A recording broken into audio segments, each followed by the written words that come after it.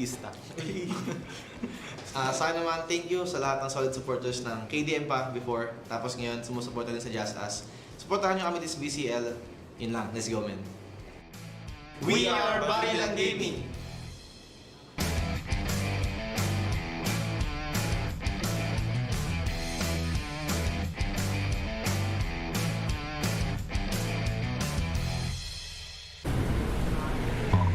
All my friends will grab car saver.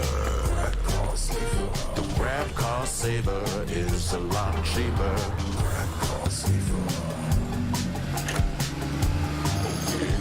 Grab car saver won't make you broke. Yeah. Grab car is the way to book. Yeah.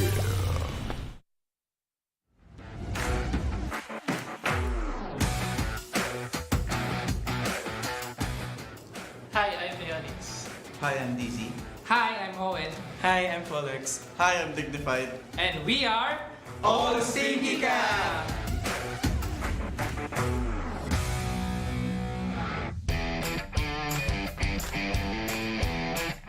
So, ang nangyari po kasi sa All Stinky Cat is binuo po kami ng isang foreigner na lalaki. And yung dati niya po kasing IGN is OSC. Ngayon, parang sinubukan niya pong like gawing pangalan yung Oasis. So, ginawa niya pong All Stinky Cat. About naman po sa new additions namin, which is si DC, FPS, and also Digni. So, unfortunately, the former Game Lab disbanded, right? And then, two of our main players there got an opportunity to grow in their own, so that we just let it be, and just go with the flow. And then, after naghanap kami ng two players, nag-post ako sa Twitter, and then ang nag-try out nun is si DC tsaka si Digni, and then sila rin yung napili namin sa roster. Sino? For us is Naos and Oasis, because for the past years sila yung nag-dominate ng VCTPH scene. So for me, competing against them, parang nililift up nila yung competition dito sa Pinas. So the more na mas nakakalaban, the more na mas nakakapag-adjust and nakakapag-adapt kami sa playstyle nila, the more na mas makakasabay kami kung paano sila lumaro sa dito sa high level play of Valorant. Kumbaga, the more challenging it is, the more exciting it is. Yes.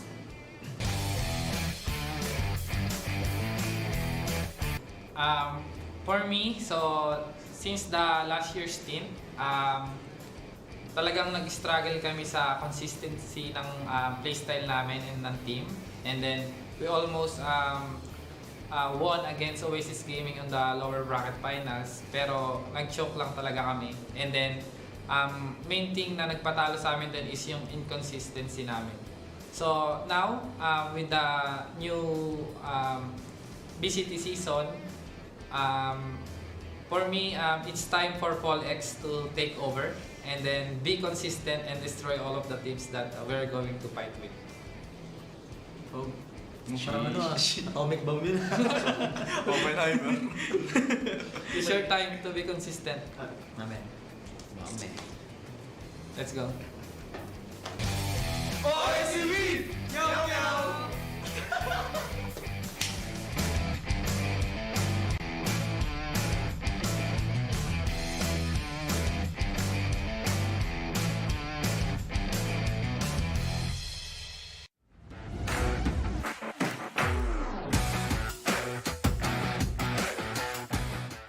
Hi, I'm Slatom999. I'm Blurred. I'm Exotic. I'm Brain Freeze. I'm V-Black. And we are Geek Fam PH.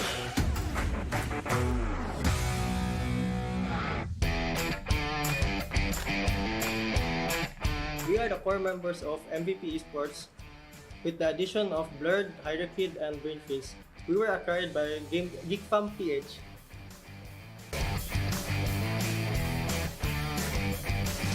With the new roster, we required more firepower, so with the addition of Hydrakid and Blurred, and me moving to the 6th role due to personal reasons, I think the team will be great. It feels great to compete again because I stopped like 1 year and I got the opportunity to find a new team.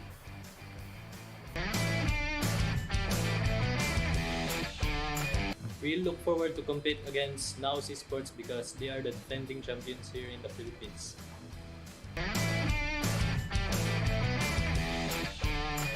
Chaotic, chaotic, chaotic, chaotic, chaotic.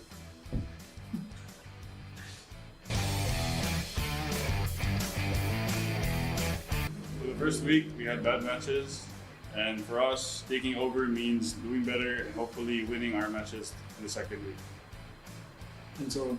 and so forth.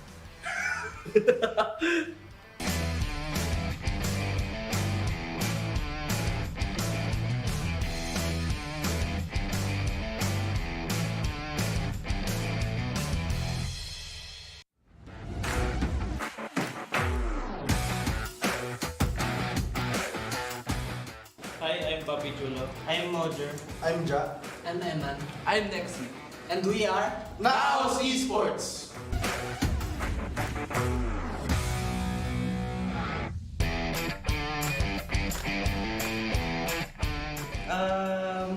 Masaya kasi nakabalik din ako sa Naos ngayong season and looking forward kami ngayong split 1 na manalo. Kahit bago lang.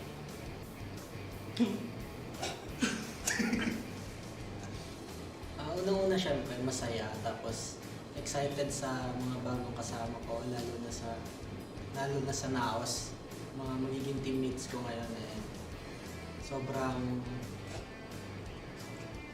excited nga tsaka ano yung word?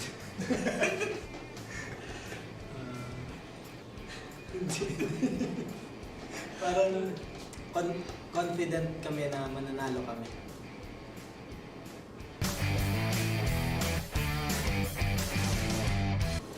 Para sa akin, yung big adjustment namin ngayong season is nung short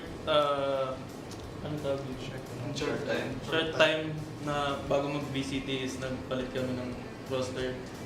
Nawalan kami ng dalawa, so medyo kailangan namin magbata. So, ano masabi mo? Yun, kailangan namin maghabol sa kung ano yung mga kailangan namin ayusin sa team, like yung team chemistry namin, kung paano kami magko-communicate sa bago. Yung mga roles namin na iba-iba dahil sa adjustment.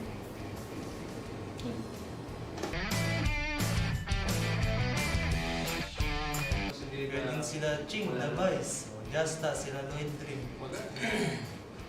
Di ba may ganun ka, no?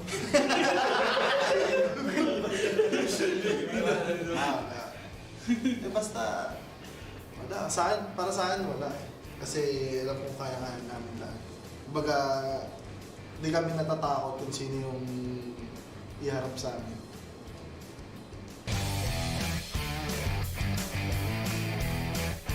Yung meaning sa akin ng takeover is conquer, and yung gagawin namin ngayong split 1 na i-take over namin lahat ng team. Mag-ready kayo. Okay, mag-ready, no? Naos na tayo!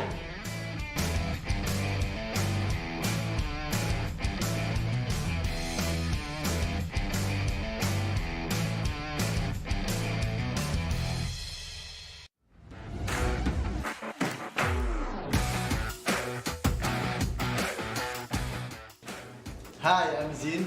Hi, I'm Micro. Hi, I'm Kakaron. Hi, I'm Kevzi. And I'm Batman. And we are So Esports!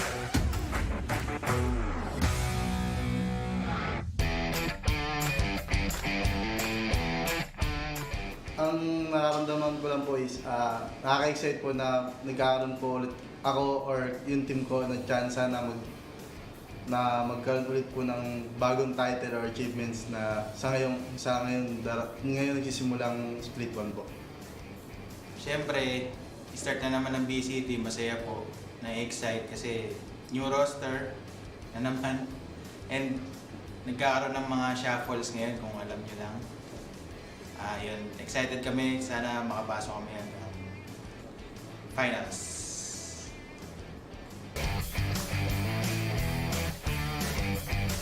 Yung naging adjustment namin for this split one is yung role namin na kung sino yung nag-flex, madubilis, gano'n. Since no off-season, doon namin nakita yung mga strength and weakness ng team. So, for this split one siguro ay yung pinakaling adjustment namin, sa mga role namin. Gusto kong makatapat yung Naos tsaka Oasis. Kasi dalakas nila. Same rin po, Oasis. Kasi since last year, hindi pa kami nanalo sa kanila. And then, sana magkaroon ng, and I mean, this VCT may chance ulit makaharap sila. So, ayun. Sana makabawi. Explosive. Tactical. Solid.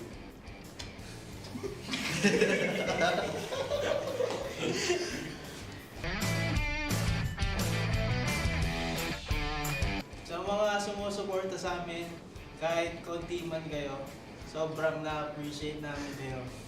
Kaya tuloy nyo lang yan, tapos papanalo na kami yung VCT para sa inyo.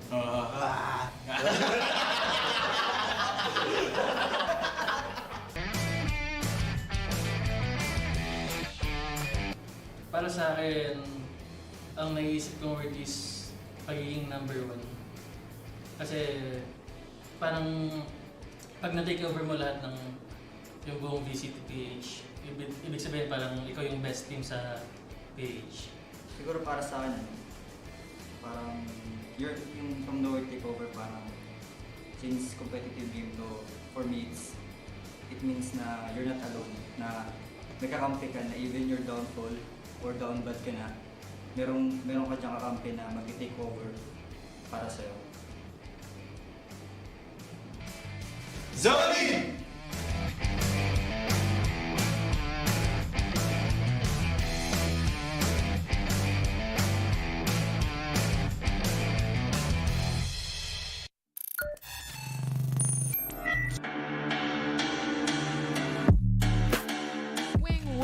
Gain his death instead. Lloyd Dream, alam niya na may magagaling towards tunnels, pero alam niya rin na meron pang galing sa kanan. Masyadong maraming kalaban, pero buti na lang, trip war yan, and that's gonna be it. Napipitas, pero the hop out is definitely there towards the smoke. Shock dart, hindi nag-connect. That's gonna be a 2v1 scenario. Winnable pa. Sobrang low nila parehas. Ito na yung double swing. And it's... Do they have enough? Mojer, it's his time to turn up. Ooh, we have a showstopper on hand. Everyone who actually looks at him is gonna be taken down. Good gun, but Second Love is able to connect the double for him with the Bulldog. Gabok cleans up house 1v1. Gabok versus Second Love. To safe to make sure that this plant is safe. Both of them are incredibly low health, 1 HP for everybody, and just that spray down is going to be enough. Safe has to make sure he doesn't get one tapped, and that's a 1v2. Dubstep's the one watching out for this mark. It's a graveyard here already towards A main. And Second Love, it's his birthday today, I saw on Facebook. Right now, it will be a present of a bonus. The clutch comes for Second Love. Crosses through both players of Oasis to his left and right, and now Oasis, they control the site. Here comes the Dizzy, but Savvy AK is an absolute savage. And here he comes barreling down onto the side, catches out Hydra Kid, but Hydra Kid has already taken one down with him. It's 2v1, and they're playing by the spike. Senor Carl moving forward, beautiful isolation made, and Senor Carl, hats off to you. You have the cam though. Try and gather that up close, but the spray down is just way too much of a problem. The ace for Second Love against the Eco. The picture. That's That's gonna be bad for the squad here. Look at the push coming in. And this is gonna be a Jazz already inside, and he gets the kill on dubstep. Here we go. Ja, yet many times has this man made his mark.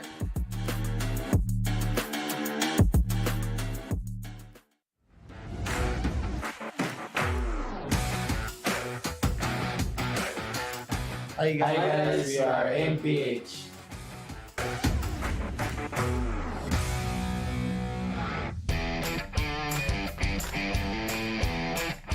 Brief history sa team naman is MPH means all in Mindanao. So each player kay nag-stage siya within Mindanao from Tagum, Davao, and nagsugod lang dito siya as com shop, and then naisipan nga magbuog team, community team until an esports team. So honestly, first time jud naman naka-experience aning VCT na qualify. So at first, dagan pa jud mga struggles sa mga comps, especially sa mga agent composition. So naga-try make trial and errors until naabot mi sa point na na-find na mga comfort na mga agents, and dito na mag-ipa-strengthen through practices. Nalipay o nakalban gamay kay first time na mo makasulod sa VCT. Naos kay sila top 1 ron sa PH.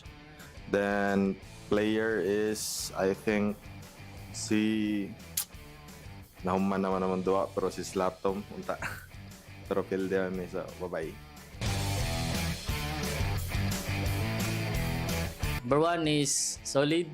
Number 2 is Pahong. Number 3 is Washo. Kaingon kog Solid kay pag makuha na namang momentum, muna solid kay mo ang dula. Yun na siya makuba once nga makuha na mo na.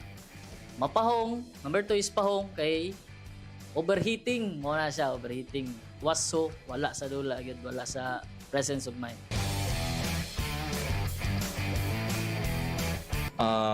Daghang salamat sa walay untang na pagsuporta, especially sa mga Mindanaons na nag-root sa mua na makaabot mi sa VCTPH.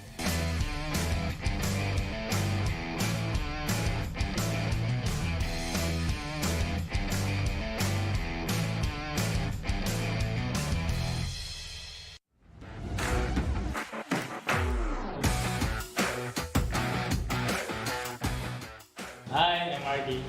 Hi, I'm Valorio. Hello, I'm Dubstep. Hi, I'm Javier AK. Hi, I'm Kilias. And we are Oasis Gaming.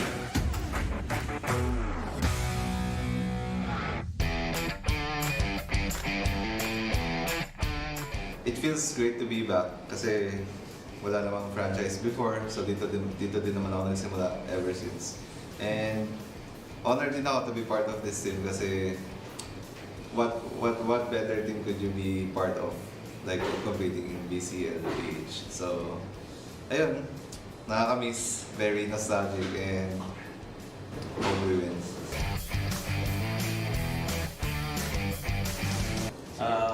First, syempre, naging 6 months si Draxi, tapos ginawa namin si Dubstep. Tapos, noon natin namin siyang IGL, tapos syempre nag-adjust yung mga role namin. May nag-adjust from flex, naging duelist, mga ganun. Tapos siguro ngayon, try ulit namin na IGL si Javi, tapos back to set si JP. Since we're a fairly new team, I guess we have to try a lot of things, experiment, and we didn't have much time to fully practice and try everything. So for us, Split 1 really is like a learning experience. We're gonna try everything here, see what works out, because we really don't know what will work out. It's a new team, new environment, so it's best to just see how things go. So Split 1 will be our learning experience, and we will focus for Split 2.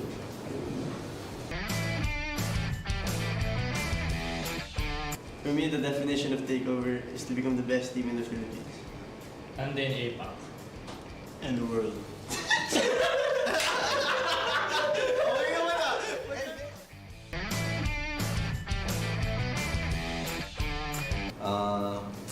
so much na nagsusupport sa amin sa season na ito kasi na-appreciate ko lalo na yung mga people who supported me ever since back then, tapos yung people who support Oasis Gaming as a team. Thank you so much kasi dahil sa inyo, nabubuhay yung scene and we can see naman na everything is growing, the community is growing, the whole scene is growing. So, thank you so much, na-appreciate ko lahat ng support nyo ever since day one. Oasis! Since day one!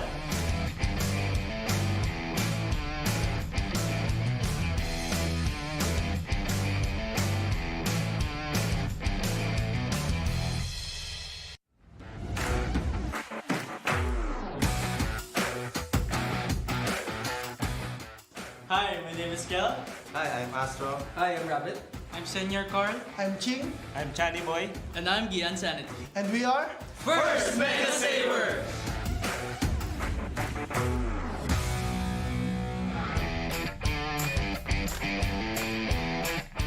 There's an off-season tournament called Super MJ Tournament. Then Astro and Gian told me, "Hey Ching, let's go." I told them, no, I no play. I never played 3 months, I retired. Gian said, "It's okay." I said, "Okay, let's go." Okay, let's go! Then after that, sabi ko, ano na eh. sorry. So after that, we need 2 more players. I told them that I'll try to get Senior Girl because he retired also. Yeah. Yes. Because of me, he retired. Yes, he's too And big. because of me, he's back. Yes. Right? Now, I invited him, he said, okay. So we need 1 more. Then Rabbit suggested Ken. And that's how we are formed. Small family. The Vice because we have 4 Bisaya on our team and 2 Tagalondon. Tagalondon, yeah. Well, so we're mostly Bisaya, so we went for the Vice, like the Bisayas. And it's also funny. Yeah, bro. Yes. Yeah, bro, because we're Vice, we're brothers. Yeah, we're brothers. Yeah, brothers. Vice means brothers. Yeah, we're the Translation brothers. of Vice is brother. It's the brothers, bro. Brothers.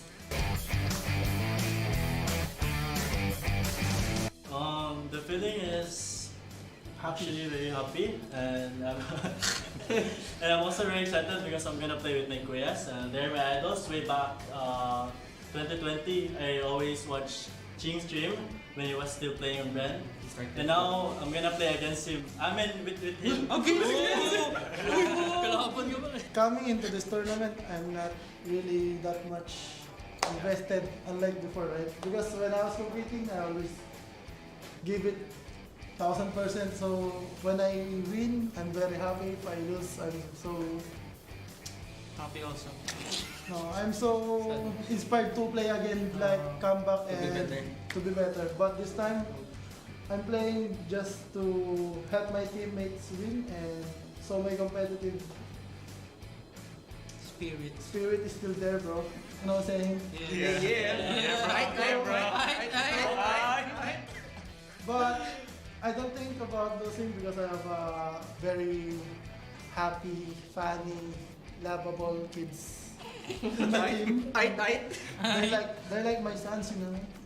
And it's so easy to play. There's no pressure, and every day is just full of happiness and cute memories that we're building. Yes.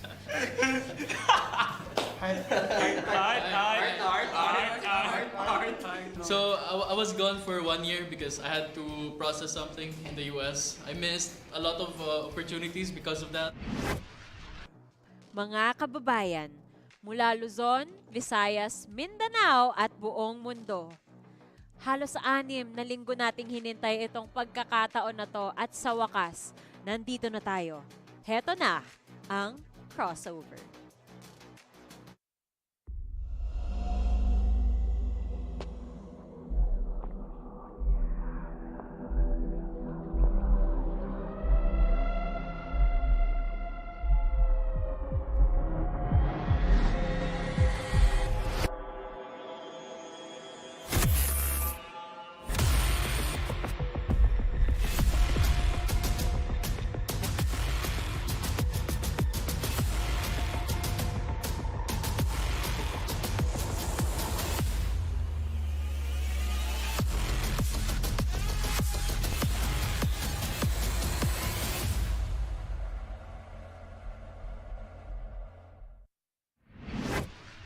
Magandang hapon sa inyong lahat. And of course, blessed week na rin sa inyong lahat. Ako nga pala si Likeable, ang inyong host, at nais ko kayong i-welcome sa ating broadcast for today. This is the 2024 VALORANT Challengers Philippines Playoffs Week.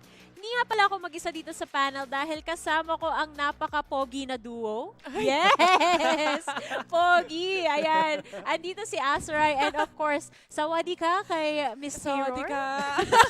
Fresh from Thailand? From Thailand. Oh, kanina lang yung flight ko, guys. Ito, kakauwi ko lang. At nandito na tayo. Punentuhan ko. Umuwi ako. Para dito talaga. Relate ako dyan. Umuwi rin ako para dito. Ikaw, Azuray. Umuwi rin siya para dito. Akalain niyo yun, guys. Kita yung buong katawan namin. Matangkad ako today. Matangkad ako nakaupo. Ayan, fit check muna, fit check. Fit check. Ayan, kasi hanggang lang, half body lang kita nyo sa stream eh. Totoong tao po kami, may paa po kami. Ayan, maraming salamat. Baka kasi kinakabahan kayo. Pero yung casters today, hindi kayo sure. Malalaman nyo mamaya kung ano yung tinutukoy namin. Anyway, ang saya-saya natin dito, magkakasama tayo dito. And of course, hindi yan magiging posible kung hindi dahil una sa lahat, sa Mineski Global, the official tournament organizer of the 2024 VALORANT Challengers Philippines. Presented of course by PPGL kung saan nyo to pinapanood, which is the biggest esports league in the country. Siyempre, di ako mapatalo dyan. Of course, also thanks to our official super app, Grab. Score Grab's lowest prices ever with up to 15% cheaper fares on Grab Car Saver. Delivery fees as low as 15 pesos with Grab Food Saver delivery and thousands of budget-friendly meals as low as 99 pesos with Grab Food Saver meals. Medyo mahaba yung spiel ko, guys. No? Last but not the least, of course, this tournament is officially sanctioned by the Games and Amusements Board. Hirap na hirap ako i-memorize yung skill mo, Bes. Galing mo doon. Si Azuray kahapon, ibang terms yung ginamit nung nagre-rehearse kami. Ano ba sa akin? Regulated. Supervised. Oh, supervised. Yan. May sarili siyang may sarili siyang spiel. Siya yung nagsulat. Ayan. So maraming salamat po sa mga sponsors. Kasi nag-enjoy kami ngayon dito. Ang ganda ng set natin. Sana may lamang pagkain ito pag binuksan May pizza ata dyan eh. Secret! Malalaman ko mamaya. Malay niya, tao yung laman pala nito. Diyan pala si Bill, gano'n. Si Bill. Diyan pala. Ayan nga, so thank you po talaga sa inyong lahat.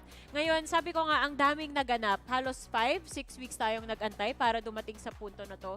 So bakit hindi natin balikan? Let's take a trip down memory lane at magkaalaman tayo. Ano nga ba yung mga action na nakita natin? Simulan natin, of course, Azuray sa Zol Esports. Yeah, absolutely. So, I think this is, ay split kung pinakita talaga ng Zol yung full capabilities nila. This is a team na, again, has just been dominating. They've only, I think, lost 2 series in the entirety dito ng Split 1, only losing to some notable teams kaya ng, I think that was Naos and such.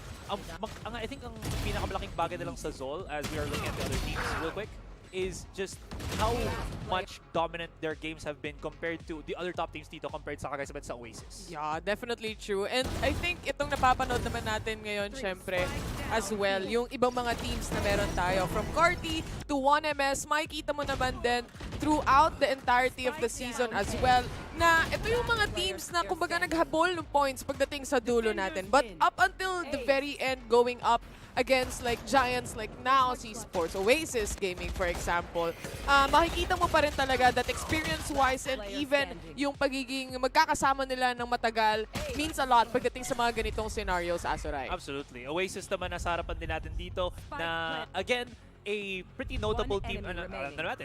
Oasis yan eh. They have, of course, yung pick up with Dubstep na sinabi na nga in one of his interviews that he is still starting to get the jive with the rest of the team, pero it hasn't really hindered yung performance dito ng Oasis, I think, as much. The biggest factor nila siguro is yung point na I think they just get into their heads, they have those spiral moments, pero ito naman nasarapan natin ngayon, Naos Esports, a team that doesn't have any form of spiral. Only 1 series lost this entire Split 1. The only team that has lost that one. Sobrang dominant nila with, again, with this iteration of Naos. Sobrang galing. Ja has been leading this team to that next level. I mean, not only that, you also have other players from Naos that really stepped up to the plate as well.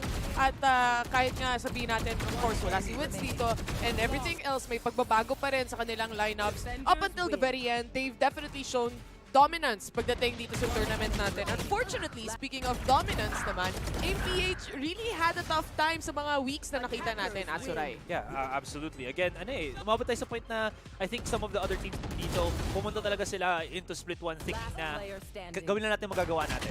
Diba? That was APH, as you can see here, Geekfam sa Kapalhala. Yun yung mga teams talaga na I think binuulan talaga nila to see what they can reach, and nakaabot sila ng split 1. Unfortunately, siyempre, dito na talaga yung true challenge nila. Kakalaban nila yung mga teams such as the like of, again, OSC, we have now Esports, Oasis, the list continues. So, some of these other teams talaga, parang binato lang sila sa apoy dito sa split 1. Totoo. Parang tinuruan ka mag-swimming pero tinapon ka lang sa pool. Parang ganon yung ginawa sa akin ng tito ko, guys. So, anyway. Nagulat ako doon, Pesa, na galing okay na, buhay pa naman ako, guys. Nandito pa rin naman ako. So, okay lang ang lahat. Pero isa sa mga ginulat tayo, feeling ko, like, is of course, Meow as well. Na hindi natin na-expect yung dominance na pinakita nila sa season na to. Saka galing kasi sila ng open qualifiers So, hindi mo ina-expect. Unlike, kinumpara mo sila dun sa mga teams na invited na dito, alam mo may veterancy na may napatunayan na sa liga natin. So sila talagang nagpakita sila na galing kaming open qualifiers pero hindi ibig sabihin nun wala kaming ipapalag. Kumbaga nagpapakilala pa lang kami. Ngayon naman tingnan natin yung ating tournament bracket dahil sabi ko nga sa inyo crossover week / playoffs week nga natin to. So makikita natin dito Azuray na diretso semifinals na ang Naos at Zol dahil ang ganda ng standings nila nung regular season natin. Yeah, kaya sinabi ko nung pinapakita yung highlights na Naos Esports 1 series loss lang sila. So, syempre, nandiyan na sila sa, sa point na mapupunta sila dito. Ang interesting one, akala ko talaga, when I was looking at Split 1, I felt like it's supposed to be Oasis. Pero pag tinignan mo yung overall stats nila for Split 1, Zol Esports has the better stats na mas mabilis yung mga round wins nila and everything. So, they're just a tad bit higher in terms of yung mga numbers na yun compared sa Oasis. I think fairly as well is mas matagal silang magkakasama na and throughout the off-season, parang mas napatatag din nila yung talagang composition ng team na meron tayo dito. Magmula pa lang dun sa mga offline tournaments din na nakikita natin from the side outside VCTPH up until VCTPH, makikita mo yung adjustment nilang kayang gawin dahil nga din comfortable enough na sila pagdating dun sa kanilang composition and chemistry. Hindi rin easy feat yung ganyan kung i-consider nyo. Kasi nakikita natin to time and time, every season, nagkakaroon ng maraming re-rosters when it comes to these teams. And that is because hinahanap nga nila yung chemistry. Sometimes, it takes months to build like Oasis. Oo, di ba? Buti na lang, the faster the team is able to adjust, the faster the team is able to find that chemistry, the more effective nga naman sila. What more if mapahaba yung period na nagkakakilanlan sila, di ba? Ganyan talaga. Ngayon, tingnan natin, alam nyo, may gusto akong player na pag-usapan. Siyempre, joke lang yun. Si Azuray talaga yung namili ng player na to. Sino ba to? Dalawa kasi yung nilagay ko okay? So, tama. Hulaan mo muna. Hulaan mo. Marami tayong players kasi ilan yung teams natin na participate 6. So, hulaan mo kung sino yung papakita natin. Si Dizzy. Malay si Dizzy ba? Si Dizzy ba? Bago tayo mapunta dyan, tingnan pala muna natin yung matches today. Ay, nakita natin kanina yung schedule is gonna be yung first series natin. OSC versus... OSC versus JustUs. Carti Esports. Ay, Carti Esports. Diba, nalito na rin kayo, diba? Crossover kasi. Oo, nag-cross over sila. Ayan, tingnan natin kung tama yung hula ni Azuray. Ay, tama! Galing mo, di ba? Galing mo, Azuray. Pwede kang maging professional analyst. Akala ko professional manghuhula.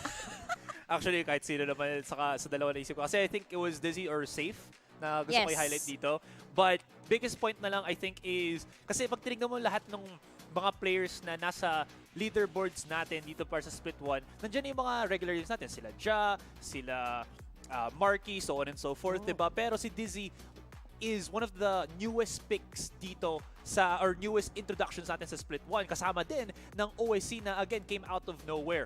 And what's interesting about Dizzy is kung gaano siya ka-explosive on the role that he plays. True. Yes, there are some notable times na nagalaro siya ng Jet, pero more times than not para sa OSC dito, he's been on that initiator low. So napakalaki ng capabilities na gano'n na initiator ka na nga tapos sobrang ganda pa ng tutok mo. Tsaka Dizzy FPS, diba? So talagang makikita mo siyang nagigeko every match na napapanood natin with him as well. And tropa niya. Yun, yung mga tropa niya. Nag-aabang na dito, inaantay na lang si Dizzy. Pero gusto ko lang din idagdag, aside from that, is yung sa stats na hindi natin nakikita, is usually yung mga team fights na napapanood natin, napakalaki ng impact na dala ni Dizzy dito. Every single time, yung utility play niya, nagagamit niya talaga throughout para matulungan yung teams niya na magawa, or yung team niya, rather, teams tuloy yung dami ng team eh, no? Matulungan yung team niya para makuha yung mga sites. Bes, parang may binubulong to. Parang may ano sabi? binubulong si Wingman. Ano yan? Ay, sabi niya, pakilala na nga natin si Dizzy and the rest of the gang. So, heto na ang old Stinky Cat.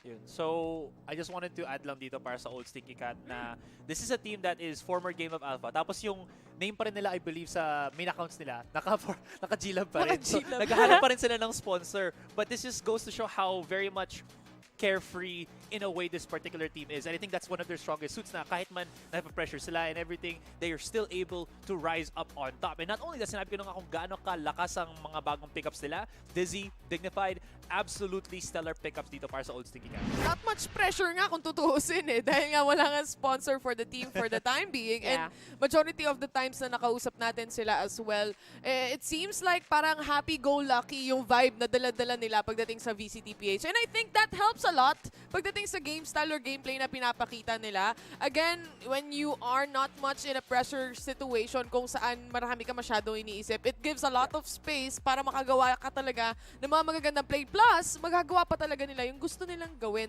sa game mismo. Diba nakita natin yan nung APH? Parang hindi na sila sobrang nagtatry hard kasi parang gusto na lang nilang i-enjoy yung Gusto lang nila tournament. i-enjoy. Nung nalaman nila na, ay, hindi na kami makakapasok sa playoffs. Sige, bigay na lang natin kung ano laro na lang tayo, diba? So, possible na nakikita rin natin nga to pagdating sa OSC, diba? And speaking of OSC, ito yung mga maps na lagi nilang pinipili. Ayan, gusto ko tong pag-usapan. Sa wakas, meron tayong napakalupit na graphic, diba? O sige, Terror, dahil unang beses mo tong makita. Anong gusto mong masabi? Screenshot ko pa naman, tapos hinanda ko pa yung notes ko. May ganito pala, direct. Grabe naman. But anyway, all Stinky Cats, ito yung mga map pools na nakikita natin pagdating sa kanila. And obviously speaking, majority of the times makikita natin na Lotus ang isa sa mga nagsashine din talaga sila as a team itself. And I feel like that 3 choices advantage na meron tayo, the more options you have as well to rotate. For example, dito sila nagsashine when yung push and pull nila na ginagawa every single time, I think it works out with the rest of the team or kung paano rin sila maglaro. Ito yung maganda sa magiging matchup natin today with OSC saka yung competitor nila is, if you look at it siguro next time na lang, parehas yung map picks nila for the most part. So we could be looking at palagan talaga sila sa maps na magaling sila, which I am very much looking forward to kay San Eliza. Lotus is a very prominent pick dito para sa OSC. They've beaten some pretty notable teams din dito. They have a lot of ano na rin. And this is where Dizzy really shines gamit ng kanyang, I believe, Gecko nilaro niya dito. Dizzy. Speaking of diba? Gecko, why don't we take a look at the agent pool naman? O, diba? Level up ang broadcast natin for the playoffs. Wala si Gecko dito, unfortunately. Pero ito yung commonly picked na composition or agent pool rather ng OSC dito, Asaray. At makikita natin Cypher, Omen, Jet, Raze, KO. Nalalagyan mo na agad ng pangalan kung sino-sino yung mga gumagamit dito. Malamang si Aeonix yung nasa pinaka-left. Sure ako dyan. Totoo. I do love that kasi again, OSC kaya kahit sinasabi natin na Fall X has been a big factor dito. Si Dizzy din. There's also, again, si parang Aeonix that has been creating so much impact as that solo lurking Cypher. Anyways, it's just a very standard comp lang naman dito. Nothing out of the ordinary sa mga picks nila. But I do like na mas nagkakaroon na tayo ng double duelist comp. So mas a lot of teams are starting to become a lot more aggressive. May iba na silang plays that pertain to being aggressive. So it's a fun way to watch the game talaga dito sa Galing Split 1. kasing Pacific si Asura eh. Dito kasi sa Pinas Double talaga. duelist Duelist kami dito, guys eh. W. Hindi, pero Cypher has been really strong throughout the entire season. Pati sa lahat ng mga mapa possibly, ito na yung ginagamit na Sentinel. So I'm not surprised na nandyan siya mismo sa ating agent pool right now. And I think yun nga, very typical na nakikita nating double duelist setup composition dito sa Pinas. Napaka-common nga naman yan. Tingnan natin kung ito rin ba ang strategy naman ng makakalaban ng OSC dito sa series na to. Dahil kung kanina binulungan ako ni Wingman, ngayon, iba yung bubulong sa atin. Heto na ang Carti. Carti.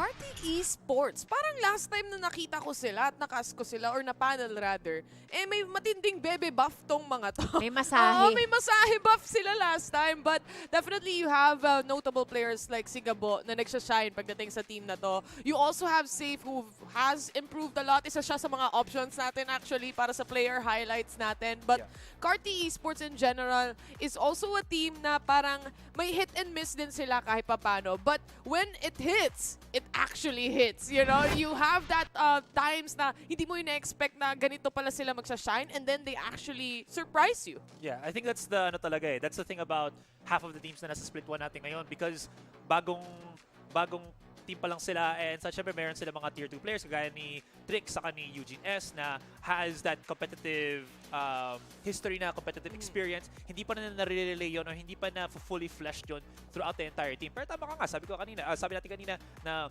there has been some improvements with Carti Esports. Ang laking bagay na nandito din si Safe that has been that, I think, stalwart, that solid foothold na nandito for his team na has been saving a good chunk of the rounds din para sa Carti. So, they have a chance pero pinapakita pa nila na they're still kind of in that developing stage. They are definitely in the development stage. Actually, nilagay ko ito sa notes ko din is one of the things na napansin ko sa Carti na they have to be wary of is sometimes nagiging dependent sila sa mga clutch players nila to win those rounds. And hindi yan yung ideal situation. Maganda sama-sama kayong umaangat dun round per round, diba? Yeah. And ito makikita rin natin yung mga favorite maps naman na pinipili ng team na to at kung saan sila pinaka-successful. For their case, I think one of the most successful maps would have to be Lotus. Would you agree, Asaray? Yeah, absolutely. Nakita na natin sa stats dito. And I was mentioning nga kanina when we were also looking sa OSC din na medyo parehas ang kanilang map pool. The only real big difference dito is mas napipivot na onti ng Carti yung bind na yun, as you can see with the 7-1s. Pero at least in the upcoming best of 3, this should be looking na both teams will be heavily relying on possibly duking it out sa Lotus split, maybe even Icebox or bind. Ay, babalikan kita dyan sa bind, Asaray. Alam mo kung bakit? Tiningnan ko yung history. Nung naglaban yung OSC at yung Carti Esports nung Open Qualifiers, alam mo kung ano nakuha ang score ng Carti? Ano? 0-13 against OSC. Pero, pagdating sa regular split natin, 7-13 na. Talo pa rin sila sa OSC pero may improvement. Kasi nga sabi mo, di ba, nag-i-improve na tong Carti. Yeah. I just wonder, do you think we're gonna see Terror today yung bind? Papakita pa kaya nila yan? Or diretso Lotus na agad? Feeling ko maglo-Lotus tayo for sure. Excited to see yung ating magiging map pool later on. Dahil nga nakita naman natin, parehas na team actually nagsashine pagdating sa Lotus. You also have, I feel like for bind, I don't know, I just think like OSC or Meow in general, kaya nilang maging aggressive, kaya rin nilang maging responsible when it comes to taking points. And I feel like Carti has to catch up on that. Yeah, I think it's just dagdag lang din. I think hindi pa sanay palagan ng Carti yung mga Gecko comps na to. Kasi yun yung yun yung nilalabas dito palagi ng OSC.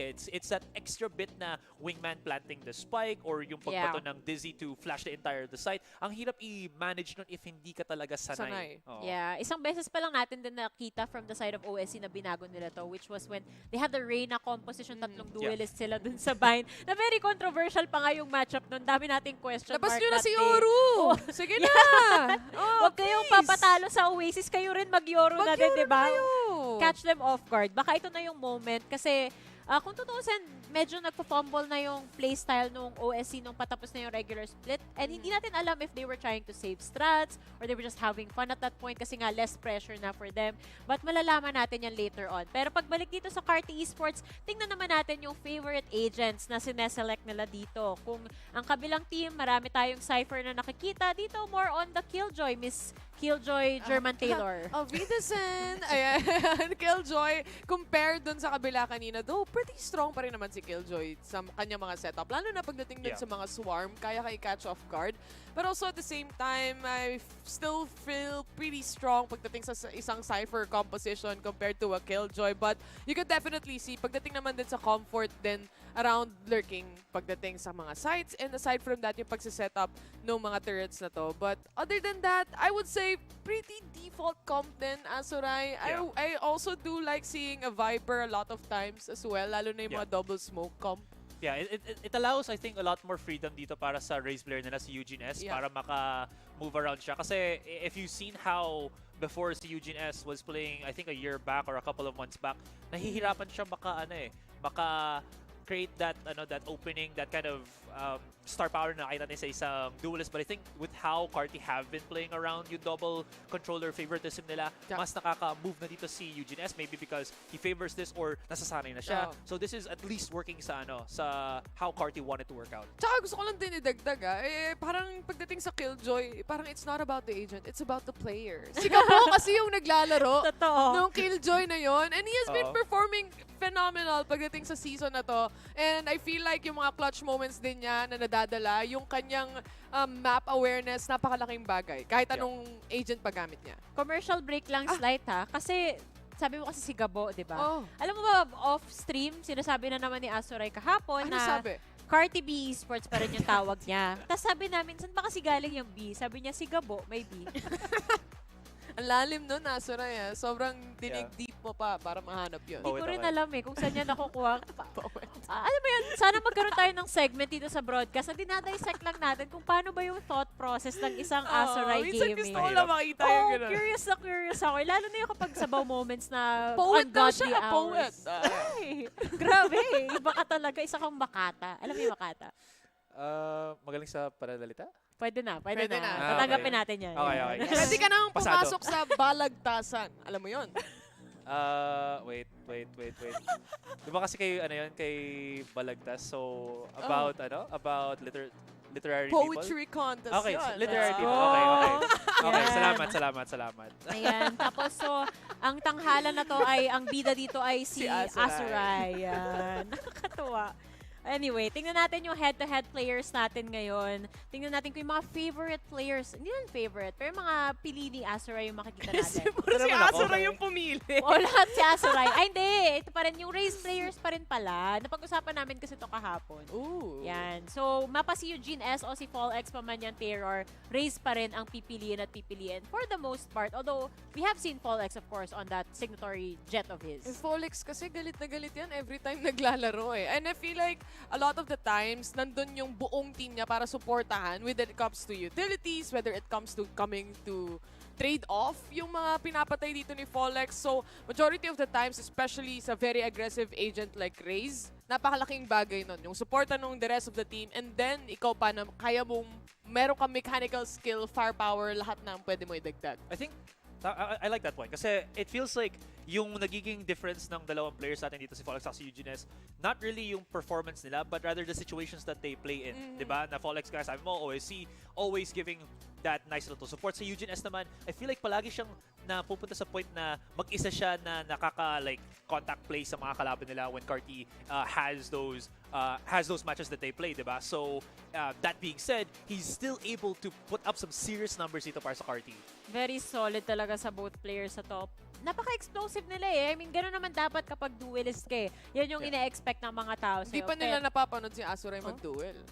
Actually, naalala ko, may iconic Raze clip siya. Doon ako natuto dati mag-Raze.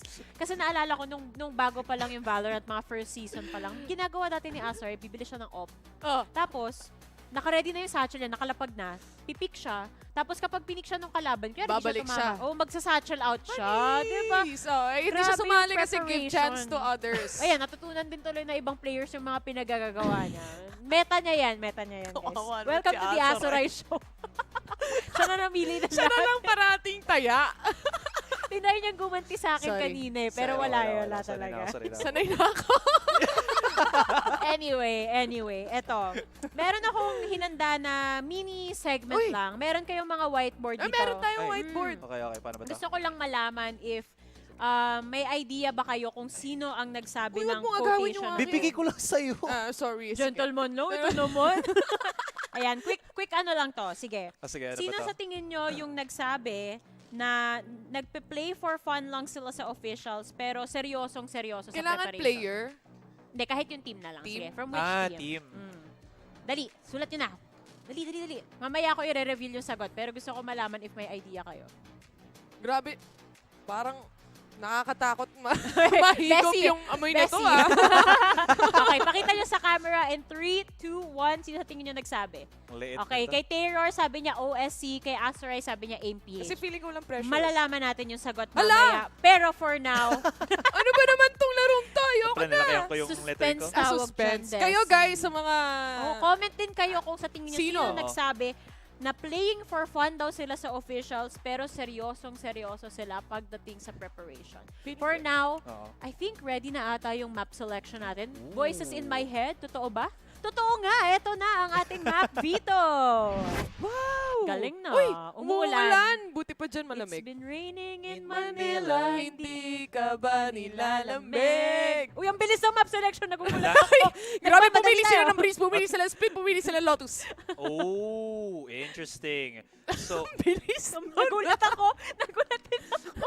Parang akong, alam mo yung sa radyo, yung pag nagsasabi Oo. sila nung, so, ban Icebox, band din ang Sunset, band din ang Ascent, Breeze Split, tapos yung last map natin, Lotus, Azuray. so parang naging reverse siya. Nabaliktad yung iniisip natin. Kala Oo. natin Lotus yung priority nila eh. Siguro sa utak nila parang, Magaling tayo dyan parehas. oo, parang hindi for sure iiwan nilang open yung Lotus. Yan yung saving grace natin. True. But here's the thing, this is the first time na maglalaro ang Carti Sa dito Breeze? sa Breeze ever. Oh. Pero ang track record dito ng OSC is actually still pretty good din sa sa Yeah. Breeze map. So I'm only anticipating na yung Carti, sinadya nilang ilabas yung Breeze kasi alam nila na more times than not, probably lalabas din yung Split and Lotus. So they're probably okay to fight on Breeze na as the first map kasi best of 3 tayo dito. So babawi sila sa Split or sa Lotus. But I don't know, baka meron din silang start na ilalabas ngayon sa Breeze na hindi pa natin nakikita kasi again, Totoo. this is their first map. Again, eto na yung panahon na pwede kang maglabas ng pocket strat eh. This is already the most important week so far na nakikita natin sa VCTPH. And I feel like pagdating sa mga long range angles, kung gusto nilang maiwasan yung talagang sobrang hyper-aggressiveness ng OSC, probably this is a good pick para sa side ng Carti Esports. But again, it's a very tall order. They have to go through so much. Maraming bigas na kailangan kainin. But I think they can make it. Kaso best second map split. Hindi rin ito yung forte na map ng CE eh. Doon ako kinakabahan. Kailangan nila mapanalo yung map pick nila. Yes. Very important. Para umabot ng Lotus at Totoo. doon magkaalaman. Kasi halos 50-50 yung Lotus. Pero ito, di ba tinanong ko kayo kanina, tinanong ko rin yung viewers natin kung sino sa tingin nyo nagsabi ng quotable quote na yon. Ready na kayo sa big reveal? Okay. Drumroll please!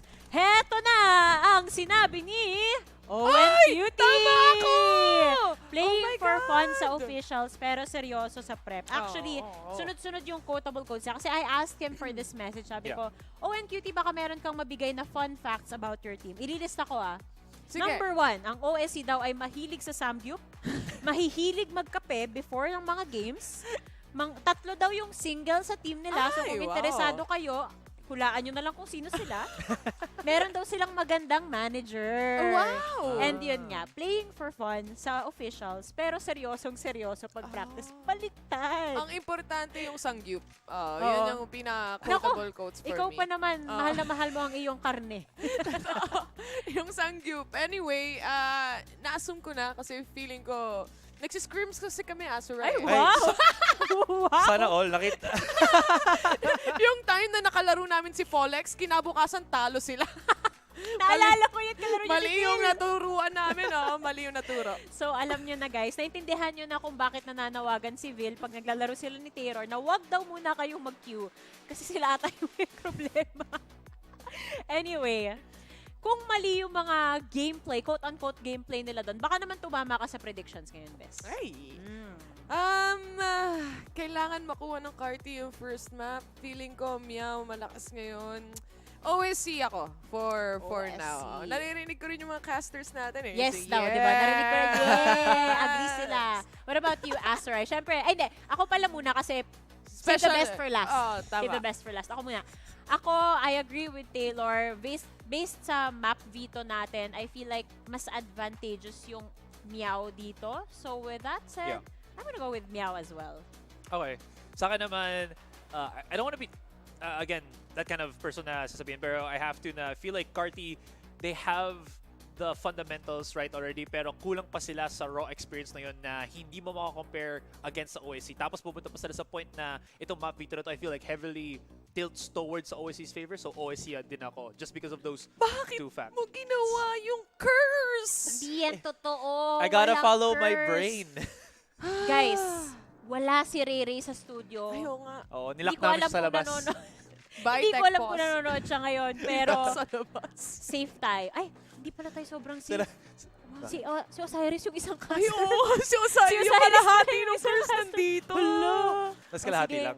Ano na lang, sa mga viewers, pagdasal nyo na lang, counter curse. You guys got this. Kayo ang saving grace namin. Pero dahil dyan, OSC ang lahat ng panel and of course, napakita natin na ang bida talaga dito sa ating panel show ay si Asarai. With that said, ipapasa na natin kayo sa ating mga casters kung saan wala si Asarai today. So casters, take it away.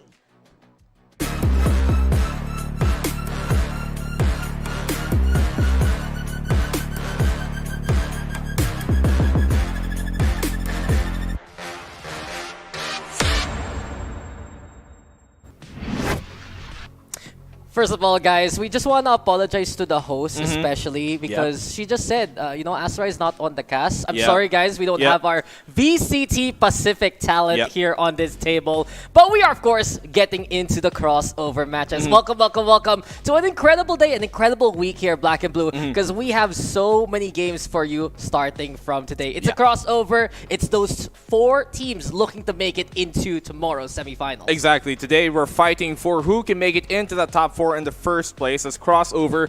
I think this is kind of like the first time we're actually having a crossover match that we're calling it now. Before, maybe we'd kind of call it play-ins, but the only thing that is not playing around here are these 2 teams. And as well as this table we got, and hence is why Asarai is not on it, for he will not fit his huge stature on such a small table for his size. Yeah, Black and Blue, real quick. Hand do this, hands up. Hands up. Hands free. Hands free. We're very focused for what we're going to be doing for today. And of course, it's an interesting map pool for our first series. First things first, though, Carti Esports versus Old Stinky Cat. And really, the storyline for this series so far is how they've been really together in the journey here in VCTPH Split 1. They came from the open qualifiers, they had that series there, then they had that matchup in the group stage, but it has been OSC with the one-up on them 2 times already. And the thing about OSC is when the season started, people kind of wondering if maybe their wins aren't necessarily as quantified as some of the other teams, because they were beating some of the, you know, kind of newer teams here to the stage,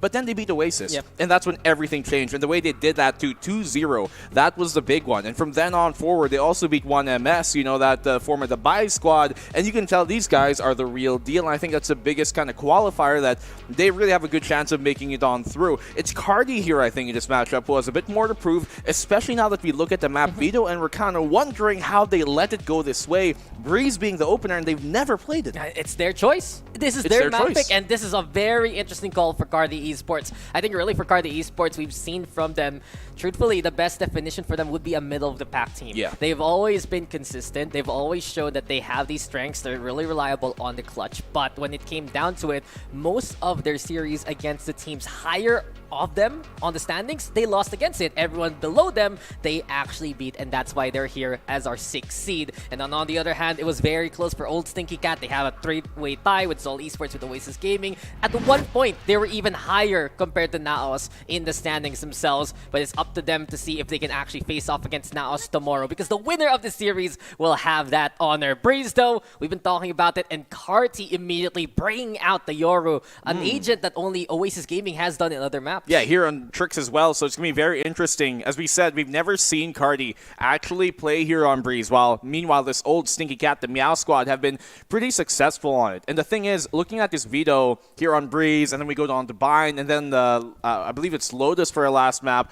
All of these maps are maps that we've seen pretty successful on for Old Stinky Cat in general, and I'm kind of wondering if this is necessarily kind of a, I guess, specific pick that they picked Breeze. Maybe they saw something against old Stinky Cat. But you brought up a point where Carti were beating these teams that were maybe lower on the leaderboards under them. But that is also much to their credit because at the start of the season, nobody would have thought they maybe would beat teams like Geek Fam or teams like Valhalla. And so they've definitely proven their case that they deserve to be here. And for Carti Esports, I think taking down old Stinky Cat is a much more appropriate matchup than otherwise could have been. It could be third time's the charm for them. This is their third matchup just in this split alone. And it is an interesting composition here for Carti. It's a bit of a modification for what Oasis ran back when they were facing up against Valhalla, I think. Instead of running double wall, they have that Astra, which will have more modicums of control, especially with the gravity wells and null footfall says later on. But beyond that, it's a bit of that old versus new if you look at the compositions themselves, black and blue.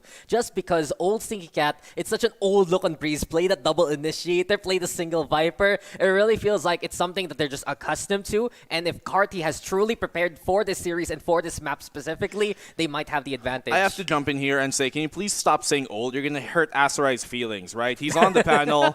You don't want him to obviously get going before we even get him on the casting desk. But let me correct myself. It's split for map number 2. And that's still not a map that's good for Carti. It was a pick here from old Stinky Cat, and they've been pretty successful on it. I really do think Carti, they're the ones who are trying to punch up in this matchup. Look, this map pool, it might favor old Stinky Cat, but it's up to Carti Esports to prove that they can fight right here, right now, as we get into our first crossover matchup. Remember, who wins this? They face off against Nows tomorrow. And quickly in, Eugene S, beaten back by Fall X. Absolute chaos in the hallways as Gabo able to make a trade. And Carti, they're trying to find a few picks here. Oh, and Cutie swinging on in to try and find a pick himself. And this is such a long standoff. When do you see this in the halls? It's a complete front line here towards Halls. You don't normally see teams kind of both engage in the pistol round towards his Hall's position, but I mean, Dignified, even while Scan, still gets one. Yeah, Gabo also with another, and Carti Esports is not done fighting for this lane. Dignified though swinging on in after Flash, punished immediately by Trix since he was low HP. And Carti Esports a chance now to go for the plant. Spike down on the ground. Dizzy FPS looking for any kind of contact point. Trix wants to charge on in past the pyramids. It's all about a matter of timing. Doesn't have any utility to utilize. Instead, the dry swing there. Dizzy, though, finding RKZ. A 2v2. A dart also for the intel. A chance here for Aeonix, perhaps. And it seems like Gabo tries to bring the fight. Dizzy FPS, though, absolutely crystal clear in the sight lines. And Meow will take the pistol. It's really interesting, the fact that the last two players alive there were Trix and Gabo, considering they were the first two to make contact towards Halls in the first place. But I mean, even after they pivot back around, rotate around towards a main, the fact that they fought so much and used so much utility, and as well as HP, just to fight for this Halls, but still not be able to take it, and not be able to really use that door, that open door, to kind of shut down the retake. And ultimately what kind of led to the demise here of the post plan from Carti. Good stuff, really, initially from Meow to repel that Halls take, considering they weren't necessarily expecting that much of a push, and especially with Eugene S going down early, it really is a good start here for Meow. It's such a good recovery, and we always go back to how the support line becomes the back line that's so consistent here for old Stinky Cat. Even though Dignified swang there and died, it's still players like Dizzy FPS who can keep the fight alive, and that's been one of the biggest strengths of old Stinky Cat as a whole. Their newest players, like Dizzy, like Dignified, they really fill in a role and the gaps that this old, I'd say, core of...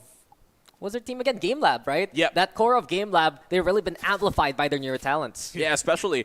And on this Meow squad, to be honest, I was expecting that core to be obviously the more experienced ones, so I'm expecting them to be the more standout players, but it's the two new additions. I've been saying this throughout the season. Dizzy and Dignified have been spectacular throughout their run here, and they've been the perfect additions. Both of these initiators have been really, as the role might suggest, initiating a lot of these fights, and they've been the fire starter for a lot of the moments where, Meow would start to slow down. They would kick things up and get some amazing rounds to go their way. Absolutely complimentary, but now it's an anti-eco, and Fall X is at the ready. Aeonix there for the helping hand. Such a duo that's been playing together for so very long, and they quickly wipe the floor of Carti. Yeah, just flawless round. Nothing much Carti could have done there, especially with the off angle being played by Fall X.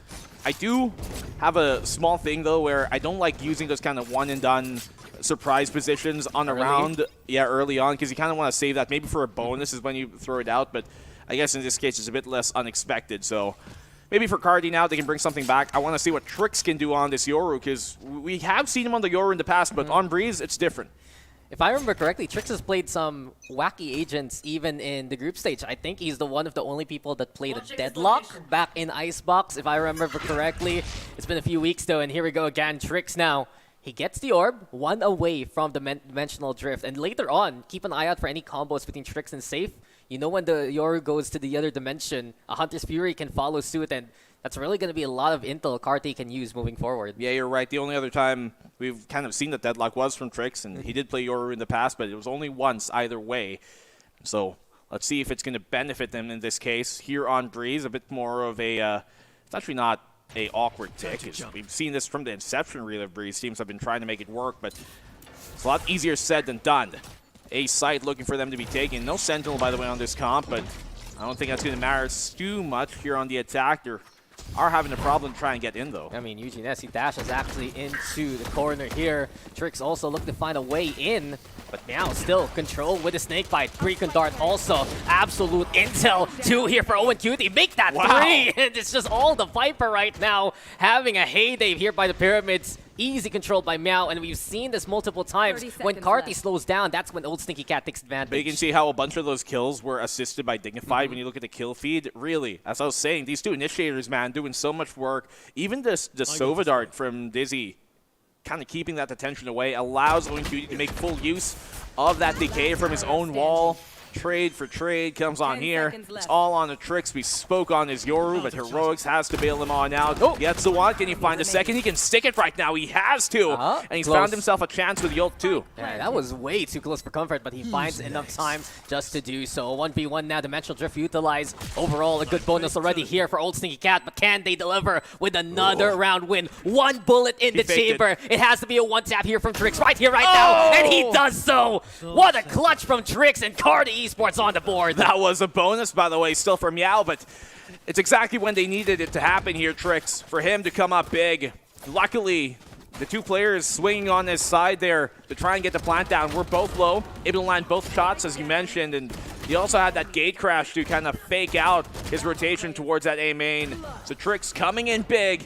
And Heroics is a bit of what we're going to need to see from Carti here on, especially seeing as how Meow have been pretty consistent throughout their run in the stage. It's something the panel did mention a while ago. The VCT Pacific Enhanced panel, by the way. Yep. Because that's one thing Carti's really good at. Relying on those clutch moments, utter confidence, to not even bother reloading just so he could stay quiet.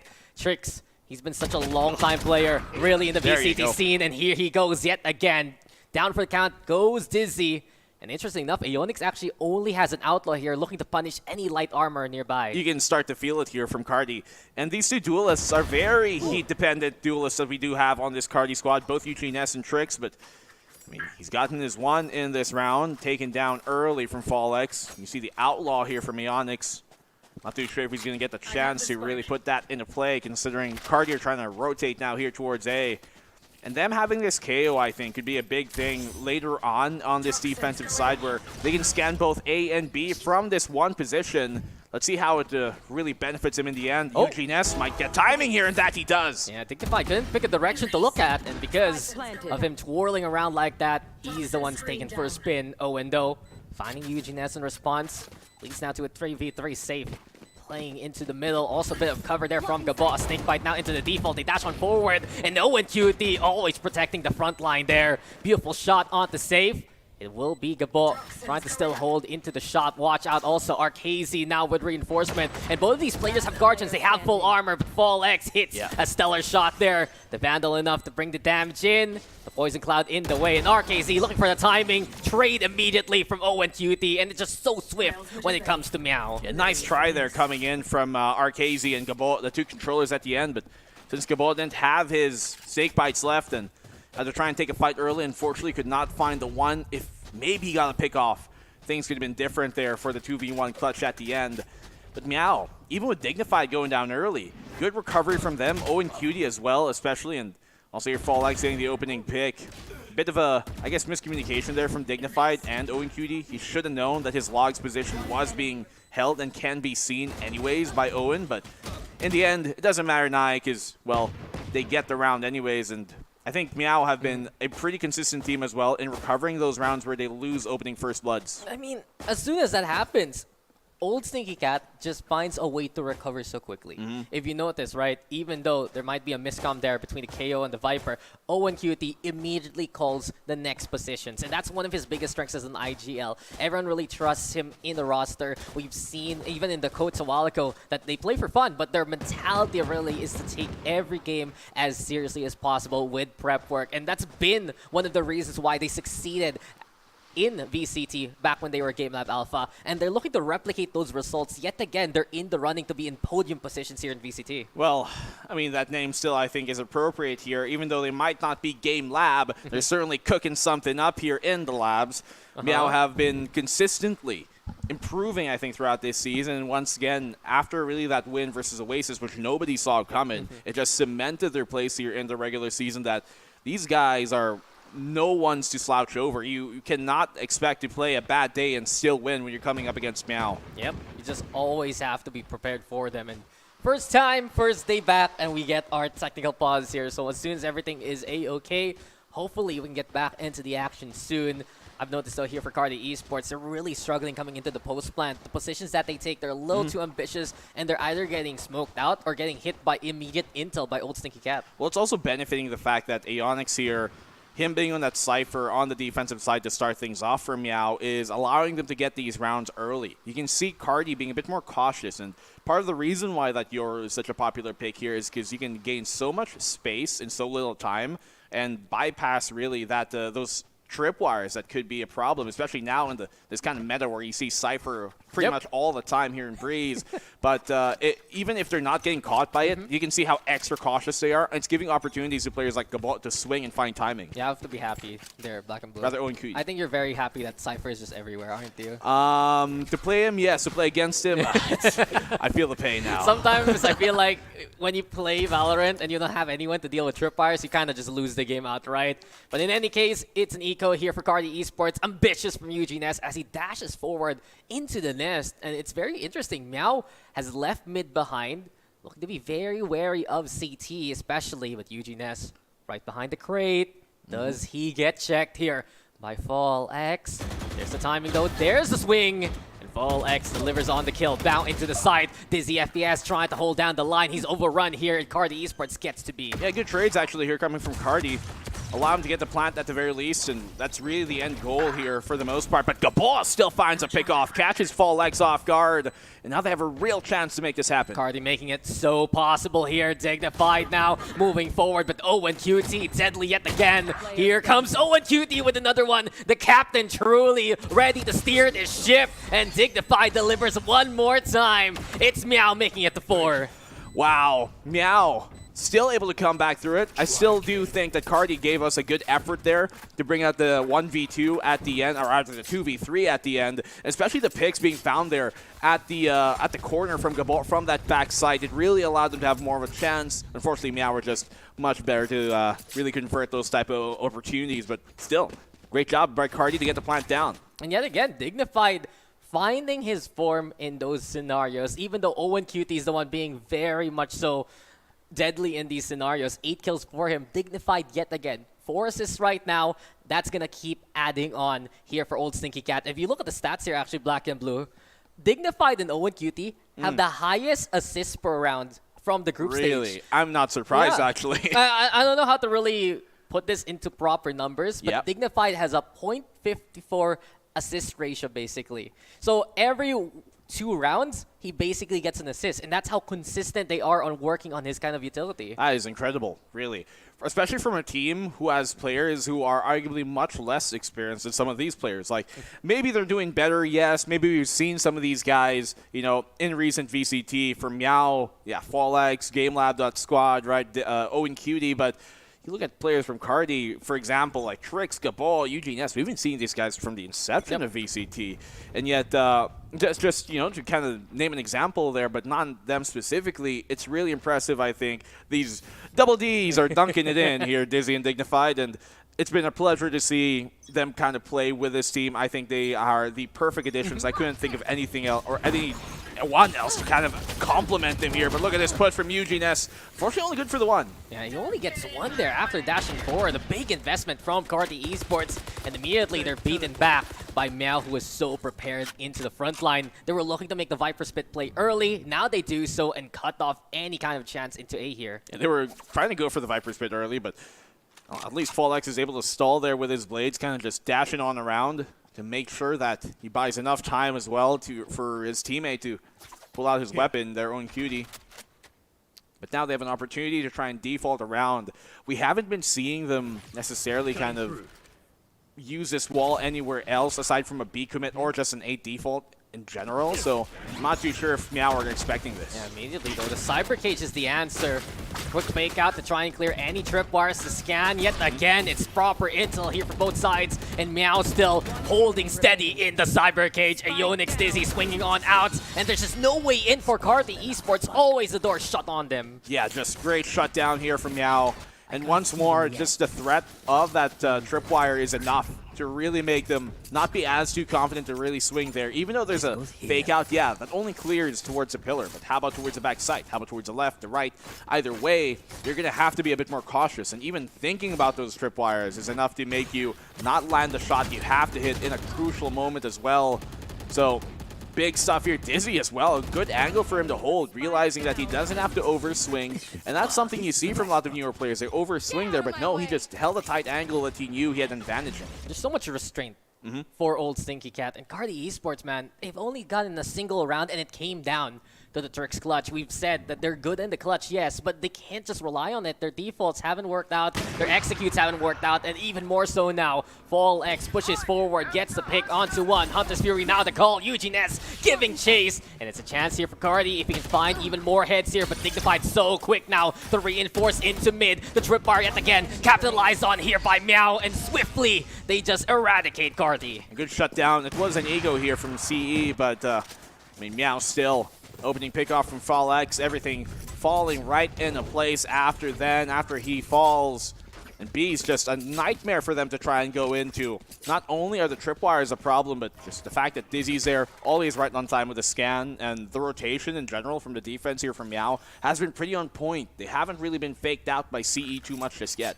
Yeah, they're so responsible in their anchors. We've seen a bit of a 2-1-2 split from them multiple times here for old Stinky Cat, and the only point of pressure that they reinforce quickly here is mid. Anywhere else, they're happy to still hold with whoever's remaining. And Tricks now moving forward. The dimensional drift gets into the back line. Maybe a chance here with the fake out and the flash. They know he's right behind them, but the suppress is such a big bother. And Dignified, Dizzy, they just work in tandem yet again. It's Meow all across the board. Neural Theft now into play. Safe gets a pick, yes, but he's only left with 20 HP. The second thing might be deadly. The Viper wall in the way, sure. But with 11 bullets left, he needs to find a pick here soon. Dignified already catching out Gabo and old Stinky Cat. It's just their old ways working yet again. 7-1 this defense looking ironclad. But look how great they are doing here on this defense. They really isolate the big problematic points of that round.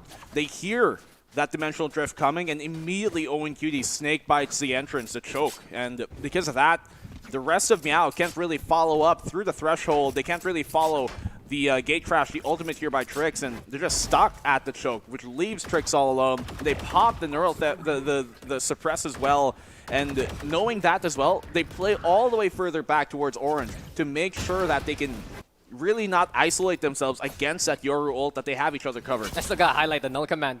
Dignified was in the right position, and what else could Tricks do after his ultimate? Absolutely nothing. Eugene Esto vying for mid. Carti Esports looking for a path away in, but they haven't been able to pay the toll whatsoever. Here comes FallX yet again.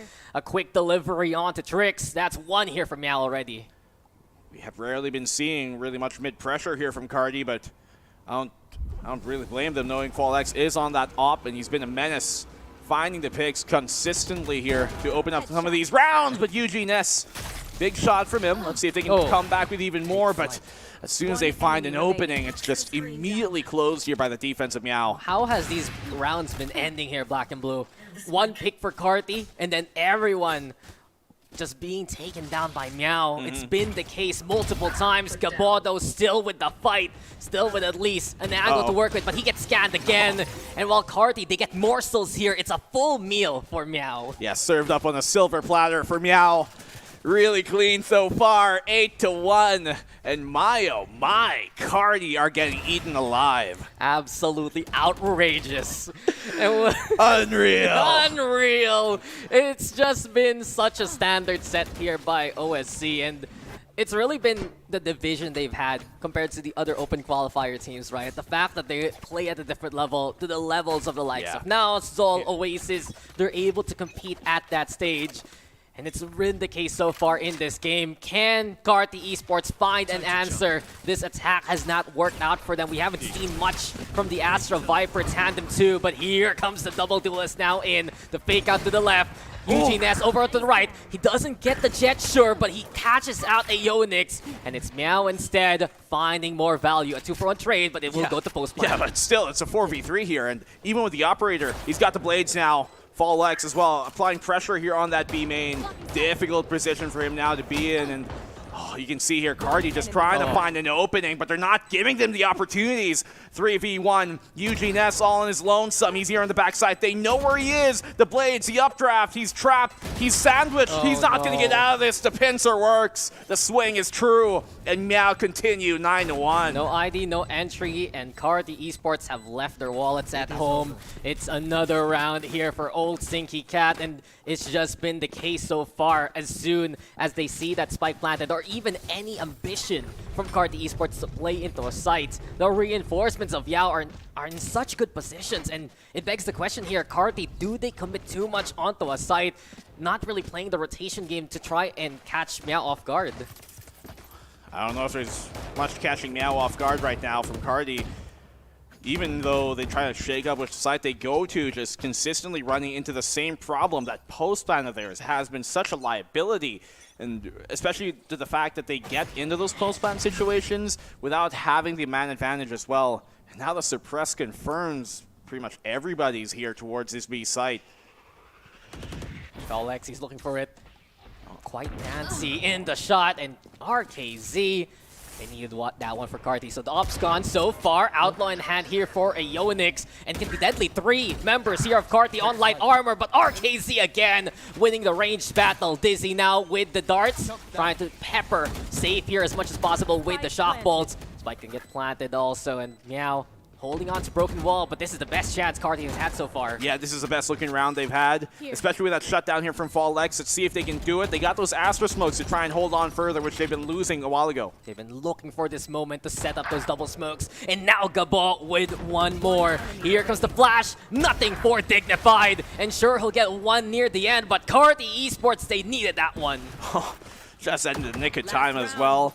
You know, maybe they can get this third round, continue things forward, but here on Breeze, man, it's difficult, really. You kind of want to overrun them knowing that the defense takes quite a while to rotate between sites, but now so far it hasn't been a problem for them. That round, though, in specific, I think since Fallex is kind of teetering around the corner there from elbow, I believe RKZ kind of saw the barrel of his op earlier than maybe Fallex expected, and found the pick off that way, and really having both controllers alive is what really helped them in that post plant, because that's been a problem for them. Yeah, then they've been some, I'd say RKZ especially, he was a little bit of a later addition into the roster. He does deliver some of those picks, but Eugene S now feeling the heat after that round win, and a chance for Carti at least to make it a 9-3 to end the half. The Owl Drone also scouting now into the default zones. Owen QT, he has a good setup here, black and blue, the Poison Cloud in the way. He's going to creep on forward, and he can be that first contact soon. He has to try and get more than one. In this position especially, it's difficult to do that, but it's a 5v4. You only get real true value here if you get a high pickoff, maybe on the controller, or, you know, the 2 picks that they were looking for. Has to hold on to his trigger, peeking, but I don't know if that was the right idea. Didn't get faked out by the Claude, but he did become ambitious because of it. Carti Esports is their chance. Pop flash there, courtesy of Dignified, and he's good for the one, but that's all he gets. Here comes the Blades, and the Yonix is now crippled. 8 HP gone from the burst fire there. And everything's left to Fallex, but he has to wade into a sea of green. That's deadly. Very close here to safe. Touching distance, perhaps. Timing could have been something, but Fallex, he's creeping now. Oh no. Over onto the other side. They're going to expect him here now from this position. Carti, they feel very safe in the Viper's Pit. This is their home. This is their territory. And finally, they stake a claim. Fallex trying to invade. A pick. That's good. That's a Viper's Pit gone. Still looking for any other target, but look how far RKZ's playing. Save the one on site. There's the tap, there's the swing. It's a bit of the intel though, and there's just no chance. The shot rings through, but the stars do align for Carti now, and they'll get their third round to end the half. Yeah, save KD at the end. At the very best, that's what you can hope for here, Fallex. And still though, good round here from Carti. And really, I think they're kind of overstepping his bounds. Owen Cutie did bypass the fake out, yeah, but maybe if he just waited, they wouldn't have expected him around that corner. Who knows how things could have gone. Also starting off here with a very quick flick from Eugene S, finding those two openers. Really what benefited him in the end. Onyx almost had the second year actually on that spray down, but doesn't connect for him. Unfortunately though, here for Meow, they do lose a round, but it's one that Carti really needed those two to string together. And it's still a good lead here from Meow. 9-3, coming now into the attacking side with double initiator.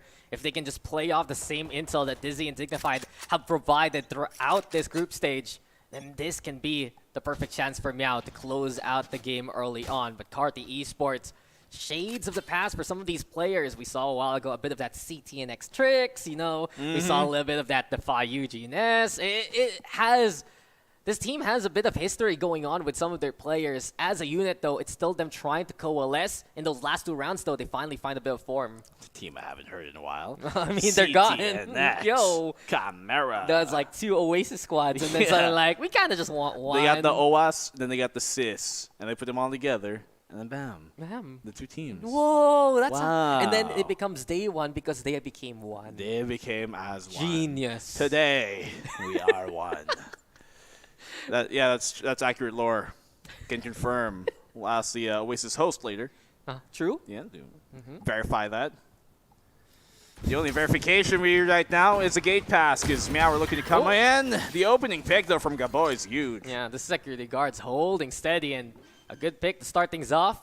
Gates closed onto Owen Cutie, and that's basically the smoke's gone here for Meow so far. And Aldro now, I guess the concern for Dizzy is can he even get out of his initial position? There's a talk screen cutting the site in half that Carti can utilize in the post plant. Spresto buying a bit of time. RKZ winning out versus the Onyx. And here comes Carti Esports. A dash forward by Eugene S. Calling attention to him. Dignified though, still holding steady. Fallex there on the other side of the wall. And this is the one line that Meow is trying to draw. Here comes Carti yet again. Dignified, the only one standing against them. There's the tap. Here comes the shot. Time running out though. Dignified still alive. 3K now. He has to go for at least halfway. Here comes Dignified again to deliver.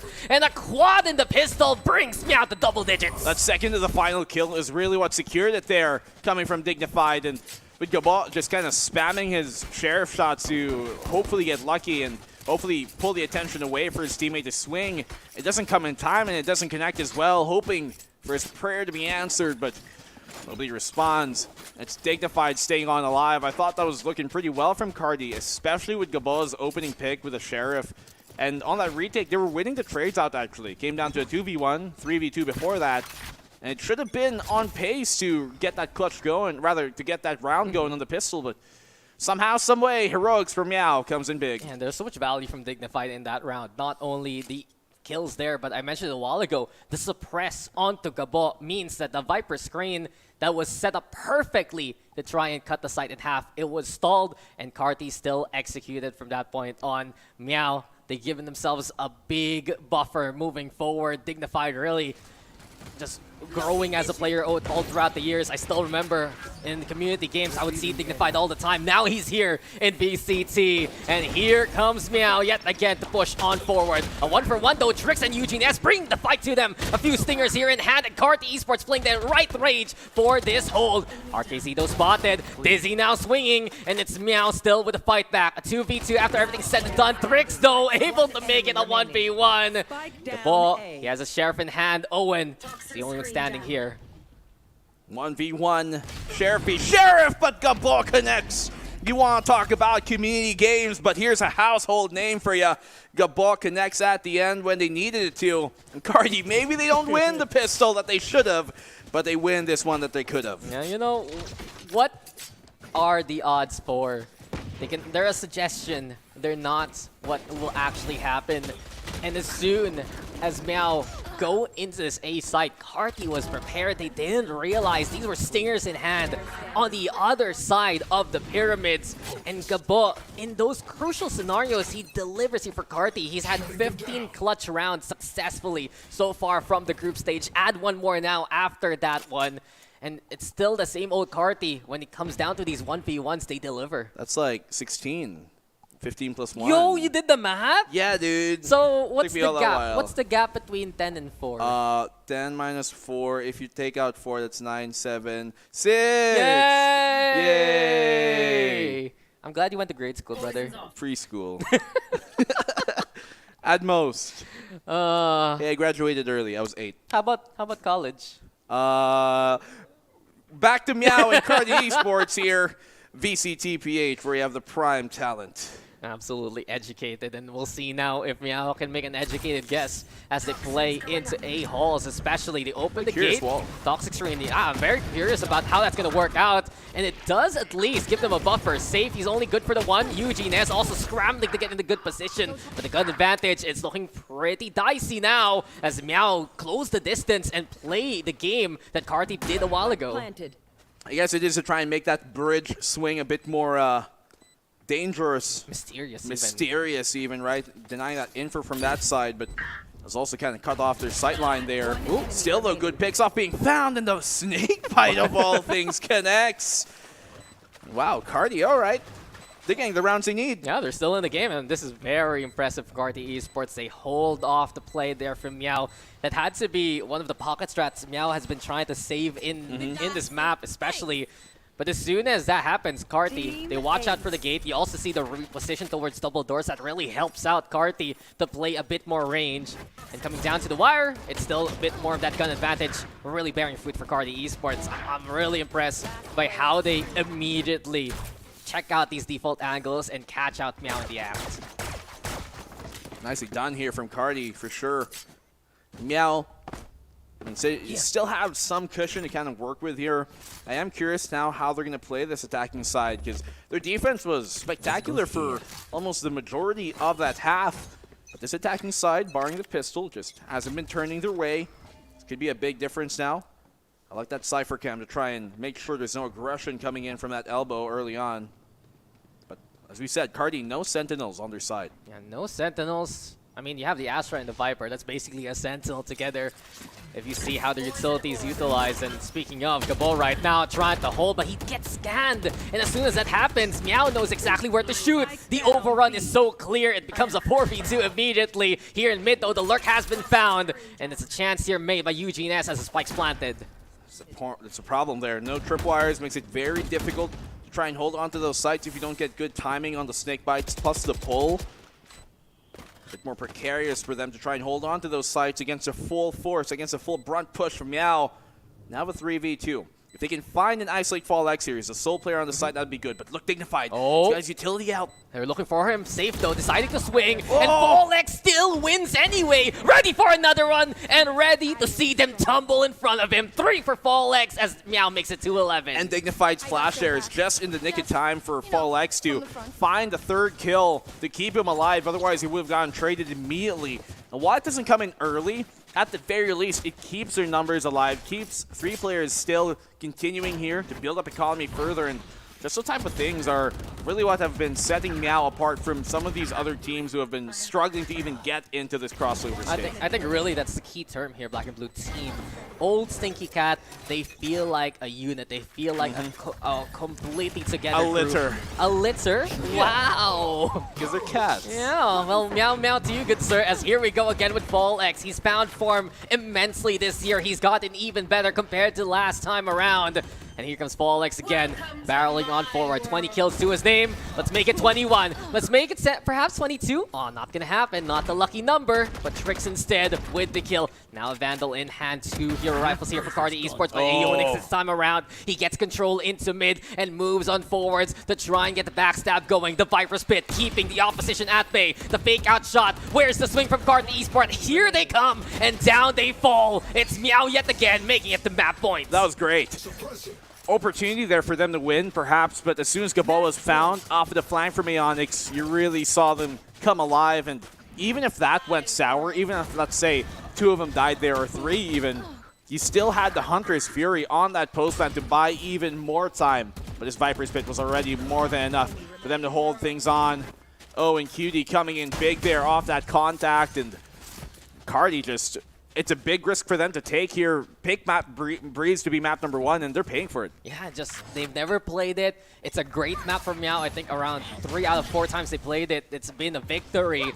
And now the stats looking to keep on padding, to keep on going here from Meow. One more time, the green light is a go. Fallx almost catches Trix there in the act. The updraft keeping him alive, but Trix now getting a bit of revenge so quickly. Back into the action though, Spike's gonna get planted. Numbers in favor of Carti Esports. I spoke too soon. The blades are caught. Dizzy FPS has a handle of everyone and anyone. Hunter's Fury now for pressure. Dignified there with the kill. Into Double D still alive here, Black and Blue. The new guns here of Meow. They've made such a splash in the group stage. Is it their chance to close off the first map of the crossover? He's tanking it for a bit there. Oh, he's just able to stand proud, stand tall, and here comes Meow to deliver the final blow. 13-5 to take map number 1. Yeah, once you saw these two at the end in the 2v1, you knew they're going to win it. There's no chance you can clutch against these two who have been so consistent throughout their run and even here into the crossover. And once more, how many times have we seen their utility, their scan, their flashes just come in big? And even there from Dignified, rather from Dizzy, for him to use his Hunter's Fury, not in kind of like the post plant, denying the defuse, just to help, just to apply pressure.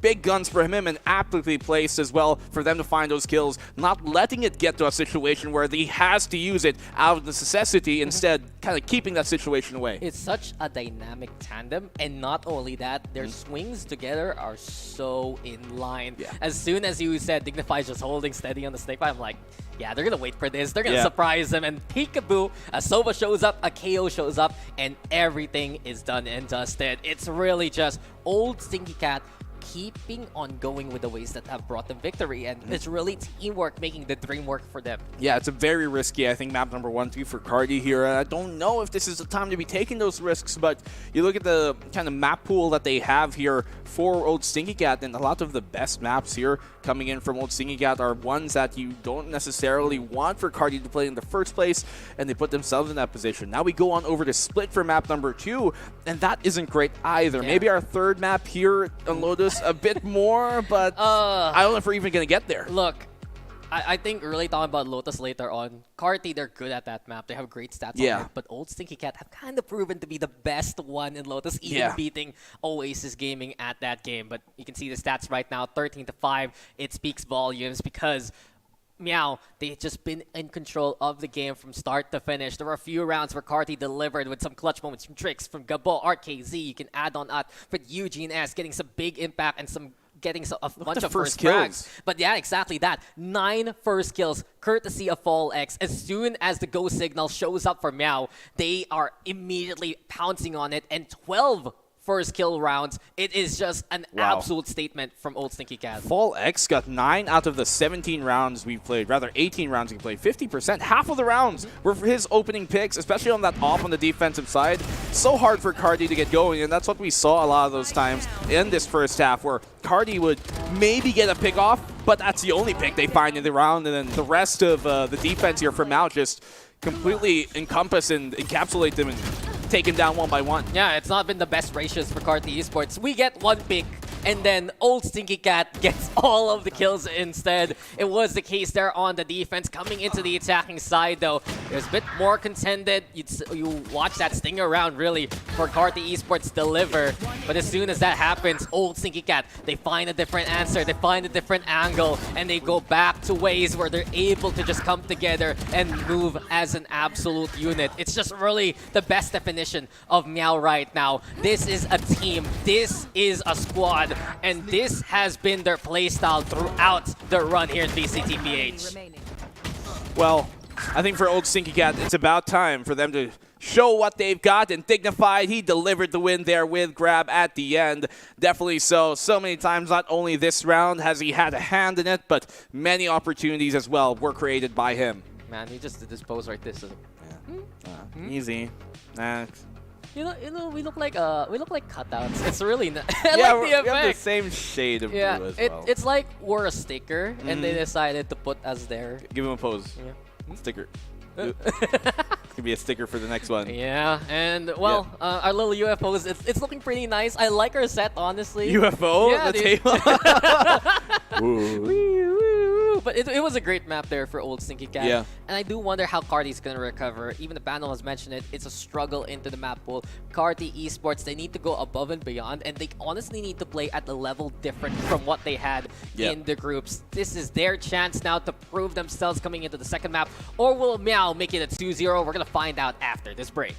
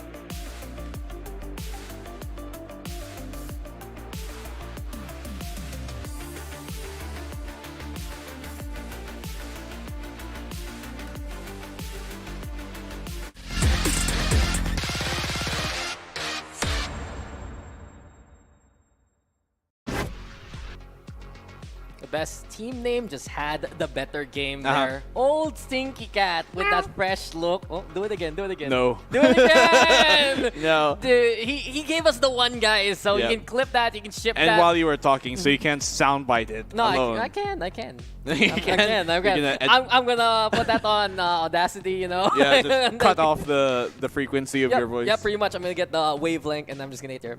Yeah, there. But anyway, after Black and Blue here has spoken, Cat, we are gonna be speaking Valorant yet again.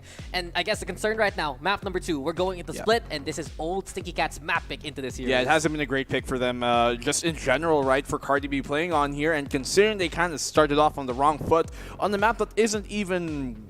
I was going to say not even a great map for them, but they've never even played it here in tournament. And then for them to try it out here, I don't know. Maybe Scrimbuck could work in their way. Maybe they saw something in Breeze they thought they could expose on the Old Stinky Cat side, but so far it just hasn't worked out for them, and I'm not too hopeful for Split. What I do have at least a caveat for them on Split is even though their stats haven't been great, they've played this before. So at least they have some tournament experience here. There's some things that they know they can adjust based on their old reviews, and maybe they can extend this to Lotus where they have a better chance, even though Old Stinky Cat are great on Lotus as well. Yeah, it's not the best path moving forward here for Carti Esports, but at least it's a path that they have taken before. But we have to talk about really the past that they've had so far. Losses against Naos, I think a loss also versus Valhalla, if I remember correctly. And they've been really struggling to figure out what they really want to play here. They run a double duelist sometimes, they ran a Cypher in it. It just hasn't really worked out for Carti Esports. And on the other hand, Old Stinky Cat, very secure on Split. This has to be one of the maps that really put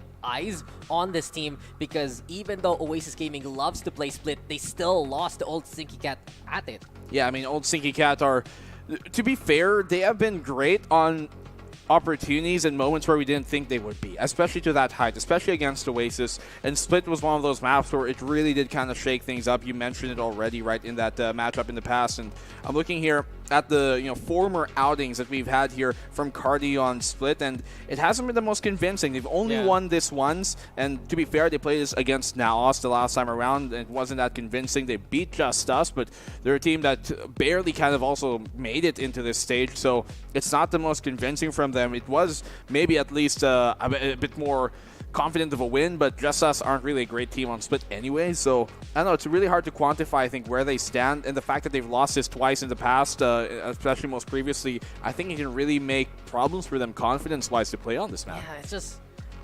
It's so easy to say in a term what Carti needs to do, but it's just so hard to do so. They just need to level up on the games that they play right now, the way that they're making these calls, the way that they're able to execute, because in contrast, Old Stinky Cat, they've used the time to really prepare for the crossover and whatever matches moving forward if they win today. And really, the ball is on Carti's court right now. They need to find what dribble works, what three-point shot works, how they can make a fast break happen. I'm going to throw all these basketball terms at you and Raph. Alley-oop they can throw. Yeah, you know, a quick little slam dunk, a home run. Oh, wait, that's a touchdown, a goal, a little birdie, an eagle, a hole in one even. Yeah, everything you can throw, but plus the kitchen sink.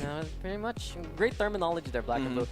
But it is very concerning here for Carti Esports in that map number 1. They had an okay second half compared to the first. They had a few recovery rounds here and there, but I'd love to see even more from their players. Trix, Eugene, they can be good for it. There were some rounds that they took control there on Breeze, and they have that pedigree, but it just wasn't enough versus the backline there of Old Stinky Cat, and that seems to be the concern. How Old Stinky Cat reconfigures and rebuilds during those post-plant scenarios before the plant gets put down. Just those repositions have been so key to the Old Stinky Cat success, and coming into Split, it might be an even bigger concern now. Yeah, I'm wondering if they're going to kind of revert back to the composition that they used when they did beat JustUs, where they had that Viper, they ran the double controller, they had Raze as a single duelist, because right now, as of most recent, they've been trying the same comp actually that here Old Stinky Cat run, and I don't think if they go into a mirror matchup here, they're going to win this out. So maybe if they have that Viper, things could change. And to be frank, we didn't really see too much from the Jet of Eugene be impactful there.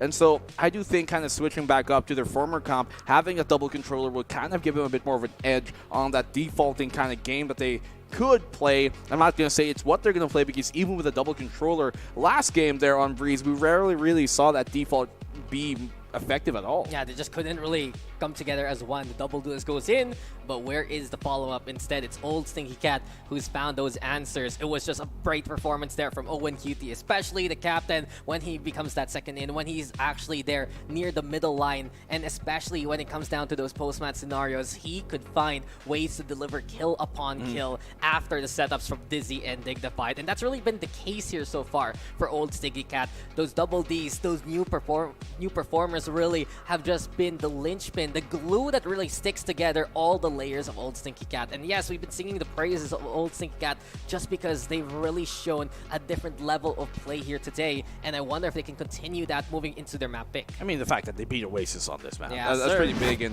And Oasis have been a team that has been very, very successful on Split here in the past, and they close out the series on this map of all things. But Carti, now switching back up to this mirror match comp, as I mentioned, that I was hoping they wouldn't try and pull out. Maybe in this case, things would be different. We are kind of seeing Eugene S here in the Rezo, where a while ago it was him on that jet with Trix being on the Yoru on Breeze. So maybe this would kind of change things up. I'm looking to see if maybe, with this Sky, if they're going to even have enough coming from Safe to really change things up here, what they could bring to the table. The last time they played Split, they had Eugene S on that jet instead of Trix, so maybe, kind of swapping who's playing what. Gabo is now on that Sentinel when it used to be RKZ. Maybe that's going to be, I guess, the biggest difference here they could make. Yeah, and Trix used to be Omen, now he's the Jet. It's really the same composition, but the musical chairs have swapped beneath everyone's bottom. So I think the only one there who stayed in the role is Safe. On the other hand, old Stinky Cat, whatever works, let's keep on going with it. And I'm really looking forward to Dignified on the Sky. If you know he's good for those darts a while ago, he's going to be even better with the guiding lights moving into this game. Yeah, so keeping the same comp, keeping the same roster, but who sits in what chair, that's going to swap on up. Split is one that's going to have to be successful for Carti. Otherwise, that is it for them. And they have been very, very troubling to watch during that opening map. Perhaps your map number 2, things could change. Perhaps Split, even if it isn't their pick, could go their way.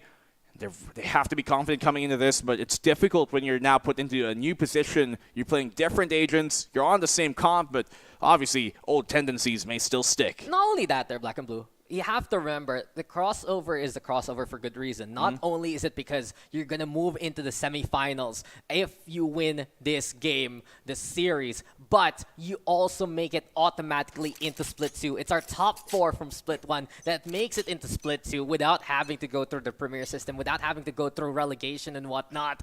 And now, they're in the perfect chance now to do so. Here we go into the game, and Carti, they're playing immediately a very aggressive mid-take on the defense. Playing for their life here for Split 1 here on Split. As is appropriate, Carti looking to extend this into a third map. They start on the defense. Early ideas to push out towards mid is what they're going to attempt. It's Meow who are taking a very cautious approach here on the attacking side. Cautious is one thing, but this is just quiet like mice. They're playing onto A main with 3 players right now. And looking to see if Carti's going to burst elsewhere. Dignified the one, trying to mark Garage and mid. You also have Owen Cutie now reinforcing such a slow take here from Meow. The flash is there, but it doesn't get any intel.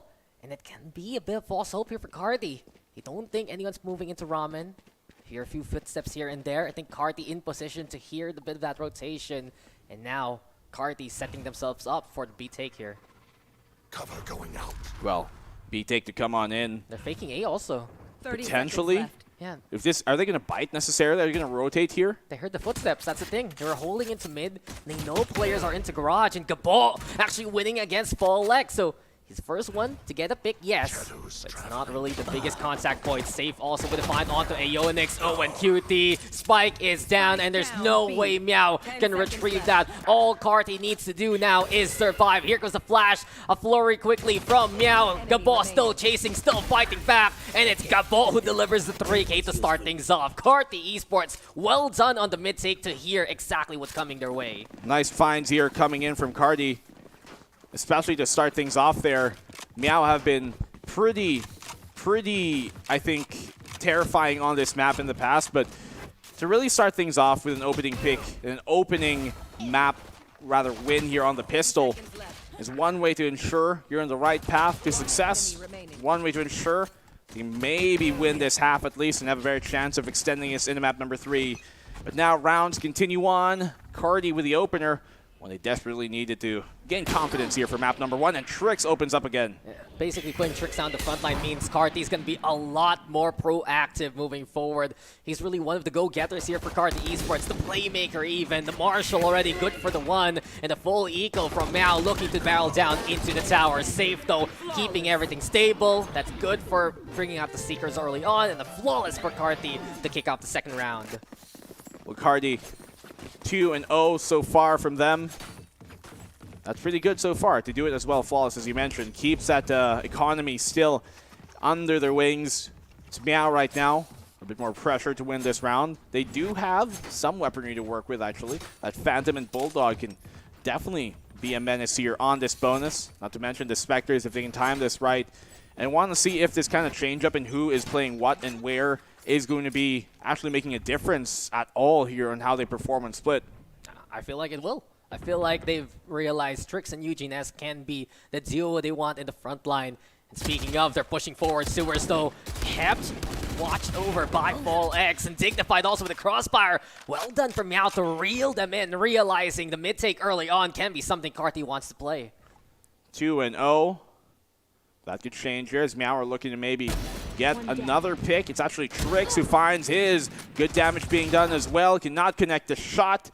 Trying to dip in for more, but it was Fall X who got the early contact there. Carti now trying to at least maybe find another. He can find timing, but still got ball. Loses out on that one. Yeah, Meow's going to have these trap positions on the attacking side if Carti overextends their reach, and exactly what happens into mid. A bit there onto a Heaven, and now even more so. Ramen seen, RKZ's gone, and Meow taking only a single casualty on their buy round.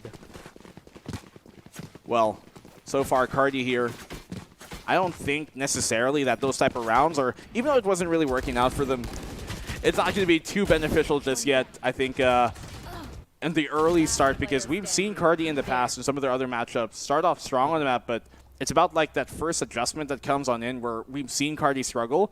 So luckily for them, they're on the defense here, but when it swaps on over, they're going to have to try and end this half at least advantageous. Yeah, they want to have a good lead moving forward. Paranoia lobbed over onto the ramps, and here comes Meow now.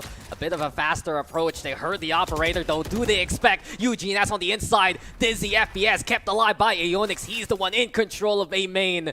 And safe into the smoke. So second chance, same play. Can Carti deliver on the pick this time? They back on the way, realizing it's still Meow watching over for the cross.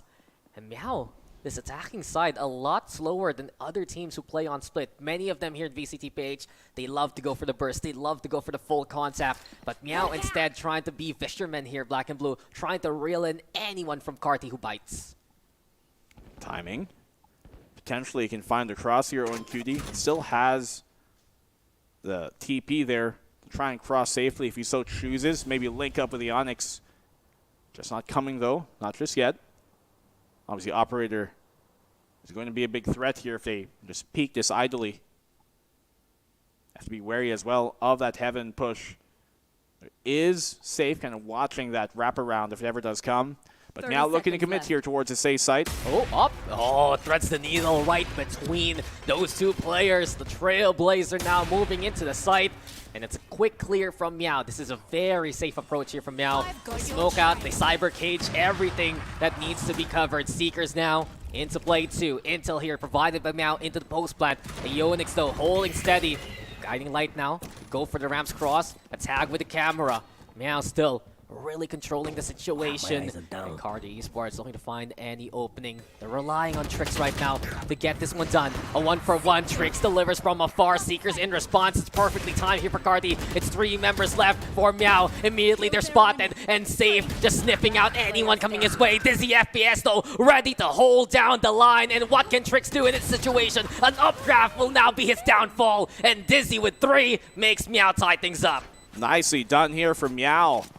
Tying up the game, and as you said, threading the needle there. Luckily for them, the opening shot there from Trix on the follow-up doesn't connect, rather, as they push in from A main.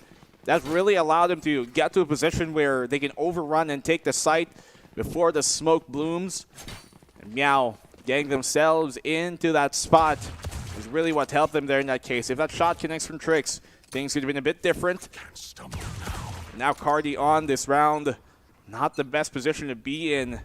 Meow looking to take the lead. Yeah, I like the call there with the operator, but Meow still finding a way in even with the slower play. Now they can actually choose to burst if ever. It's an eco here for Carti Esports. The only thing that makes it a bit special is Eugene S with the judge in hand. It's split, it's defense. What else would you want from a raise right? But Dizzy FPS trying to poke and prod from the pillar. Paranoia is the play and Tricks and RKZ. The shares ring through. Carti Esports deliver justice immediately. Tricks with another one. And it's Carti laying down the law. Okay. Lineup though, Owen Cutie. He's good for 3 right now. Ready to swing into the other side. But Let's what's run. even better is the from the shadows. He's out, he's dipping, and he's moving into A. Yeah, he kind of had to there. Luckily, he is an Omen, so has got an opportunity. And Carti Esports, though, they've bought themselves a chance with those kills. I don't know how they found them, but shots connecting. Owen QD as well, though, looking for his own window to be made. He's created that, but can he confirm this round? Yeah, they also picked up some rifles from the corpses of Meow and Owen QT. Everyone's looking at him. Flights now from Eugene S. Waiting from the swing from RKZ. The double up is looking clear, but an angle isolation from Owen QT provides the 4th. He's on pace, perhaps for the ace. He needs to get it though if he wants to win it. And the timing is perfection. Owen QT absolutely unreal. And it's Meow now taking the lead. Unbelievable somehow, some way. Owen QT makes it happen. Gets a double there on the side, to triple rather. Then TP's all the way, uses his ultimate. It was looking so good for Carti, but they get played here. Owen QT able to isolate those fights. A bit misjudged, I think, there on how they play it. Carti in the end, they did a good job to start things off, but it was the closer that was a bit lacking. Yeah, just it got very dicey there for old Stinky Cat. But when it comes down to the wire, Owen QT, not just your captain, but also your clutcher. And here comes Paul X, ready now to receive any contact. Neural Theft immediately online. Exposed intentions, Carti is. A quick little cyber cage to cover a bit of the cross, trying to dissuade Meow from pushing forward, but they have a lay of the land now. Nice tripwire. Make sure no further aggression comes from that male side as they look to send it towards A. But look at the positioning here by the defense of Carti. They have Safe playing that back site, and Eugene has to support him. That could be problematic. If RKZ places his smoke here to kind of help that back site even further on the rotate and allow them to play that position safer, then this could be very difficult for Meow to take. Yeah, here comes Meow now, looking to find a little bit of ease on the inside. Paranoid yet again. Safe though, kept in covered by the billboard, and it's a trade for trade as Meow looked to push on in. But no one's checking the site as of yet. There comes Safe with another kill. And it's 2v1 though. Gabo, the only one still standing. Might get the timing here on Owen QT. Up close and personal with the Phantom. A tap there from Ionix. He's gonna swing now, expecting the plant. Neural Theft is online. Gabo, he's seen. But Ionix is also known. It's a 1v1 between the Cyphers here. Ionix seen looking moving forward over onto the elbow. And Gabo with only 30 HP left. 20 seconds though, time is running on out, and it's just an encirclement. Ionix doesn't know he's right behind him. Gabo, same can be said. Mystery revealed here for the Cyphers. Ionix now needs to rush to the site, and Gabo is awaiting him. Here comes the angle, stays in cover. Where's the swing now from Gabo? Here he comes, and there goes the round, going in Carti's clutch's favor.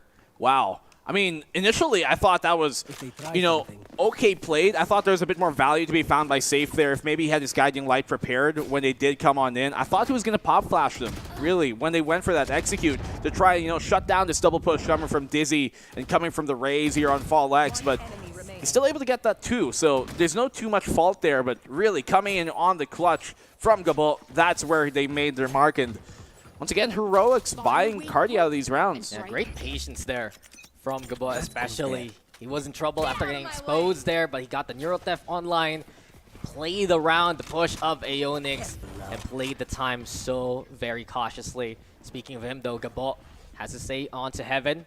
Heard Owen QT teleport, so he might expect one here by the side of the rafters. The plant though going down now this time, getting into post plant early on, but Gabo again, patience is a virtue that he's really applied for the past 2 rounds. Twinkle Paint Shells, Bladestorm also online, and here comes Carti on the retake. Flashes to Clash, Dignified trying to push on forward, but Eugene S has his number. Showstopper online, but immediately it's a curtain call here from Meow. He's trapped. One more trap onto Hell, and down he goes under. Aeonix falls, so Carti can stand, and Carti take the lead back. It seems like after Gabal's clutch, it's just invigorated here, Carti, to play the way they know they can be. And things have been pretty swell from them in these past 2 rounds, really. Love the retake here coming from Carti. If a while ago their problem on Breeze was holding on to the post plant, where it seems like now on Split, it's winning the post plant that has been their biggest endeavor that they've been accomplishing time and time on again. And Eugene S opening up on the elbow and hitting it on Hell. Perfectly done. They had more than enough numbers to win that clutch out. This is the front line that really syncs up for Carti. They've had different configurations of trying to make this work. I think we've seen Gabo actually in the front line, or we've seen early Eugene S try to flex on over too. But when you put Trix and Eugene S together, whether it's the retake, whether it's the advance, it allows Carti that space. They're making good work of it right now, and it's actually Meow on the eco because of it. It feels like Eugene S is a bit more comfortable on this Raze as well over the Jet that we've been seeing him throughout this stage on. Imagine if Carti are somehow able to take it against Meow, a team that has been beating teams, as we mentioned, who are a lot higher up on the totem pole, a lot more experienced. Carti looking to do that here. Showstopper coming on out from Fallex, but yeah, they don't check it. No, he doesn't get it. Trix, who just sung his praises, but when he needs it the most, could not find. Just took too long to get that kill, and now Eugene S even seen in the middle. When everything was going right for Carti, now it just all falls apart, and Save trying to pick up the pieces. There you go. At least he finds a piece of the jigsaw puzzle. He needs to go for more though. The 1v3 pillar. A great position for Dignified to flash from. Guns in the hands of Meow. An alley position too. The Trailblazer gets the bite, and it's Owen Cutie who gets the final blow. A thrifty win for Meow seals the deal to tie things up again. Nicely done here, coming in from Dignified. As well as the rest of Meow, Fallex somehow is able to survive. He doesn't even clear the corner from Trix on the boost there, where people like to call it boost, some like to call it shroud, whichever you may. Seems like a shadow of a doubt is what was cast over Trix. He thought he got it, did the double take, but he actually didn't even shoot it at Trix's position, towards his feet, towards the bottom, but splash damage, I guess, was enough there. Yeah, Blast Rage just looking big, and now Meow. How does that kill him when somehow it lands beside somebody? I and just don't doesn't know. kill I think it's vertically, it's really It's high- strong. bigger, but if it's like right? horizontally, right, that becomes a bit of a problem. But maybe the problem now for Carti is how fast can they get these picks. Trix, he was good with the Sheriff a while ago on Carti's eco. Yeah. He's looking for a 1 QT now, but mid's taken here by Meow, and they've crossed into vents with 2 already. Well, Meow. I think they're kind of being expected here by Carti anyways to push through that fence, but I'm not too sure if this is the best way to receive it. They are in a position where, especially here, Safe, he can get pincered from that ramps and as well the vents at the same time. Have to be very cautious about what he's doing here right now. Doesn't have a position as well to necessarily fall back and pop flash. Only momentarily, Paranoia comes on in to halt that push from main. Oh, there it is. They try to desynchronize. Meow's push there, but Dizzy FPS and Fallex still pushing forward. Here comes Meow now, proving that they also have a duo strong in the front line. And now Gabo will fall to the hand of Dizzy. This man was playing assist a while ago. Now he's playing prime carry with 3. Early stuff being done here in the round when they did go for the execute. And as I was saying, dangerous positions for Carti to be in, especially on the eco there for Safe.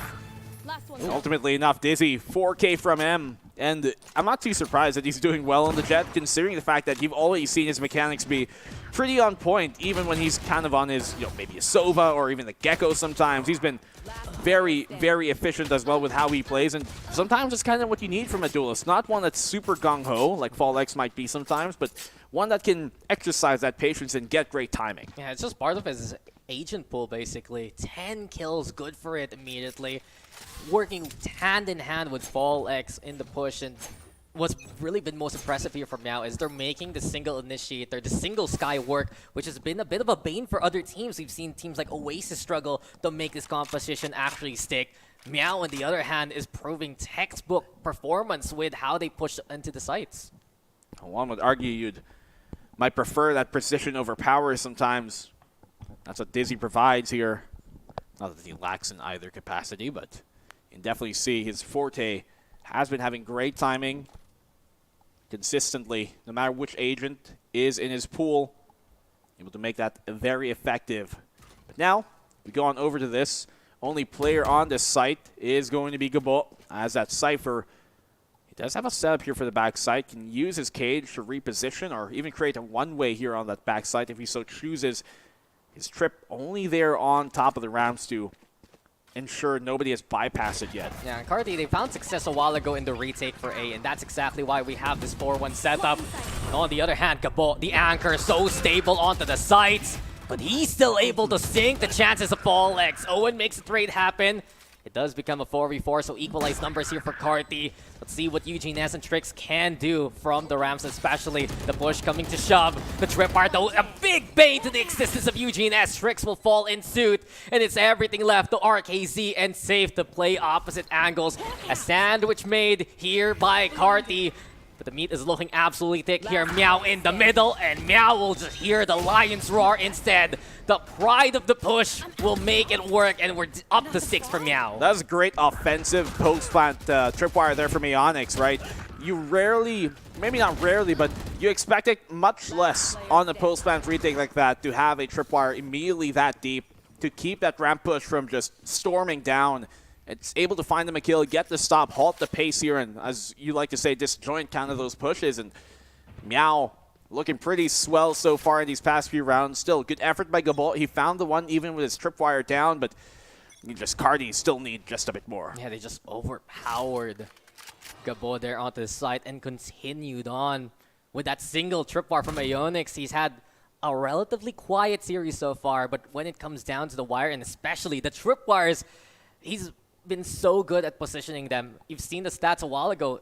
Cypher has been one of the most successful agents of Meow, most played even, and Aeonix is a big part of that success.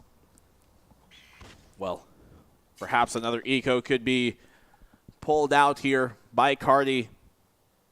It's going to be difficult now that most of them are on the completely other side of the map. That guiding light not finding much has really kind of inferred the opposite of what they know. Another guiding light, that's both of them being burned here by Safe, and none of them find info. A single dog would have actually done better there, but that's a problem in the sky now. It's been concerning here for Carti too. They have no idea. They don't know what's going on. They have no idea of this push right now. And they're just navigating through into the site quickly with Dizzy FPS. So it's been concerning for Carti. Some bright spots here and there. But overall, it's still Meow with the advantage. Remember, Black and Blue, Meow is in the attacking side right now. Yep. And they're in the lead too. Everything is looking well for Old Stinky Cat moving forward. And this is their map pick. Yep. Everything going their way right now. Let's see if they're able to close out this round cleanly as well. Final round coming right after this of the half, and he sees the gun, everything just going to the stray side here for Carti. Can't look. It's just so easy for Meow in those positions. Dizzy, so good with the shots, and oh no, Dignified just does the Matrix, man. He's the chosen one there. Alive somehow versus Safe. A flawless for Meow to set the tone. And they're really in the driver's seat by this point. Safe there, maybe needing a bit more wanted. Maybe if you can curve the bullet and make it land, track somehow. Imagine if Valorant adds like a smart pistol where it can track you and stuff. Maybe that's an agent ability. Stop. An agent ability. Does low damage, but it's guaranteed hit. Oh, no. Yeah, we have one something like that. What? It's called a showstopper. Where to hide? Nah, it doesn't track, you know. Maybe the turret, Okay, kinda. okay. The turret, kind of. But I don't know. a smart gun. Don't give them ideas. If we already have Cloven, you can come back to life out of nowhere, you know. Yeah. It's fun. I've had It's a great fun. time with the new agent. I have another idea. What? I've been thinking of this for a while. Okay, sure. Imagine you have an agent who can stick to a wall, and you Oh, hold the angle from a yo, wall, yo, yo. like a Spider-Man. Don't- Like you hold an off angle. No. You can only use your secondary while doing it. No, I mean, But I would love it if you could actually wall ride.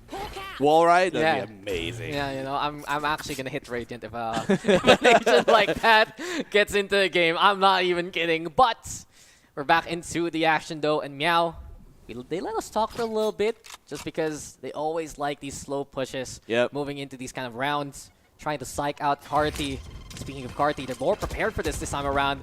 Trying to be careful of that single tripwire over onto ramps. Do they know down below? Over onto the flower pot, but Gabo able to still see green. He finds the one before he's spelled. Safe in RKZ, also with Deliverance. And Carti Esports, when they're prepped, they're ready. They're good for the round. Not too bad, actually. Gabo, even while checked there, shouldered, he still gets a one.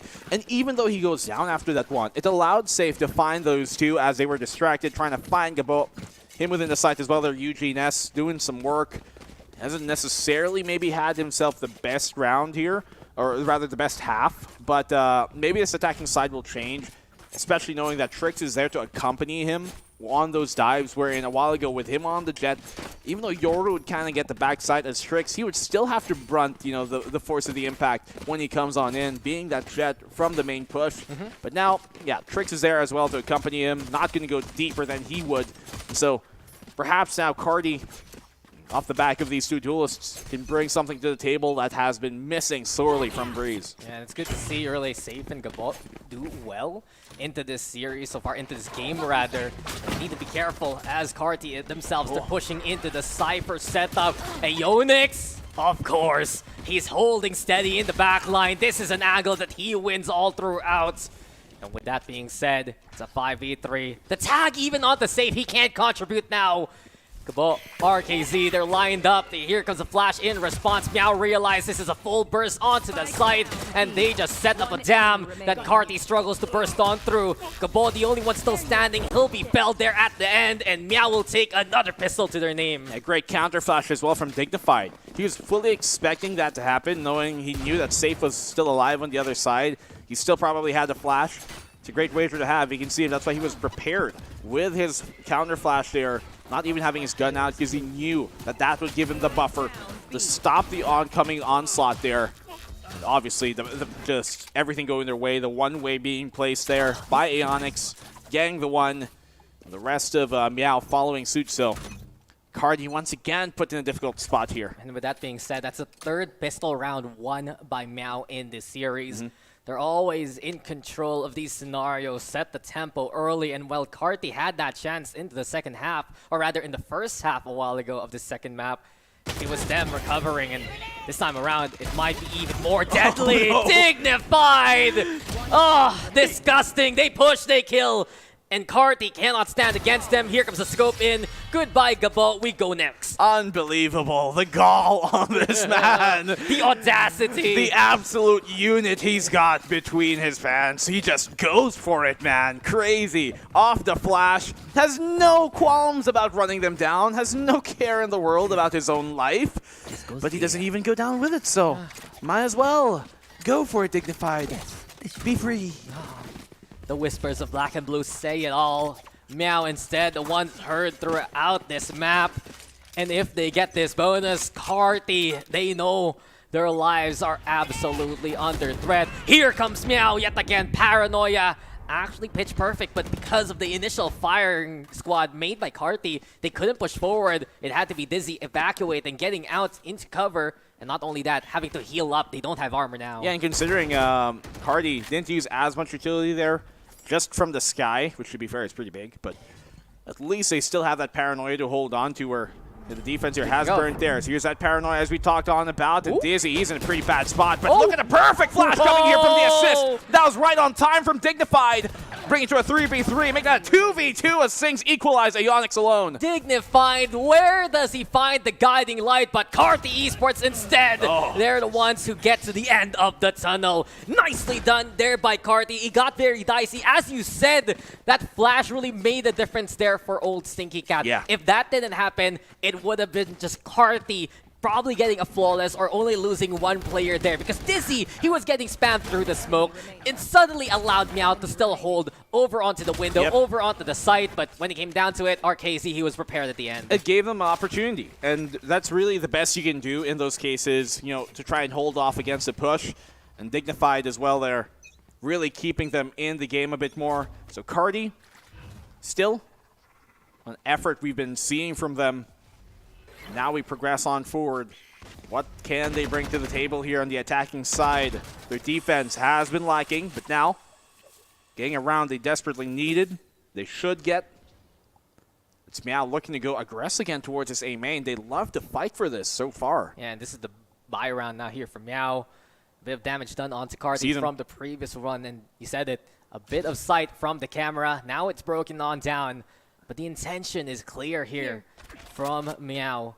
They play into the ramps. They also have the cross into main, especially. Dignified using the single flash to get confirmation. Now he has to back away from ramps, but it's too little, too late. Thrix giving chase with the charge. A Cloudburst also to cover the cross from CT, but here comes Owen QT as well as Ball X. Dizzy 2 staying onto the side, now prepared from every single angle, and now Trix is entangled in the spider's web. The hunters become hunted, and Meow instead make it to double digits. Yeah, the judge just not ideal there for them to try and take, and especially when they go for Heaven there when it's so deep. I think if you're going to play Heaven, you have to smoke that mid portion where you see his teammate died.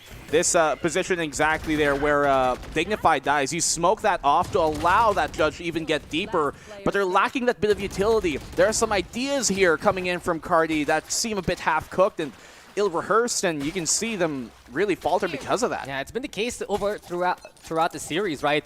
A single step is missing from Carti when Meow has the whole game plan, and it's why Meow has found quick recoveries into, I'd say, dangerous scenarios. That pick onto Dignified could have been the beginning of the end for them in that round, but somehow Meow, they recover, and now they're in control as Carti go on the eco. Well, if you're building a pyramid, even a single missed brick can really cause a collapse. Wow. And that's what we see here coming on from them. Paranoia connects. Oh, you wow me! I was going to say Rome wasn't built in a day, but that's Egypt. And now here comes Paro Dizzy. He's going to control and in charge. Owen Cutie, his advisor. Ionix also in control. And the Council of Meow says no to Carti. The Boombot looking for intel. This is a Bucky. The blinding light, though, it crosses on through. And Eugene S with the Bucky of all things. Ballistic with the slugs. But a 2v1 means Meow is still in control, and they have the spike in their hands. Well, the old reliable Bucky. They say if you want to protect your home, get a shotgun. That's what he brings to the table here, especially up close. Anything further, we're going to have to see if he can convert. 30 seconds. But he's got that paint shell, and that can potentially force him on back. It's good here for Meow to kind of group on up. They're being at least aware of a potential push from mid, but that gives him away. They know he's going to come in for B main. Doesn't do much, but give his position and intentions away. Maybe consideration to have gotten the orb there, but in any case, Dizzy was so prepped for it all the way on the other side. That extra elevation also hard to pre-fire given the expected outcomes. And Dizzy has had an incredible performance in this game. 23 kills for Dizzy so far. Looking to add more before we end it all. And this was a great moment for Eugene S. He crosses through, actually avoids the pop of the guiding light since it's on the other side of that little corridor there. But beyond that, Meow, they were ready for a heaven push, and they deliver on another round. Let's see. Carti, tournament life, split one life. They lose this map, they lose a series, and they lose the chance to be immediately qualified into split 2. The camera confirms at least someone very close there. But Carti, I'm not too sure if they're able to overrun this right now. There's a good hold still on the site. Yeah, Trix playing on top of the boxes, avoiding the bullets there. Owen Cutie though, re-peeks and re-engages. A win for Owen, allows Meow to still fight safe though. Finds the overrun against Ionix. That's a spike being planted into safe. Also watch out for the flank from the shadows in the garage. So they get intel. They know Carti wants to play from that angle. Neural Theft in response, so Meow is also exposed as of the moment. Smoke though, in the way. He got also Dignified prepping with his 2 flashes. There's the first, doesn't get much. The Cloudburst in the way. Dizzy trying to find any angle, but the swing is a hit from Cabal. Fallex though from above, and here comes the showstopper to deliver justice onto Carti. Meow still win it all, and they're on series point now. That was looking so good already. They got the site. They had 2 great information gathering ults, but I think it was a bit early prepped. Maybe, sure, pop the Neural Theft to get early information where this retake could come from, but save those Seekers, man. Save them for when the push actually comes to give the retake a bit more to worry about, to give them a bit more to, you know, be guided by there against that retake.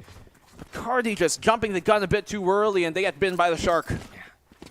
They say, man, that cats have 9 lives, but old Stinky Cat, their life is in such a good spot right now.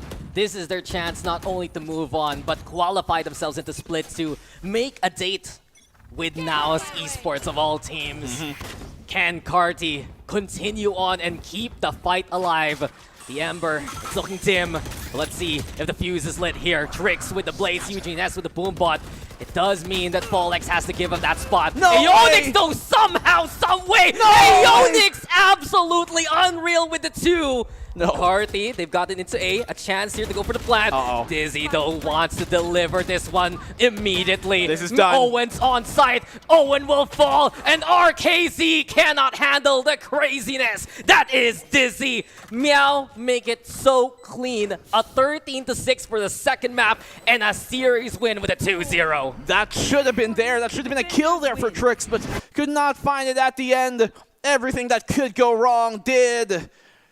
It just was such an unseemly sight here for the Carti squad. Unfortunately, in this case, it will be them going down. An old Stinky Cat make it into Split 2, make it to the top 4, and make it into day number 2 here. They go into the playoffs. There was a lot of grit there from Carti. A lot of effort was applied, not just here today in the crossover, but making it into the top 6 in the first place. But as it stands, old Stinky Cat is just such a different team to watch out for. This squad from the open qualifiers, they had a chip on their shoulders, not making it by default from Split 2 last year. That old core from Game Lab Alpha. They're now here unsponsored, but ready to show their stuff. And boy, did they really prove to be a cut above the rest right now. I mean, they qualified still. And this team has always been, I think, one of the most standout performers we've seen from kind of maybe the teams that we weren't necessarily expecting to do as good as they did, especially when you have other teams potentially with some pretty veteran names, you know, like Valhalla won MS during the regular season, but they stepped up and they knocked it out of the park. They took down some big names and they got a big win here to quantify their wins of the regular season, make sure it's no fluke, and have really proven that, hey, even in the playoffs, they've got the real game going. And 25 kills there from Dizzy FPS. Can't even see it because of the Jet Kunai. But it just has been such a standout performance by him. Only 3 first kills, but it doesn't matter because usually Folex is there. You have Dignified, Owen Cutie ready to play the front line. Aeonix also. He's been a bit more down on the standings, but his impact has just been absolutely in the zone. And you saw that last round, right? He gets that first kill, and suddenly everyone from Meow says, let's go, we win this now. He even gets 2 there at the end somehow, and it's been time and time on again where we've seen that. Fortunately, their post-plant for Carti, not that they've even been able to get too many positions to get into a post-plant situation, but the ones that they were able to just not working out for them. And he said maybe the first kills weren't going his way necessarily in that position there for Dizzy, but it's not about the first, it's about the final ones they get. And for the most part, it's been going all the way here for Meow. And look at these highlights here. We've seen Owen Cutie, man. This ace clutch was just so well-timed and well done. In the end, though, Carti, they had some great moments. Some of their A retakes was really well done. I love what we saw there from Gabo. It's good to see him really thrive in that Carti Esports ecosystem. Safe also having good performance. And I just want to give props to them. Safe and Gabo, if I remember correctly, they were the players that still stayed on from previous iterations of Carti Esports. They're really players you can build around on. There's a lot of potential for this Carti roster squad, but it's not their time as of yet. Old Stinky Cat instead. They found the right blocks to build on. They had the right additions. And to perhaps deliver the win in that last round, right? There were so many players getting some kills. Who was the last one who got that takedown? I'm trying to remember, but you talked about the potential from Carti. It's about the essentials here, I think. It's more important that Meow have really gotten to themselves. And as you mentioned, delivering the win, the final kill, whoever got it, it is going to be Dizzy, as is Apt. He has been so important to this team, and he has given us so many moments, and even here on the front line, we've seen him on that initiator. We see him now on the duelist, and he has performed incredibly either way. He doesn't even always play duelist. I think he's played duelist, what, around 4 times in the group stage. Handful. Probably is like his 5th time playing the duelist in this roster, but he always makes a show of it. Dizzy FPS usually on the Gecko, usually on the Sova. One of those assist players really making a case for old Stinky Cat. But well done by OSC. That's a 2-0 in the books. And I wonder how ready they are for their next opponents, because that's going to be Naos Esports. We have half of a bracket already here for tomorrow here, Black and I mean, Blue. you booked a date, right? And so they have to be prepared for this. I'm pretty sure while they focused on this game, they were already thinking in advance. They were already thinking, how will we take down Naos when we get, not if we get there, when we get there. I'm pretty sure this team has been feeling that confidence flowing through their veins from the get-go. How can you not when they've done super, super well even up to this stage? And I think what's really great about this crossover is that we get to see really, sometimes, you know, it kind of gets lost in translation on who deserves to maybe be there because of the point system that we got in the group stage. But when it goes down to an actual series matchup to get into the top 4, that's when you see who deserves it the most and who's played better that day. And so far, Meow have shown why they're here. And remember, that old Game Lab core, they were top 3 before. Now they're in the top 4. Let's see how far they can go. We'll throw it back, though, to the panel to break down what just happened.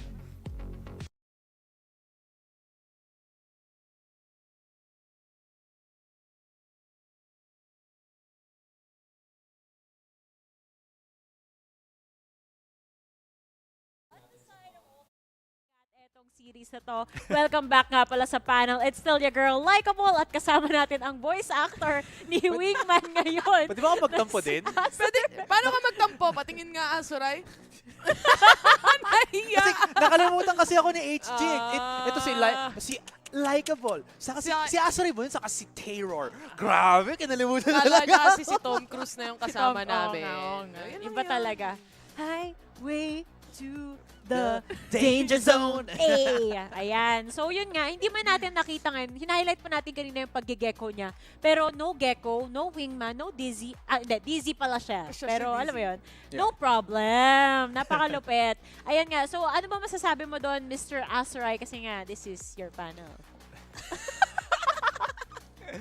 Pakitingin na kayo next na graphic para makapagsalita ako na hindi nakikita yung mukha ko. Si Dizzy, of course. Panindigan na natin tong conversation na to. Ito nga si Dizzy, siya rin yung highlighted player natin kanina. And tuloy-tuloy yung pinakita niya sa atin kanina. Nakita rin to ni Terror na kahit anong agent pa yung gamitin ng taong to, ready siya palagi. Basta nandun talaga yung firepower mo, andun yung execution nyo as a team, I think everything will just go well as planned para sa side nila. And I do think makikita natin yung MVP natin as well sa inyong mga screens anytime soon kung sakasakali man. Kita na nila yung MVP. Nakita na ba? Ito pala yung tunay na MVP! Yung mukha ni Azuray. Kawawa naman si Azuray. Patingin nga kung sino yung actual MVP natin. Alam mo, Azuray, may similarity kayo ni Dizzy. Ano yun? Pareho kayong pogi. Yay! Sayang hindi nakita yung mukha ni Azuray. Ano ba naman yan? Pero si Dizzy FPS nga yung MVP natin for this time around. Total of 329 ACS. Actually, isa nga lang yung assist niya dito kasi siya na ata umuubo sa lahat, Azuray. 9 deaths. Kinain niya ng buhay dito ang Carti in a way. Kasi ano nga again, ito yung pinag-uusapan natin dito na medyo fresh from the boat pa ang Carti. Na again, they're still trying to figure out kung identity ba nila, what's their strong suit and not.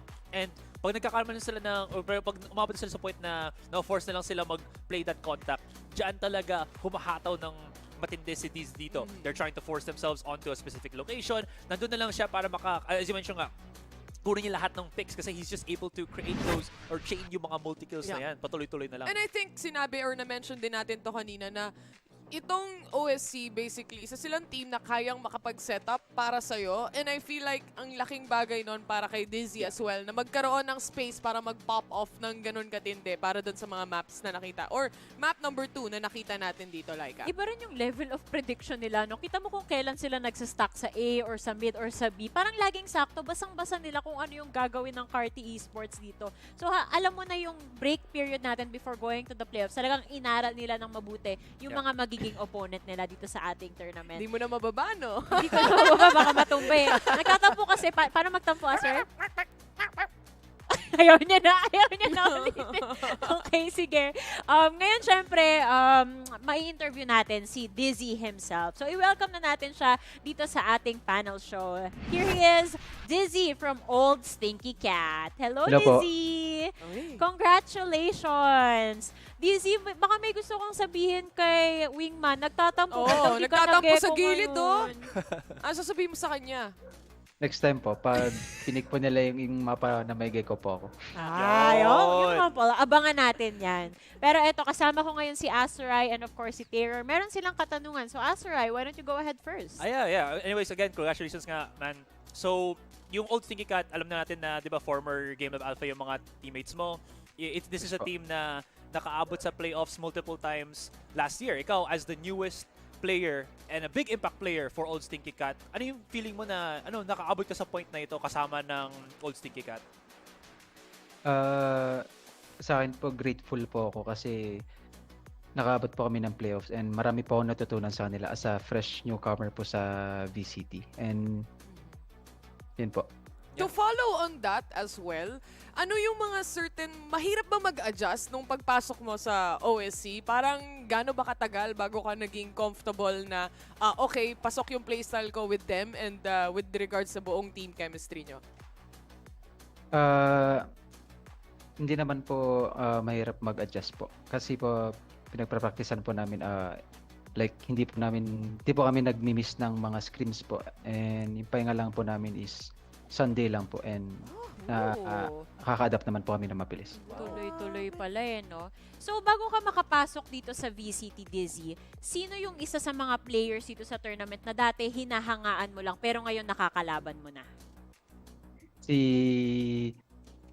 Si Kelly S po dati. Wow! Si Kelly S pala. Naku, posibleng magkaharap sila bukas, no? Hindi natin alam sa mga schedule na paparating. Totoo. Anong sekreto ng isang DZ FPS? Bakit ganyan kagwapo? Ay, nahiya bigla. Joke lang. Hindi joke yung gwapo na part. Totoo yun. Walang bawian doon. Ako DZ. Kasi tiningan ko kasi si Owen ng mga fun facts about OSC. Baka pwede mo namang ilaglag yung mga pinagsasabi niya sa akin. Kasi sabi niya una, mahilig daw sa Samgyup ang OSC. Sino bang pinakamalakas kumain sa Samgyup dyan? Si Digni po. Si Digni pala. Ilaglag yung Lalaglag natin yan. Tapos, mahihilig daw kayong magkape before the games. Sino ring malakas magkape sa inyo? Ako po. Ayun pala, kaya palang may kasunod pa yan, di ba? Oo, meron pa. Meron daw silang 3 single na players. Sino yun? Isa ka ba doon? Yes po. Ayan! Okay, chat. Alam niyo na, chat.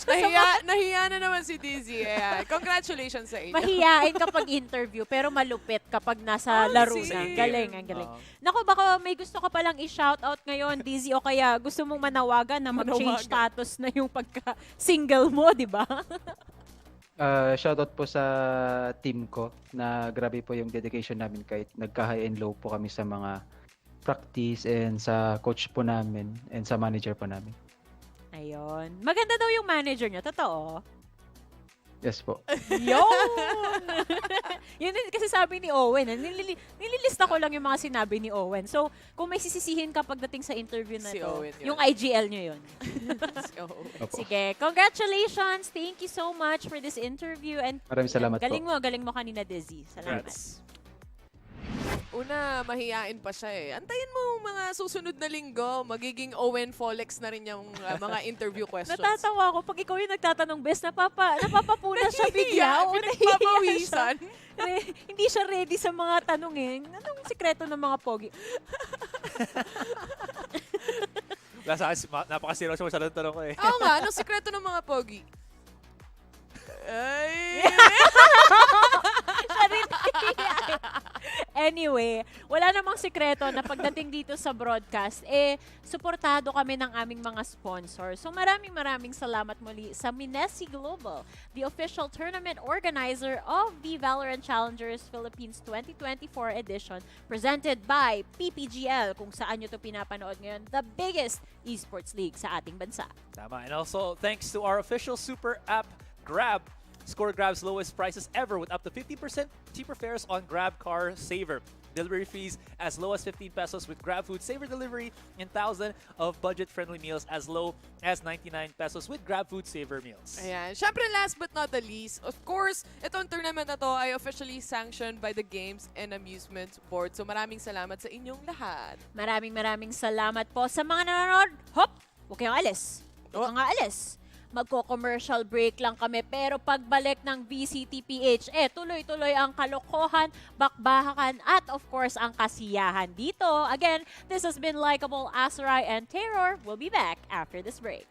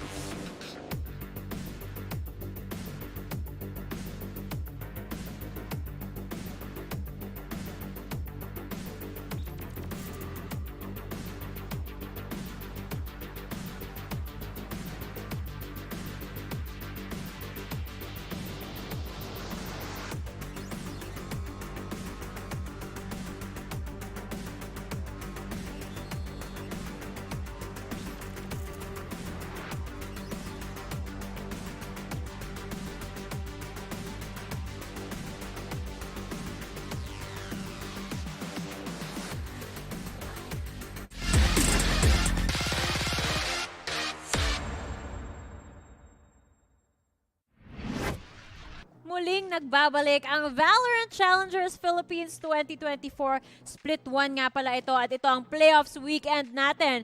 Day number 1 syempre at nakita na natin ang first 2-0 for our playoffs which comes from the side of Old Stinky Cat. We're up to our second series pero bago ang lahat, nais ulit namin magpakilala. Ako nga pala si Likeable, ang inyong host at kasama ko ngayon. Actually, global panel to guys. Dahil ako nga pala si Likeable from the Americas, si Terror from EMEA, and of course, si Asaray from Pacific. Yay! Pagod na siya sa atin, no? Parang ayaw mo na mag-panel. Hindi, gusto ko, na-enjoy ko pa naman. Na-enjoy. For now. Ano ka ba? Nagpapanggap lang yan, pero masaya siya na. Deep inside. Deep inside. Oh my God, I feel so special. De, tamang biruan lang kasi magtotropa talaga kami talaga dito. Halata naman. Ang importante, walang panel curse kanina. Totoo. So, wala ring Osiris curse, hindi activated. Onting tech pause lang, pero we made it through. Pinano lang, pinatikim lang tayo, pinakaba lang. Di ba nga sabi nga nila, ang way sa pag-counter ng curses, mga cats. Tama. Kaya, Mga ano? Cats. pusa. Di ba? Sa Egyptian lore. Ah! Di ba pa napanood yung The Mummy? Saka The di ba? Hindi ko na maalala. Hindi, the daddy lang ata napanood niya. Eto, speaking of sinaunang panahon, binalikan natin ang series natin kanina kung saan nakita nga natin dito, Asaray, na ang curse maker na mga pusa ay pinanalo ang Breeze. Yeah, I will say, sige, bigyan ko na lang muna din to sa Carti. They were having some creative approaches doon sa 2 maps na nilaro nila. As we mentioned nga dito sa Breeze saka sa Split. Pero, and Safe was also popping off then. But you saw it sa post-match stats na everyone else for Carti was having a very tough time just dealing with how immense yung firepower dito ng OSC. Oh, and QT with those clutches, Aeonix having such a great hold on the side. Talagang hindi lang ma-find ng Carti dito yung pierce through with the setups that they have. So nakulangan sila dito ng firepower, nakulangan sila ng ammunition.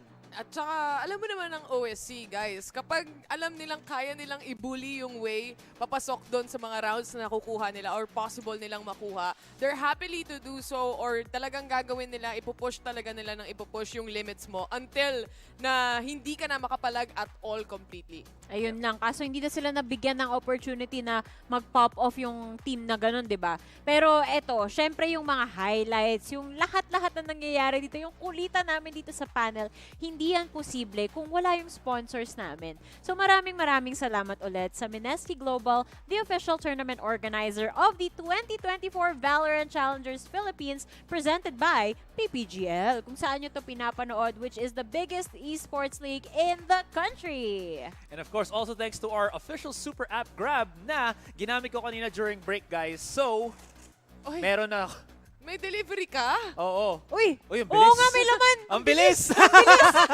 Ay, kung sila delivering the win, ikaw delivering the food talaga. So tandaan nyo guys na Score Grab's lowest prices ever with up to 15% cheaper fares on Grab Car Saver. Delivery fees as low as 15 pesos with Grab Food Saver delivery and thousands of budget-friendly meals as low as 99 pesos with Grab Food Saver meals. Ayan. And aside from that, syempre, ang tournament na to ay officially sanctioned and Games and Amusements Board. Thank you so much po. Ayan, niligpit ni Asaray. Mamaya yan. Low-key gutom na siya. Actually, ang bilis to. Kasi in-order mo siya before we went on break. Oo. Tapos naman, paano siya nag-teleport dito? Magic. Yeah. Iba talaga yung Grab. Saka isipin mo, yung Grab box, insulated to, so it keeps the food mainit. Parang yung laban lang, second series. Nako po, mag-iinit na mga kababayan dahil ito na, second series of the day, isa rin sa mga nilolook forward talaga natin dahil meron tayong staple team dito na hindi rin natin ina-expect na mapupunta sa crossover, di ba? Akala natin diretso na sila sa sa ating semifinals, pero may konting adjustment pa rin na kailangan silang gawin at malalaman natin through this conversation kung ready na ba talaga sila dito. So, here they are, Oasis Gaming.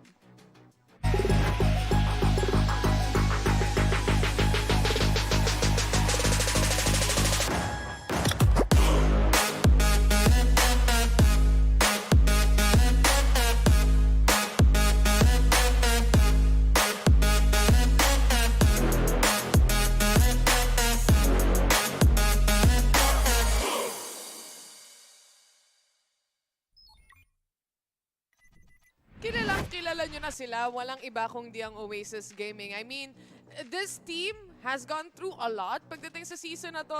Na-mention na nga natin kanina yung mga changes nila at kailangan nilang pagtuunan ng pansin. But at the same time, out of every role change na nakita natin as well from dubstep na sumubok, maging initiator, hindi gumana masyado. And then moving forward, parang nahahanap na nila pa konti-konti yung tamang chemistry nila dito as a team. And I feel like Azuray, for the time being that we're seeing Oasis Gaming, kahit nandito sila sa crossover matches, it just goes to show yung experience na dala-dala ng team na to pagdating sa mga games na nakikita natin. Yeah, absolutely. Again, nandiyan pa rin yung yung pedigree nila as one of the best teams sa VCTPH, diba? Sabi mo na nga, everything of that. There was that weird thing na natagalan sila sa pag-adapt ng bagong roles and such. And this is the reason I think why Oasis, compared sa sabi ko kanina, with Zol, having those higher win rates, pero ang tagal nilang minsan matapos yung mga maps na ito. I think that's one of the biggest factors. Another thing siguro na kailangan pang i-fix ng Oasis dito, aside sa synergy nila, is yung thing na hindi nawawala sa Oasis as a team, na parang if they start to lose rounds, they start to really spiraling into those rounds talaga. When they have the 9-3 leads, makikita mo na lang 9-9 na lang. So, medyo mahirap na na mangyari sa Oasis. Nakikita natin yun Kumbaga, once na mag-start silang mag-overheat, nahihirapan silang i-reset yung sarili nila. Sometimes, kahit mag-time out pa sila, parang hindi pa rin enough yun. Hindi nila makuha yung reset factor talaga. Parang yung momentum nila totally nasisira na, which is something na time and time again, nangyayari nga sa kanila tulad ng sinabi mo. And this is something na at this point, dapat na-adjust na nila.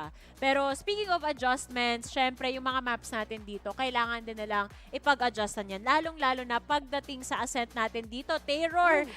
Even if this is the default map, I feel like they're really struggling here. I know, right? And at the same time, napaka-heavy default nga. So a lot of times as well, dumarating tayo sa punto na sino yung may tutok na team. And gaya ng sabi ni Azuray dito, once they start losing the ball, yung rounds na nakikita natin, parang nagtutuloy-tuloy. Kumbaga, ang Oasis Gaming para silang mahilig silang mag 3 games actually. Dahil sa unang match na nakikita natin or unang map na nilalaro nila usually, nagiging adjustment period para sa kanila. Totoo. And again, that could be because of synergy. I don't know, it's just an org thing talaga para sa Oasis.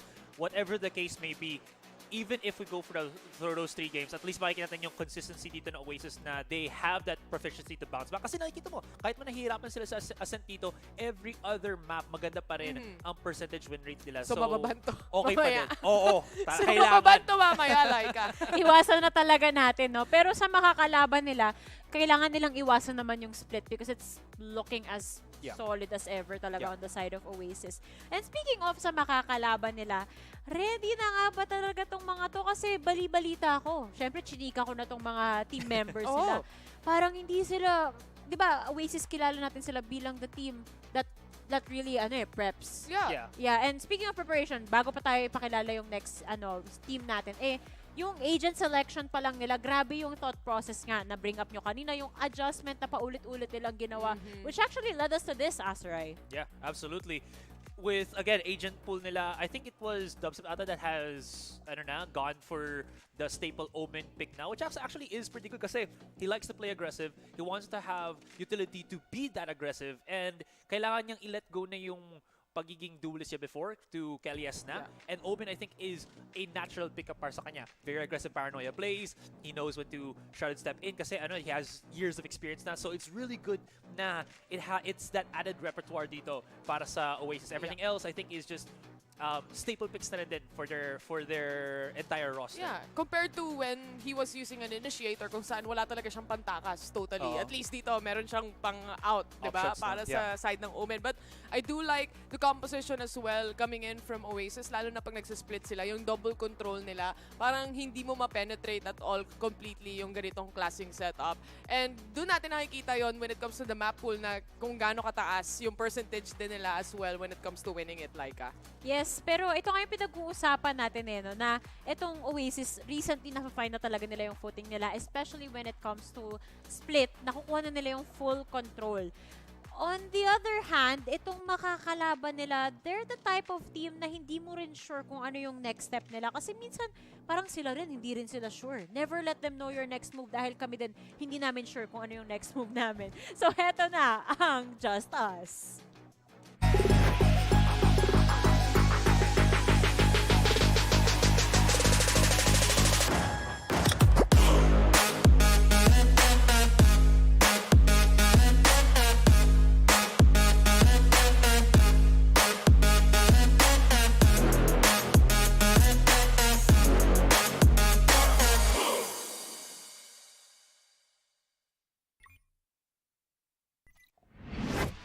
ito na ang kalaban ng Oasis Gaming. It's going to be just us playing in this field once again. Ito yung gusto ko na i-compare sa other teams na nandito sa VCTPH. Just us, let's say compared to anyone else, even though sobrang raw nila as a team, yung players nila have that potential to go to that next level. Hindi lang sila ay mag-crack itong kid na to, 'di ba? They are a team talaga that has that I think initial instinct na alam talaga nila paano maglaro sa competitive scene. And it really shows kung gaano ka-dominant yung two specific players nila, which is si Par Schofield saka si Lloyd Dream. And kung halin tulad ko sila, no, gaya ng minimension mo na kanina, I would also be seeing them as alongside with Carti Esports as well. Na may hit, may miss kind of scenario pagdating sa team na to. And I feel like for Just Us, kasi sila lang, sabi nila, di ba? Just us, kami-kami lang to.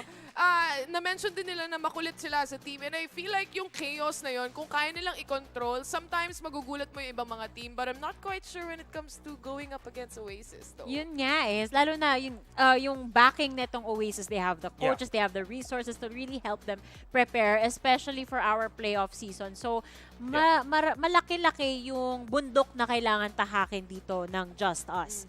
Parang hindi ko alam kung nagulat si Azuray dun sa mga terms na ginamit ko. Alam mo naman yung tahakin, mga ganun.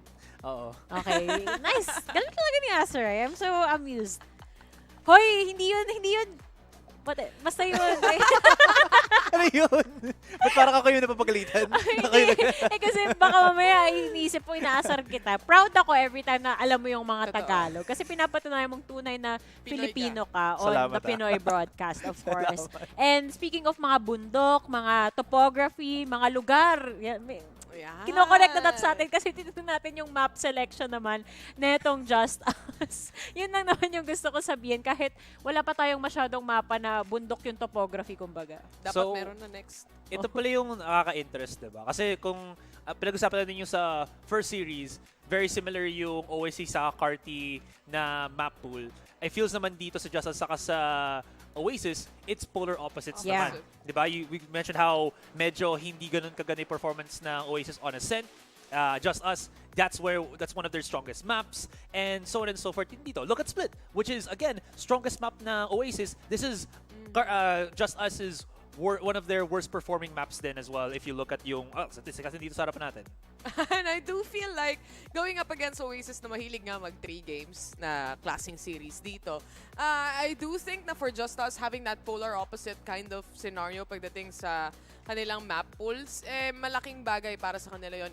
Especially they can win those maps that they pick here sa ating magiging map ban and select or yung map veto natin. But also alongside with that as well, I feel like Oasis, they mentioned na meron silang factor na pag bago pa lang nila nakakalaban yung team or fairly bago pa lang, nahirapan sila mag-adjust kasi kinikilala pa nila compared dun sa mabibilis na mag-adjust ng mga teams na napapanood natin, Laika. Yes, magkakaalaman nga tayo kung gaano kabilis nga din mag-adjust tong Just Us. Lalong-lalo na-mention nyo nga kanina, when it comes to Oasis Gaming, they like to go for that double controller, especially on that split.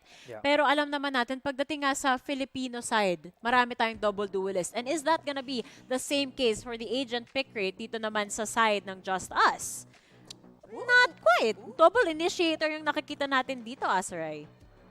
I think it's just yung statistics of choosing sa agent pool nila. Doesn't necessarily mean na per map, ito yung lagi nilang pinipili, di ba? Yeah, I think tumamili na tayo sa dahil yun yung mga maps nila. It's really nothing out of the ordinary then. I was actually expecting na baka double duelist kasi I always remember Lloyd Dream saka si Par Schofield sila, nag-double whammy sila, pero hindi. So this is just something na parang I didn't expect but it's common naman. Yeah, fairly common. Anyway, pagdating sa mga double ini setups din naman natin, napakalaking bagay lalo na kung contact heavy din. Yung teams na meron tayo and info heavy gathering, yung mga mapa na pwede nating laruin, like for example, Ascent, na very heavy default. Yes. So, I would like to see more Euro. Thank you. Yun na, kanina ka pa. Pinagbigyan ka na kanina. Gusto ko pa ulit. Pero you. actually, tuloy pa rin yung polar opposite na story natin dito. Kung ang Oasis Gaming, they go for the double controller, they block the vision of the teams. Ito naman, double initiator. So, mas more info na kayang takpan nga ng Oasis, di ba? Kaya kaya nilang kontrahin in a sense kung gano'n yung magiging lineup natin sa mga mapa natin later on. Pero eto, meron akong tanong sa inyo. Sa tingin nyo, among these two teams, may pa-suspense ulit tayo. Pahirapan ko ulit kayo. Sino ang nagsabi na sa tournament na lang sila nagpa-practice ngayon? Ayan, kumuha ulit sila ng whiteboard. Sige, ayan. Sa mga audience, hulaan nyo din kung sino sa tingin nyo yung nagsabi nun. Sino kaya ang nagsabi na sa tournament na lang kami nagpa-practice now? Sa tournament na lang? Nagpa-practice? Oo, diretso na daw. Grabe naman to. Bakit lagi yun yung sagot ni Asoray? Huwag mo kopyahin yung sagot ko. Paano ka nakukopyahin? Ako yung nagtanong. Ayun nga pala. No? Okay, game. 3, 2, 1. Si Asoray pala. Ganun siya kalakas. De, pero ito, ayan. Just Us daw. Sa corner, Just Us. Si Asoray, APH pa din. Di ko alam bakit. Sabi ko Oasis saka Just Us lang naman yung choices. Talaga ba? Yun ba yun? Ay, sorry. Okay lang yun, guys. Anyway, let's okay go. Okay lang naman yan kasi I chose you. Yun. Salamat. Tingnan na natin kung saang mapa nga ba tayo mapupunta bago natin i-reveal yung answer dun sa aking katanungan. Anong mapa kaya ang may expect natin? Narinig nyo yun? May mga plosive sa tenga ko. Nagugulat ako eh. Mababan kaya ang ascent? Mababan kaya? Kasi mabilis to. Na-advance pala ako. May head-to-head pa nga pala tayo. Na-excite ako masyado, guys. Sorry. Okay, Okay lang. actually, perfect tong head-to-head natin. Kasi, pag nakakaharap natin tong player on the left, ang sagot lang dyan ay yes. Alam mo kung bakit? Bakit? Kelly, yes. Diba? Si Par Scofield, ba't parang... Ganyan naman lagi yung picture Oh, niya. Very formal. Ngayon ko lang na-notice. Ngayon mo lang napansin, patapos na yung season. Sorry, ngayon ko lang na-notice. Distracted. Ang galing kasi every single one na nakikita ko palagi naka-esports jersey. First communion yan eh. Baka kumpil. Pero, yeah, going back na lang sa quick head-to-head natin dito. Again, it just goes to show talaga na Kellyes, sanay na siya sa isang structured team talaga with all of the players, with all of the teams that he's been with in the past na rin. It really shows yung stark contrast na yon na si Par Scofield, because sobrang raw pa nga ng JustUs dito, is really relying on his firepower talaga. So it's going to be him matching up dun sa support system ni Mercy Kellyes and kung ano may pwedeng ibigay na support ngayon ng JustUs para sa kanya, which again, might not be a lot.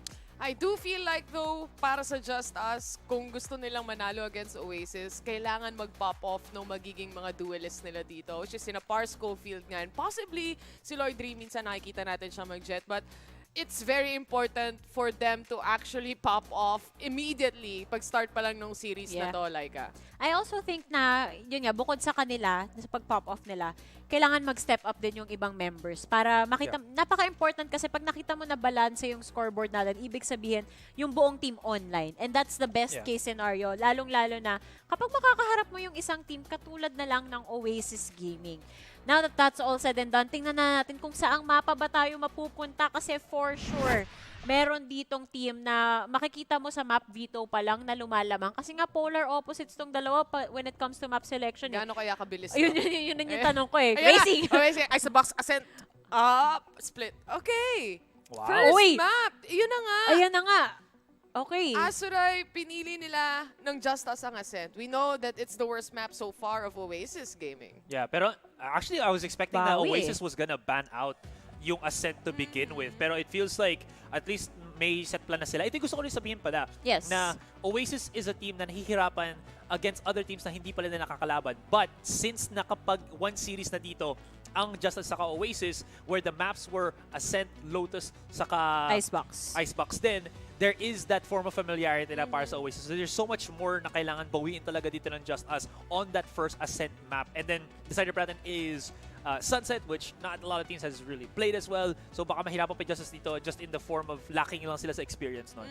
Kailangan ng matinding momentum dito mula sa mga teams natin. But also, having Ascent on the map pool here, I think for Oasis na matagal na rin magkakasama ngayon na nakapag-adjust na and nakapag-develop na si Dubstep alongside with the rest of the teammates, I feel like binigay din nila to para at least makita nila kung ano yung magiging possible results and kung tama or nakapag-adjust na nga ba talaga sila truly. Alam mo, nung huling interview ng Oasis Gaming, tinanong ko sila, bakit nila pinili yung Ascent? Kasi natalo sila sa APH before dun sa Ascent. Sagot lang nila, gusto lang namin bawiin yung mapa. Ganon yung mindset nila.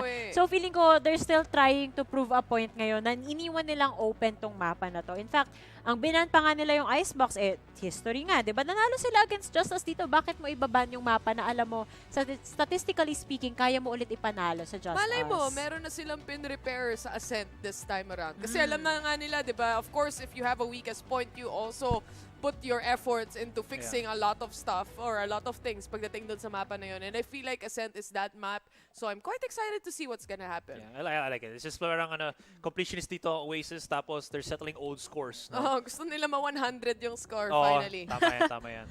Mga completionist pala yung mga kasama ko. Ang hirap yung kalaro sa ibang laro, parang di tayo aabante ah. Wala, hindi. Matagal matapos yung laban. Matagal matapos yung laro. Sa tingin mo, ito ring larong to, matagal rin matapos. Aabot ba tayo ng 3 games? Feeling ko, kung talagang same pa din yung scenario sa Ascent map para sa Oasis, then we might possibly see a 3 games. Sa akin naman, okay. So if you're not a team, sabihin natin kagaya ng Naos na papalag dito si Oasis, alam natin yung mga attributes ng Naos dito. We're looking at JustUs na very raw team. There's only 2 win conditions na pwedeng mangyari sa kanila dito. It's either hindi familiar ang Oasis sa kanila, which is probably checked out na kasi naglaban na sila isang series. And the other one is yung unbelievable firepower na meron dito si Par Scofield saka si Lloyd Dream. So, there is a chance, pero it's looking very slim looking at din dun sa map dito natin. True. Very slim chance. Pero, tingnan talaga natin. Excited na rin ako mapanood tong series na to. Pero bago ang lahat, it's time for the big reveal of the answers kanina. Sabi ni Terror, tingin niya JustUs yung nagsabi. Si Azuray, AMPH yung hula niya. Kahit wala sa choices kahit wala sa choices. So, heto na. Sino ba ang nagsabi nung kanina na sa tournament na lang sila nagpa-practice? Ito, actually, feeling ko iba yung ipapakita nating graphic dito. Kasi, may kadugtong yung sinabi nila. Oo. Okay. Makikita na ba natin ang big reveal? Di kami nagpa-practice, haha. So kayo may haha eh. Oo, kasi nakausap ko si Lloyd Dream kahapon. Sabi niya, di kami nagpa-practice. Basta sure win. Eme lang. Sabi niya, may eme lang, nahiya pa. No practice gaming. Sa tournament na lang kami nagpa-practice. Kumbaga, JustUs lang kami. Nothing to lose talaga. Na confidence. Okay. I mean, kind of same scenario of OSC na nag-e-enjoy lang, kumbaga. But sometimes it can take you to greater heights. Yeah, again, Nakakatawa. you don't know when lightning is going to strike twice, diba? Wow, grabe mga quotable quotes natin today.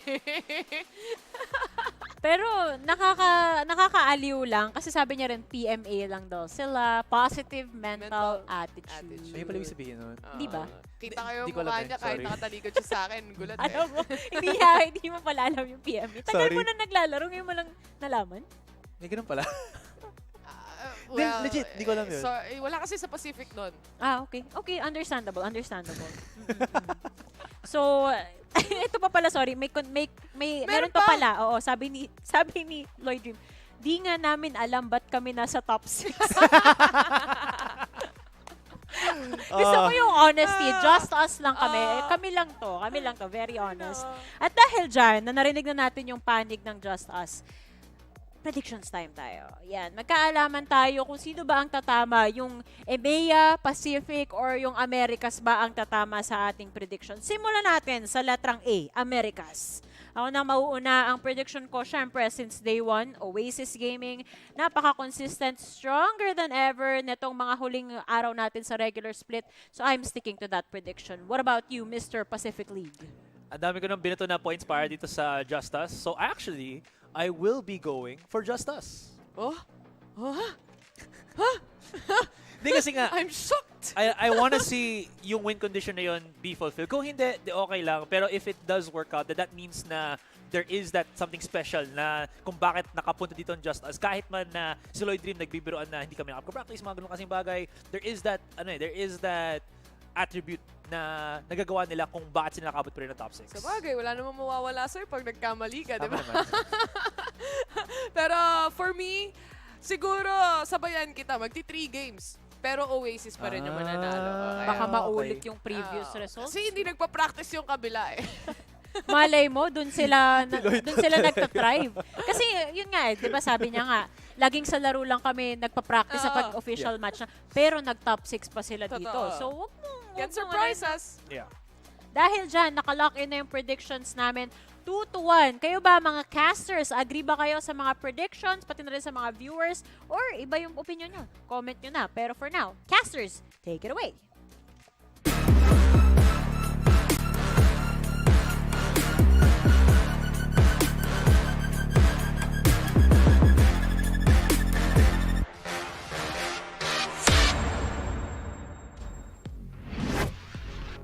Oh wait, we're live.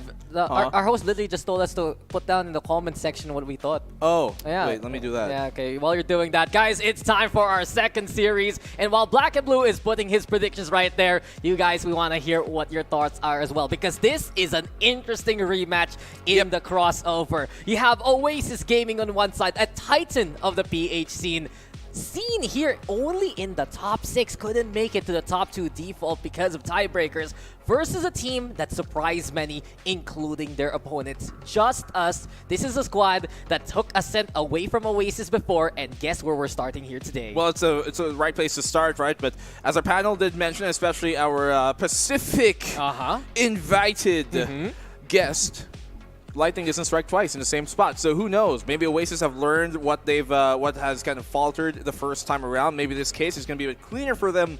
But I'm also curious about that because we were kind of mumbling about during the break while they were talking about the vetoes and how it went. And obviously Ascent, okay, good for JustUs. Looking pretty good so far from them. Oasis have struggled on this map, but it's the follow-ups that are a bit more questionable. Yeah, when we were very, very focused on the panel and the map draft, right? We would looked up and said, oh, that's very interesting because first things first, the last 2 bans of these 2 teams were the first bans of Oasis and JustUs when they faced off against each other. And I think really our talking point here was, if Oasis doesn't bind early on, why don't you try and pick it? Because it does feel like it's one of the picks that Oasis doesn't want to play. JustUs were the ones who banned it, and instead we go to Ascent. Yeah, it was Bind, Breeze, and Sunset. Those are the last 3 maps they could have chosen.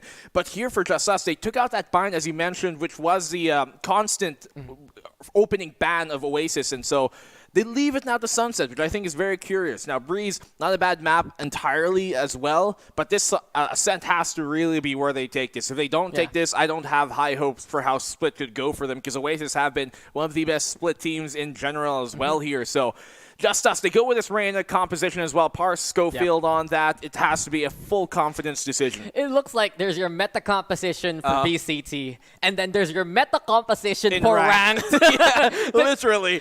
Classic Jet Reyna. When you queue in and you see Ascent and you see Jet Reyna on the other side, you're just probably going to say, probably one of them's a Smurf, right? Yeah, you can probably close your eyes and assume what the next 3 agents are going to be. It's probably going to be an Omen, Killjoy, and Sova, and you'd be right on the money. Yeah, but JustUs, this is honestly a team that they're very casual about things. They really didn't expect too much out of VCT. They even said we didn't practice. Yeah, exactly. No practice needed. But this is a team with a lot of ceiling and a lot of potential with the names alone. I look at Second Love, one of the clutch players really in the group stage. You look at Parse Schofield. This man has made so many waves, especially in community tournaments for streamers. But Oasis Gaming on the other side, their history speaks volumes. And the biggest really adjustment compared to their matchup beforehand, Wild Oreos on the Sova, Dubstep is on the Omen here. Dubstep. They've been kind of teetering him around on different roles here, but so far in the set, they do keep him on this controller. Let's start off, though, JustUs on the attack. It's time to heat on up, and it's time to get going. Lord Dream revving the engine, and Kelly S is the first of all. Second Love also fast on the trigger finger, and JustUs, this is the speed that we expect from them. A blitz is the call here from JustUs. Oasis handling the pressure well, but eventually Repulsive and Lord Dream finish off the job, and quickly JustUs takes pistol. Yeah, great opening start, especially from Lord Dream there, shutting down the push that he expected to come from the door.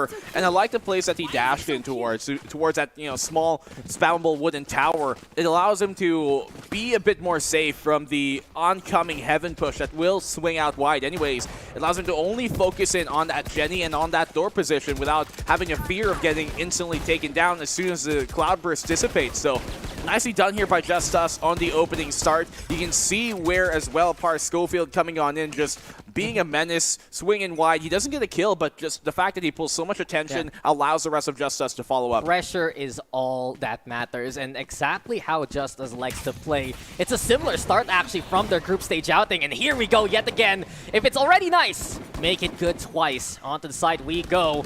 Savvy 8K, even through the smoke, he's gone. JustUs, this is an easy side take for them. Well, let's go right into it, right?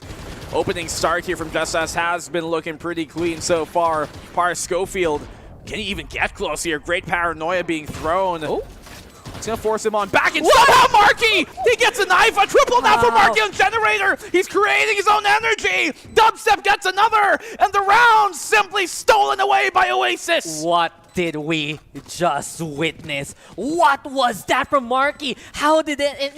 No one really noticed him there. He gets 3 from Jenny. 1 with the pistol, 1 with the knife, 1 with the bulldog picked on up, and I need a Marky replay for that. Here he comes, and repulsive. No way.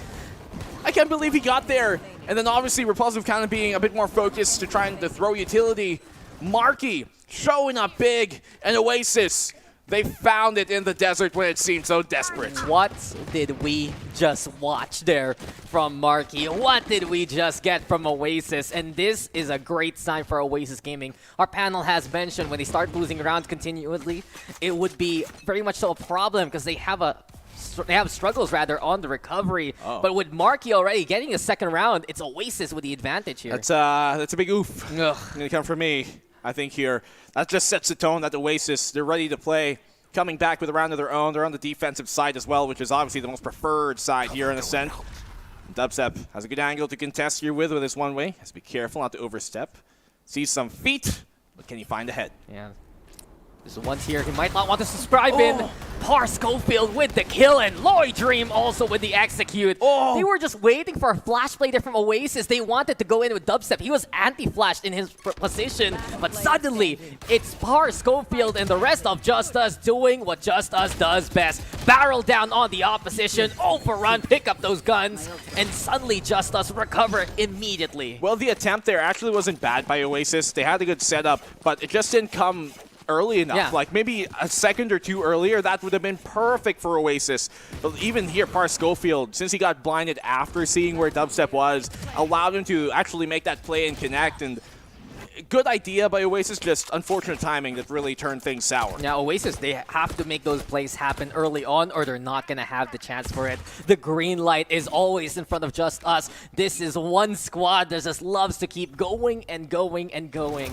And when you have that Jet Reyna, you know it's whole W. Marky, though, taking the same memo. And I like this from Oasis, ready to challenge at the moment's notice. Catch out the lurk. Lloyd Dream, though, onto Jenny yet again. Paranoia misses wildly. Dubstep now in trouble. And this is JustUs playing the same game. A yet again is theirs, but it's 2v2. Now, Par Schofield wins the fight on site. Marky, all eyes are on him. He has the Blade Storm also in hand. The calm before the storm, but the Jet Reyna, this tandem is ready to barrel down. Can you bring it? Challenge, here we go. Marky wins that fight, but then again, there's still one more totem, one more player, and Lloyd Dream will make it a nightmare for Oasis. JustUs with 3 rounds. Put your bet on the better Jet. Lloyd Dream takes it home here. JustUs, the 3rd round for them. It was an eco, by the way, by Oasis, a half buy at best, but still economic damage done. But you can really see these two duelists running it down. Par Schofield continuously devouring, eating them alive, always sustaining back up for the fight. Valiant effort by Marky in the end, but it's Lloyd Dream who has the jump. Yeah, this is a good clear from Oasis towards mid, yes, but their A hold itself is getting problematic. I dare say it's a matter of debate right now here, Black and Blue. Can Oasis just go for the retake with better utility? They love the paranoia early. That stems the tide of JustUs to start with. But then again, there's still no swing from Oasis, and JustUs will be willing to wait things out. Well, Marky's got the op now. We've seen him be a menace with that thing in his hands, but there also have been times where Oasis has kind of needed his reinitiate to work on in for a retake. And it's obviously very difficult sometimes to get that operator going on a retake itself. He's going to have to find an early pickoff here, but JustUs are rotating towards the other side of the map, which is actually pretty unideal right now for Oasis. Yeah, their burst might be in trouble with all the Killjoy utility in the way. Those nanoswarms will block the push of the rest of JustUs later on. But here we go again with Lurk. Second Love exposed a while ago. Intention seen now by Kelly S. But then again, as you mentioned, and you also watch out for Oasis getting that intel. That's 4 players, I think, that they scanned up from that point on. Yep. Marky with the operator getting the kill. Into the switch we go yet again, but Dubstep has that corner cleared. Of course, He used to play that jet. He knows that angle so very well. Oasis keeping JustUs at bay. And someone needs to really step up here. Wait, Barsco Field. Timing. Might be a chance. The smoke's gonna dissipate soon. And here he comes. Staircase watched out for, but Dubstep delivers! The 4K, the flawless even, and he's looking comfy on the Omen. Lovely stuff here from Dubstep, playing that tune, the demise of JustUs. So you can see Kelly S, as soon as he got that knife, he heard, you know, the spam here coming from Second Love there on that Killjoy lurk towards short. He just immediately booked it. He started running because he knew that was a lurk and a solo player at that. He knew that Marky with an op is going to shut him down, and he can get to helping the defense on the B side immediately. Great stuff here from Oasis. That Paranoia as well, really kind of dividing them on their attentions. Yeah, well done on the execute there by Dubstep. And you have to say, really, he looks better on the Omen. When he was playing Sova on this map before, it was a struggle. Now he's really vital for Oasis. But even more so, Lloyd Dream hitting the vitals of Savvy AK. The heartbeat stops on the Killjoy, but Wild Oreo is still a menace. Dubstep also reinforces with them from the shadows. He was in position to get the 2K of his own. Second Love, though, trying to catch out the CT angle. But Kelly S, you just gotta say yes on the push. Repulsive left to his own devices. He has a spike, so he can teleport to A, but this is looking good for Oasis already. Well, you were talking about Omens. This case, it's Repulsive who has a chance here, but oh, no way in hell you come out of that on top. While Dorio gets it, the operator was there to confirm it if ever it did not come.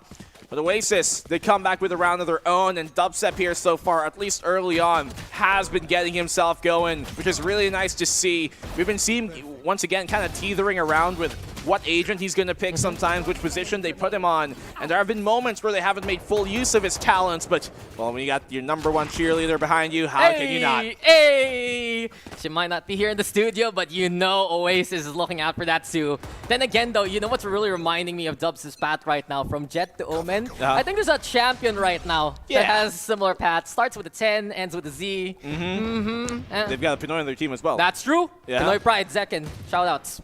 Yep. Our first Filipino champion. Let's not forget that when they did go to champs, he was one of the teams that they actually went up to, like, hey guys, nice to meet you.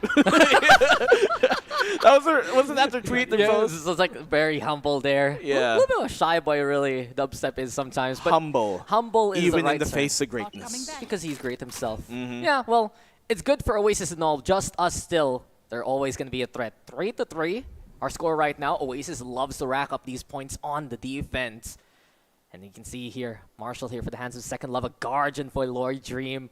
And if Lloyd Dream gets a kill, it enables Barsco to pick up a gun. He has the Empress online. He's been very deadly so far. It's all about discipline right now for JustUs. Do they check wine? Dubstep just sipping in, waiting patiently. First glass now brought in together. Dubstep taking the whole bottle and the Paranoia to just try and cork in the action. Oh, Here comes Dubstep. Aging truly like a fine wine. Vintage from Dubstep to get 4. Does Oasis give him the ace? Second Love making Oasis work for it with the Marshall, but the operator is better and Oasis will take the lead. Dubstep looking so fine right now. Great position for him to be in there. It is one, to be fair, that can be very dangerous, especially against an eco like that, if they get timing on you, if they maybe flush you out with utility, but since JustUs here don't have that KO, they have a bit less to expend to try and clear out that angle. And obviously with Second Love lurking here towards mid, they didn't have those nano swarms, maybe a shock dart, that's all they can really throw at him. And even in that case, well, the Paranoia was there to keep them at bay as well. So Oasis, they take the lead back. And Oasis looks very prepared for this. People were asking me what my thoughts were about Oasis actually coming into crossover. And I just basically said they have a good coaching staff. They have a vast coaching staff. And they have a lot of time to prepare. So I really expect to see the best of the best from Oasis. I wonder if they can continue on this standard right now. No timeout though from JustUs. A little bit curious from what's been happening so far. Up though, doesn't hit. Here goes the lockdown, but Kelly S, he's ready, he's waiting, and it's too easy for Kelly S on the double. Here comes the scope, and Marky making it so sick with the shot. And JustUs, they tried to play the lockdown play, but Second Love is walking into the fire. He's able to handle the first Ember. Anyone else peeking? No? Okay. Nope. JustUs. There's a chance here. Didn't even really allow the back line there of Oasis to get going because, well, the front line, immediate brunt force stopped by both Kelly S and Marky, finding 2 apiece. And now it's back to Second Love to try and clutch things out. He's been on the lurk game usually here, but I think they need his gun to be in the fight a bit more for now before they can establish that lurk, because they've been really struggling to win out some of these contact plays. Yeah, Second Love, he's made many foes in the scene, and Wild Oreo is one of them, ready to fight back. The shot from the Odin rings through. Oasis Gaming make it a handful.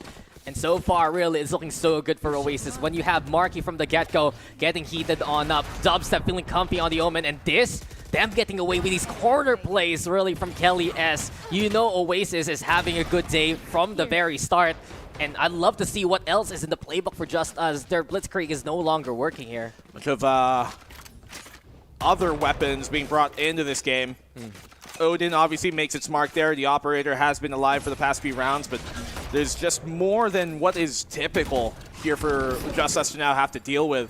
Things be very difficult for them to do. Kelly S successfully fighting for A main control here for the meantime.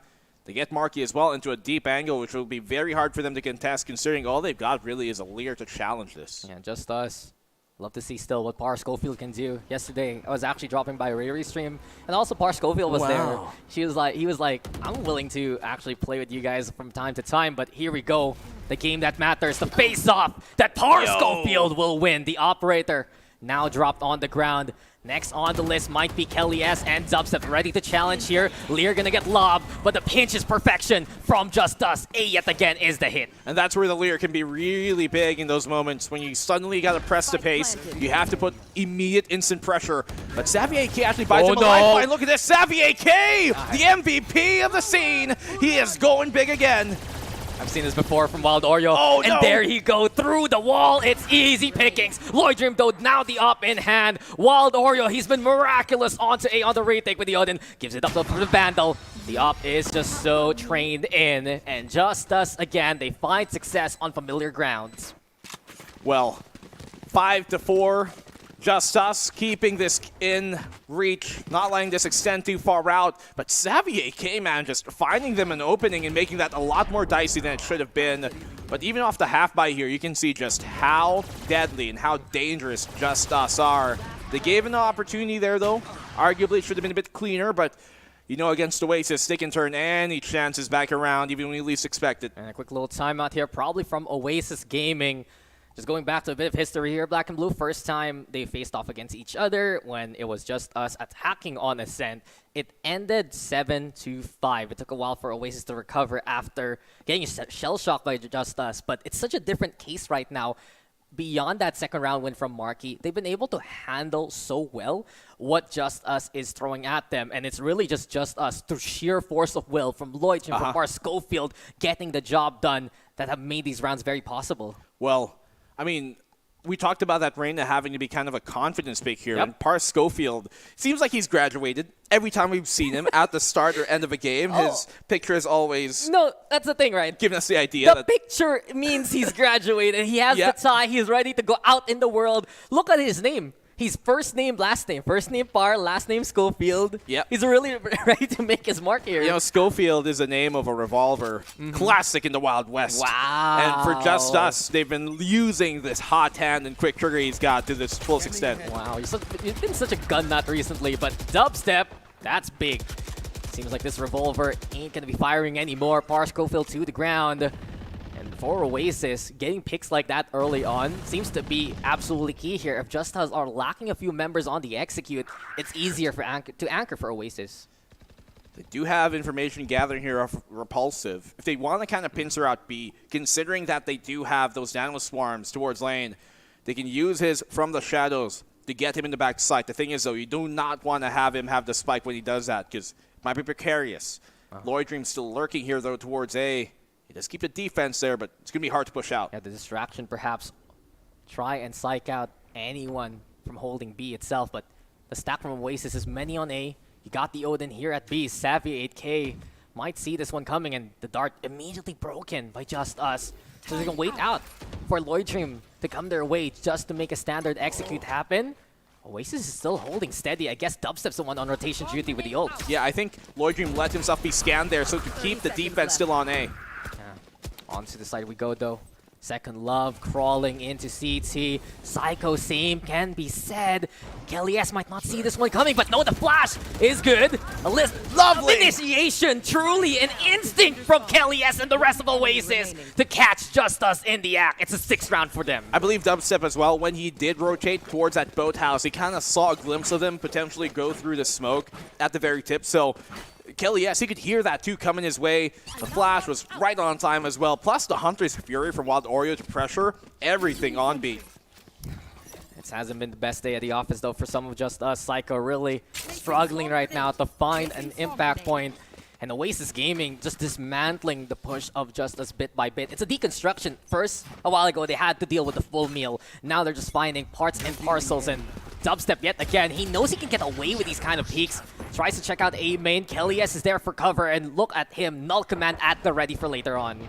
To be fair, and this is very Pinoy, but in fairness, Psycho, even though he hasn't been getting himself on the board, JustUs aren't struggling too much without it.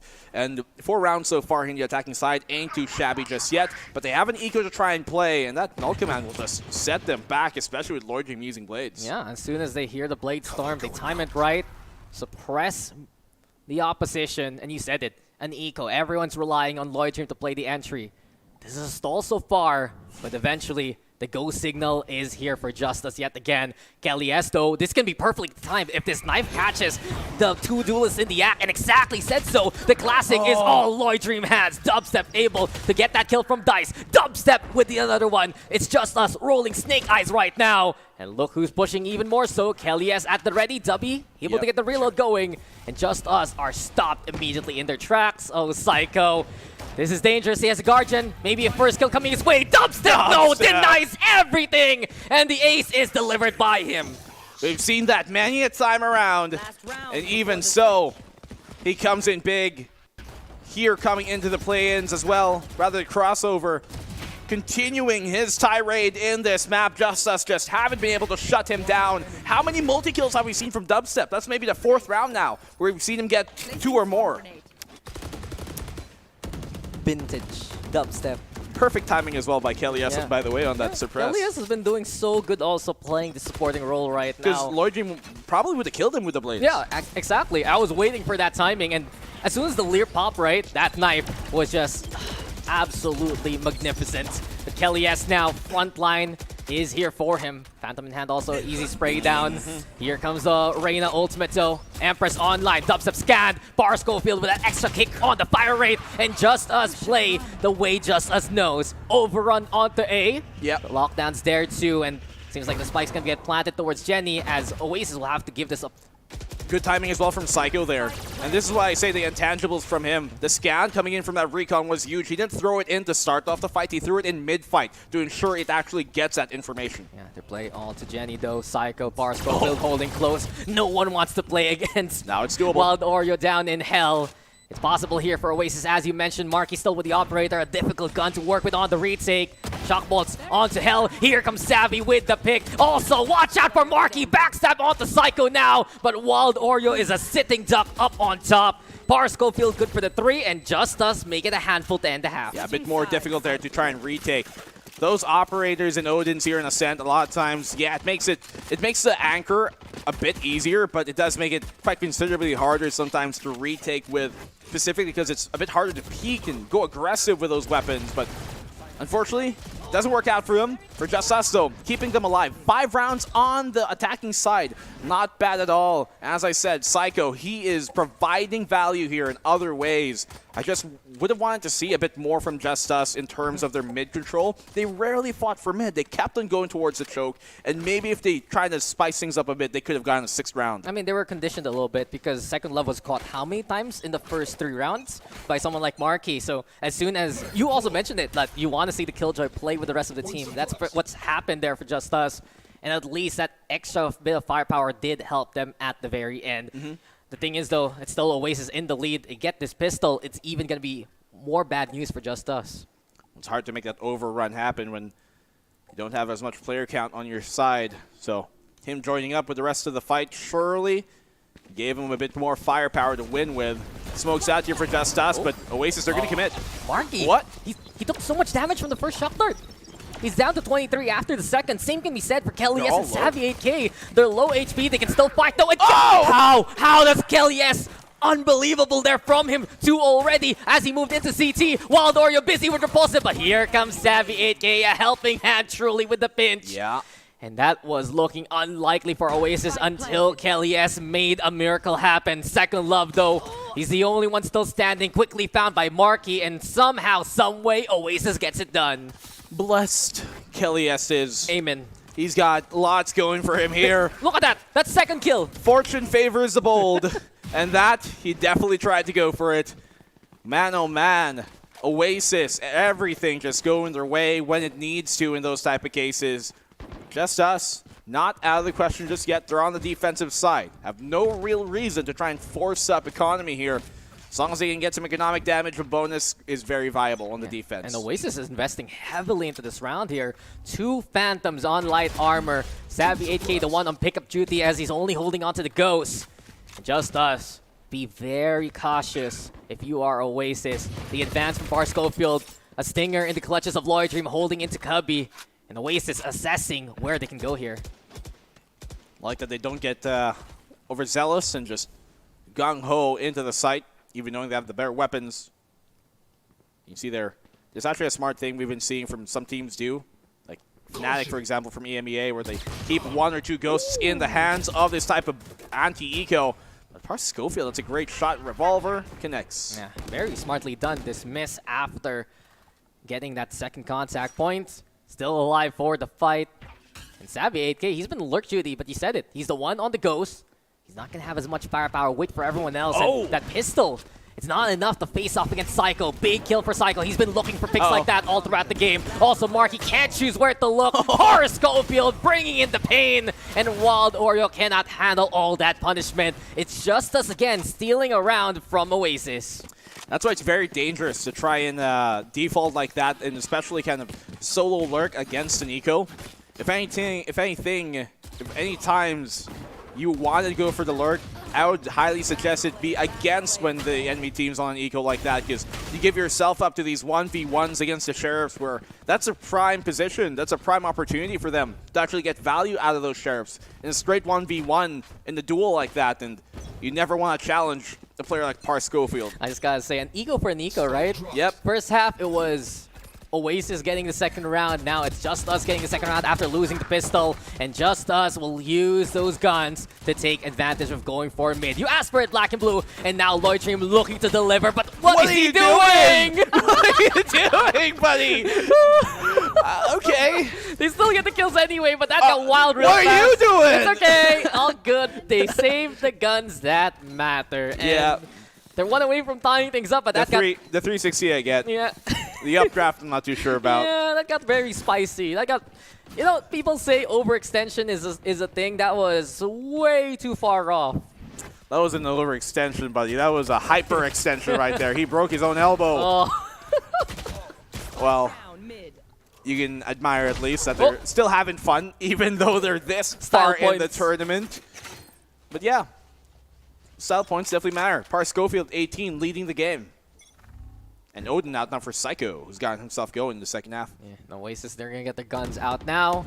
Bit of that damage done against the economy, JustUs. But here we go again. Oasis walking into the advance of JustUs. Par Schofield drawing first blood. Savvy, though, able to keep things stable. Also through the smoke, you said it. Wild Oreo with the catch. And that's why Oasis will challenge. It gets dicey at the start, but they're able to handle the oncoming assault. They're actually able to already get out of that to a 4v4. And yet still the punish comes from Oasis, even without the sight line. Able to intuitively assume where Par Schofield would go. So now sets it back to a default pace. A site, utility is where the Killjoy will be. So if they can split this into B, then it's going to be pretty prime for them to take the round. Yeah, a little bit quiet here from Repulsive, holding into mid still. Savvy, same can be said, and he's been very disciplined here for Oasis. Someone who stabilizes these kind of rounds. Such a far cry from his beginnings back in the collegiate scene. Oh, yeah. Really one of the voices to listen to on Oasis this point on, but Speaking of Oasis, ready to make some noise as Savvy 8K catches out Repulsive. The waiting game paid off. Paranoia down into hell. Second Love though peeking eagerly to catch out Wild Oreo. And Dubstep able to catch the cross from Raptors. Well done there by Oasis. They get the clear they needed. Yeah, especially off the lurk there from Savvy, who has really, with his last year, playing in that collegiate scene last year, he's kind of shed off the notions or just the I guess, identity of being the collegiate guy, the go-to, the MVP, because he is now fully just established himself as a professional, the best in the scene, the best of the best, and him being on the Sentinel, coming from his early days as a duelist or initiator, has really looked a lot more proficient from him, and I think it really fits his playstyle where he can add to the team, but he can also just play on his lonesome and really shine the mechanics he's got. Look, he was a big fish in a small pond, but now he's in the VCTC, and he's still able to swim in it after some improvements here and there. And that seems to be the case for Oasis. It's VCTC? Yeah, right? Wow, I like that. You want like VCT? I'm not Asteroid. I'm not going to make that joke. Yeah, that's corny. He's going to be like, haha, Valorant C Valorant Tour. C. Get it, guys? Because C is like the water, is like Pacific. And I'm like in Pacific. Yeah. Making waves. Making waves, you know, like the logo. I can't believe we still have time to make fun of him. Always. Always. Anyway, after a little bit of banter right there, you still see Oasis. They do get more than they expected here from mid. They have the archway in control. They look to play into the pizza area perhaps, but they changed their mind. Cubby now being controlled by them, but this might be a bit of a fake here, Black and Blue, since there's pressure here from Kelly S and Marky. That spike is going the way of being made. Paranoia is lobbed, and that pulls the rotation of Par, Schofield, and Lloyd Dream. It's a free site for the spike to go into. Yeah, that completely just fakes out the defense here. Due to the utility being thrown by Oasis, great fake from them. Nobody within the B site. It's right for the taking. The only person even within fighting distance here is Lloyd Dream, and he's not going to try and engage this, especially with a mere Bulldog in his hand. So a full 5v5 retake is what we're going to see. While Oreo as well has the ult. If they get the plant from Kelly S later on or a kill, then he's going to have his ult command too. Yeah, slide the hand real quick, but Kelly S doesn't expect someone to wait for his lurk. Savvy 8K though, equalizing those huts. Onto Fury now for cover. And Lloyd Dream, Marky, it's all about trades right now. Eventually the one-way pays off for Marky. Here he comes and down he goes back into the site. The bailout as you mentioned with the dash. Second Love though, and Par Schofield still a threat here, but Dubstep is waiting for the timing. Any intel he can work on, he's gonna swing out and about. Here comes the push, the Lear's not enough. Second Love though fighting, but the high-low is too much to handle, and Oasis make it to double digits. Great help coming there from the back to the side from Wild Oreo. As soon as he heard that Lear come out, and he knew Marky was in a position of really importance there to play off that contact and in a delicate position as well, knowing Marky was low, and he's going to have to deal with the pressure of that Lear. He swings wide to help his teammate out, get the kill, gets traded out, but it doesn't matter because the rest of Oasis are there to really help close that round out. JustUs, timeout, a crucial one for them to start coming back from. But I feel like that's the kind of round there, Black and Blue, where we really can say preparation is such a big key here. Some set plays from Oasis, the way they're able to fake out these rotations. If JustUs really hasn't practiced as much compared to Oasis Gaming, this is a team that's just relying on instinct, and instinct is easily, okay, the contact's there, go for the rotation. That discipline from Oasis Gaming to get the right read and the right call to play into B, that's something they've been working on. And Kelly S, even though, you know, maybe the scoreline might not suggest it, but he did so much to sell that fake and to really gain them some of these crucial rounds. Flash's utility committed to suppresses as well. It just pulls away that defense from JustUs, but to their credit, JustUs, they had a chance there. If not for, you know, Marky winning in that 1v1 towards, you know, the one-way on the smoke against Repulsive, then things could have actually worked out for JustUs, but sometimes it comes down to who gets that crucial kill to turn the odds back into their favor, and in that case, well, Oasis were able to find theirs. Look, Oasis let this map through for good reason. This is somewhere they're comfortable in, and they want to actually prove to JustUs that last time was the only time that they're going to get that win. Oasis Gaming in a good chance right now to play into this B site, but Par Schofield always going to be a threat. Wow. Just blindly peeks there. Dry peek, really, rather. Solo Vandal on him, being that hero, dismisses back out to safety. JustUs, they were one round away from tying this game up a while ago, but the lead has extended further. A stolen round here against a half buy would be great. It's slipping through their fingers, but now at least Bar Schofield puts a hand back into the action. And Oasis Gaming cutting some noise yet again and how they actually re-rotate themselves. This time around though, Second Love has something very interesting waiting for them. That judge in the corner, if left unchecked, can be very deadly. I wonder how many seconds left for Wild Oreo and Kelly SS Intel. They should get the knife very soon. There's the dart also available, but Second Love, he dares pushes, and he can't see anything because of the smoke. He gets stuck. Exactly, Kelly S. Dubstep, there you go, and the discipline really for JustUs, unfortunately not there. And the A side is taken by Oasis. He was afraid, I guess, of the scan coming in and catching him, giving away his position there, especially as well the flash that he expects to follow up and come through, but maybe if he just held, things could have gone differently. JustUs, they start off the round pretty swell, but right now things are going disastrous. Will he be able to get around him? Joy Dream, he does get the one, but that's going to be it. Never mind, Repulsive, I thought he'd be traded out, but he's still alive. A single bullet is enough. They're both low. They're very low, but Repulsive is even lower. Second on this one. Oh no. Oh no. Oh dear. Oh dear. It's I can't believe he done this. It's a mess, unfortunately. And yeah, Oasis Gaming, they really proved that they're working better as a unit. That round, I was waiting for it. And they got the Recon Dart and the knife pretty much at the same time. That's when they executed. Just timing as well for them to make sure they've got all the utility ready before they actually commit to that is a telltale sign of a team that is well experienced and knows the win conditions in those type of rounds as well would have really helped their favor out. But JustUs, crucial round for them to win. They lose this, they're going to be in a bad spot economically and match point as well here for Oasis. Yeah, Oasis Gaming, looking to be those overachieving dreamers that they say they are. And Dream. I mean, rather, Par Schofield's taking damage early. Yeah, he's already chipped to 85 HP and no armor. The dart's going to make it even worse. And no Lear even. You need to get a kill if you're Reyna to get out of those situations. And Oasis Gaming, I like that they're basically making him a VIP to assassinate early, right? Just take down the Reyna and make sure it's even easier to push on forward later. High-low here. Impossible to win against that. Kelly S finds his mark, everything. They're just challenging here towards mid, and Oasis are finding the picks that they need. Yeah, you dare challenge, Oasis would say. They throw down the gauntlet, ready to slap some fools, but Lloyd Dream is only a dreamer here! Lloyd Dream! How does he find those kills? And Repulsive also chips into the action. JustUs, say what you can say about them, but they're truly just ready to fight at the moment's notice. Wild Oreo might not see this coming. Lloyd Dream, how exciting! He gets a 4 for the round, and JustUs show their stuff in it. Lloyd Dream, in phosphorescence, he sees these visions.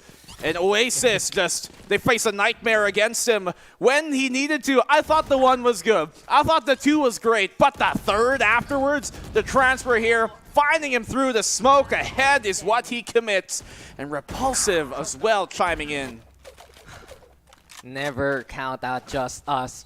When one falls, others can pick up the pieces. And exactly what they show there. Now, their kit is ready to face off against Oasis. All their ultimates are online. And rifles, they're prepared to train on any kind of action. Not the best buy here for Oasis though. A few light armors here and there. A Sheriff in the hands of Kelly S. Darts gets raided, Psycho is exposed. But no one can push here from Oasis as of yet. Anti-flash with the dash. Marky trying to get in there. Psycho alongside Second Love, ready to catch any push into B main. The smoke, you mentioned, it's there too to help out. JustUs will keep Oasis at bay for now. Obviously cuts information on both sides, but allows JustUs to reposition here, hold that B main control. But the Oasis have pushed up pretty deep in the mid, and that's going to keep the defense a bit more split. They're not going to be too eager to rotate because they know it could be unsafe on that trek. Obviously not the best economy here for Oasis on Kelly S's side, but the rest of them pretty packed to fight. And a bit of conditioning here too. JustUs, they're playing into wine again. They're trying to psych out anyone from A main. And drone sees him. Yeah, the Owl drone's utilized just to actually catch him there. But Repulsive can get out of this if ever. He puts out from the smoke rather. Here comes JustUs and Psycho. That is so easy for him. Two lined up to take it down. Second Love also with the catch. Wild Oreo, the only one still standing. Mid courtyard perhaps. An angle he can play from, but the spike, where is it? in all of this action, just out of rage, No time time. running out, and there's just no way for Oasis to salvage this round here. And that's really what kind of helped them in that round. Repulsive smoke on towards Market allowed Par Schofield and allowed Psycho to go towards B main. And with them there, finding the triple kill that they needed there to turn the round back into their favor. 11 and 9, 9-1-1. It's an emergency for Oasis right now. Yeah, just bring in the sirens there, good buddy. But then again, JustUs, they're proving they also have more dimensions to play right now. This is a lot more responsive from JustUs, some great angles to hold. And even though Oasis is trying to check their corners as much as possible, that's what JustUs wants. They want them to waste utility and time, checking out places like Wine where Repulsive is. Catch out the angles towards B main, towards A main instead, and make sure that that's their kill zone, basically. Bladestorm out, though, from Marky. An eco from Oasis, a hero buy for Wild Oreo because he still had the rifle from the last round. But then again, it's JustUs still ready to receive. Stingers make some noise. Par Schofield wants to push, and JustUs ready to retaliate here. Look at the economy here from Oasis. It can be difficult for them to do, but we've seen them turn these type of rounds in their favor. Obviously, Par Schofield loves to take that contact early. He loves to be the first point of it, making sure because of the fact they've conditioned that wine, they've now had to burn that recon for close. I'm scared of this one. Par Schofield gonna go for the Aldrone first, though. Distracted and Marky now with the blades in hand. First kill goes to Marky. Can't get the second, but Dubstep able to go for the refrag instead. Repulsive trying to go for the hold. Oasis also with the overrun, taking a page out of the JustUs play, but not Second Love is ready to go for aim labs. 2 down to his hand. Make that a third. A heartbreaker for Oasis as Second Love brings JustUs to double digits. A second life here. And JustUs have somehow turned that round around. It was so well executed from Oasis to start things off.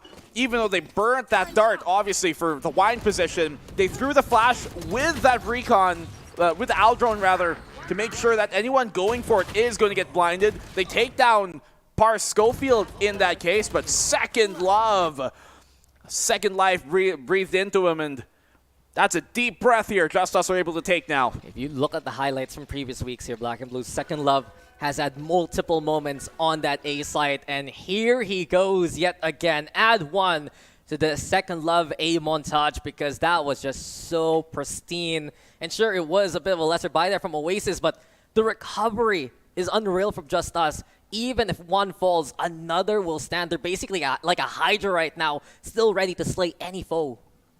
Cull off one head, while 2 grows in its place. In this case, Second Love can chime in for what lacked from the rest of his team in the fragging department. Obviously, even after the Reds there, Kelly S. He was a bit out of place, allows Second Love to isolate that fight. The scramble. Oasis, very apt timeout, but you'd have loved to see it earlier. Their lead once more. It's down to a single round where JustUs were a while ago. But this time, JustUs ever more so have momentum. The operator is now out for Lloyd Dream. Can this change the tide of the fight? We look at this map draft, Matt, and we said Oasis Gaming, they're letting Ascent through because they want to make a statement. But JustUs right now proving also, if they've done it before, they can do so yet again. And one of the concerns really for Oasis right now throughout the run in this split of VCT, they've been struggling to close out these kind of close games. Lockdown now. The call, the answer, the reply. Second Love says same. Immediately, Marky trying to find anyone to actually contact against. Loitering with the operator. And now, both teams need to respect the lockdown here. Psycho, though, stowing away the bow and arrow. Brings out the gun. Marky is a victim. And JustUs with that first pick. Paranoia also keeping the flow away. But no, Oasis, they've gotten in. Par Schofield has the angle, and no one's checking rafters here from Oasis. Here comes another one from JustUs, and they're just easily getting these kills right now. Dubstep holding, steady onto the side. No chance, no way. Oh, no. Oasis falls here. There's that scrambled here, Oasis. Easy Marky, I think he assumed that Hunter's Fury was coming maybe from short. Didn't expect him to be that close immediately. And then when they did pivot towards A, everybody just focused in on that tree position instead of watching out for that heaven swing. And Par Schofield, you given him opportunity, he's going to take it every time. These have been the concerns for Oasis Gaming. These have been the problems. And stumbling when they see the finish line has been a story that Oasis hates to hear. Hunter's Fury ready for Wild Oreo. Marky looking to be the hero with the Vandal. But JustUs, they're prepped on site instead. No way they're overextending now. JustUs, somehow they've turned this game around against the Titans of Oasis. Seemingly slipped. First half, for sure, wasn't ideal for JustUs, but it wasn't too shabby either, and this is what we were talking about. Closing out in the second half here is going to be difficult for Oasis. Paranoia avoided. Schofield ready for contact. Here's a dash on in. Repulsive. He's prepped over onto the corner. Here comes Caliesto on site at the ready. Firepower is in the hands of Schofield, and he's able to bench anyone and everyone coming his way. What can Oasis do now? They have to back out. Yeah, just a simple pressure of the Leer is more than enough to shut down that push there, especially with them just having Sheriffs. Marky going immediately and dying as he was the only one with a Vandal. Also spelled demise and doom for them. Savvy actually could... He sees where he is, but he gets the shot anyways on Psycho. Yeah, Psycho taking a little too long there, and Savvy AK with the shot. That counts. Still, though, Second Love ready to pick up the pieces again. It's been JustUs on recovery duty. It's been working so far. The salvage has been sound, and now they're the ones in command of all things that could happen in this half. It's JustUs on map point. It's JustUs, guys. No staff, nothing backing them, just here to play. And look what a day they're having. The starting off map, to be very fair, this has been the map that they did beat Oasis in that best of 3 last time around during the group stages. This was the one map where they've had their number on, and so far the name is still written on the board. JustUs looking pretty good against Oasis on Ascent. It's been a relatively simple game plan, but the execution has been where it matters. Yeah. Here comes the last round of regulation. How does the money situation work for JustUs? Okay, everything's good. No one just on a single shorty, and the operators want to watch out for here. Oasis, opportunity to bring it in overtime still. All is not lost just yet, but certainly unideal from where they started, where this lead was. Hunter's Fury available for Wild Oreo. They've been using that for pressure a lot. They can do it again here for B to try and flush out that boathouse. Yeah, the heat retention from Oasis now. It's been such a smoldering flame. And the concerns really still for Oasis. They've been on 11 for so long already. JustUs not just have rallied, but have advanced forward. And they're waiting at the wings. You can see this B hold here for JustUs. You got CT for Second Love with the utility. Also Psycho ready on boathouse. So they're willing to allow Oasis in just to entrap them. JustUs, are they going to rotate? They're bringing now the Spike, all 5 members of Oasis here towards B. No one mid. No one mid, but they do have that bot, obviously, to try and make sure nobody comes in through it.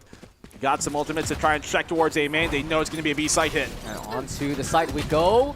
Oh, what a scan! Second Love, the scan into the shot. 70 HP, no problem whatsoever.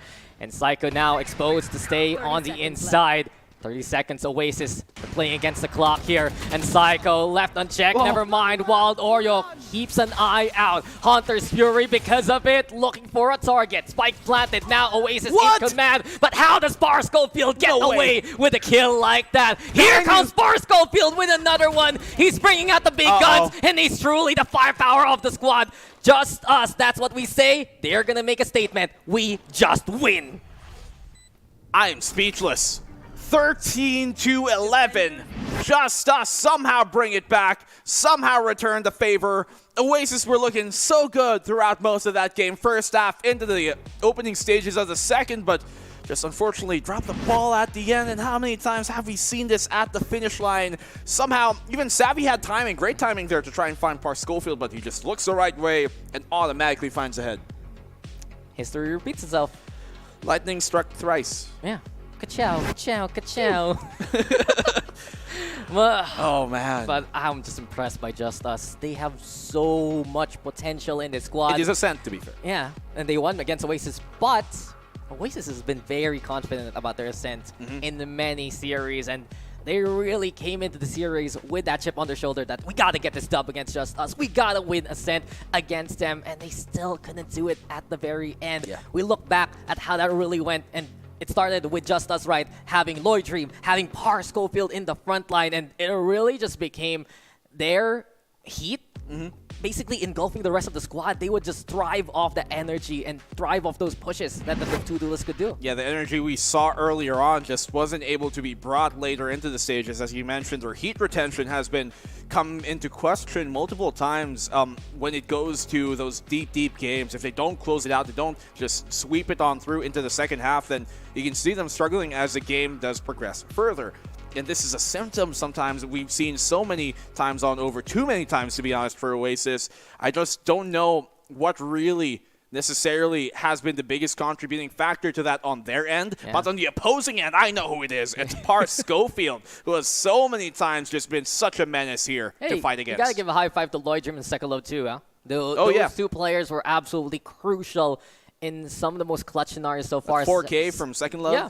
He's had one of the highest clutch rates in group stage. I think he had the second most clutches in the group stage itself, and just add a few more just because of this map alone. On the other side for Oasis, it was such a hot start. It was already Dubstep showing why he was part of that TS rosters for so very long.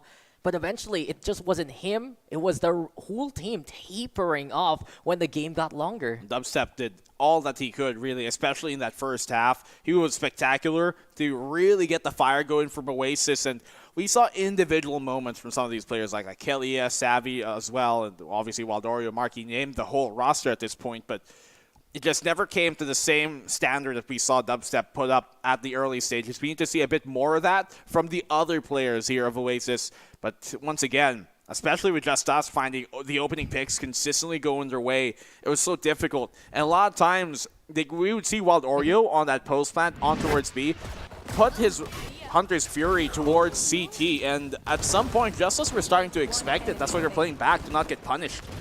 I think it's crazy to think we went the full regulation round link, and we only had around 10 post plants there. It was always about the brawl, and in those scenarios, I dare say JustUs would still feel comfortable. Yes, there were rounds where Oasis impressed. Yes, there were rounds where Oasis would punish them and outshoot them.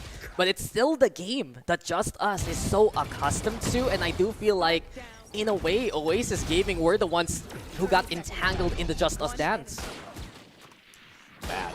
You're looking at these clips, and early on, it was seemingly so. Oasis, right, in their favor. Look at this. Those moments were all, for the most part, the highlights we're watching are on Oasis's side, but it's about how you close instead how you start. Not the first punch that's thrown, but the last one.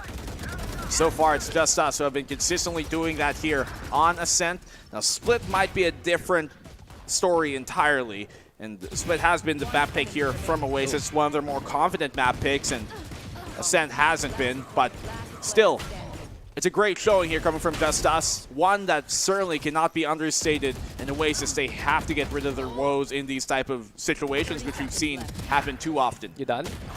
No. No, because I was going to say, these highlights are going really long.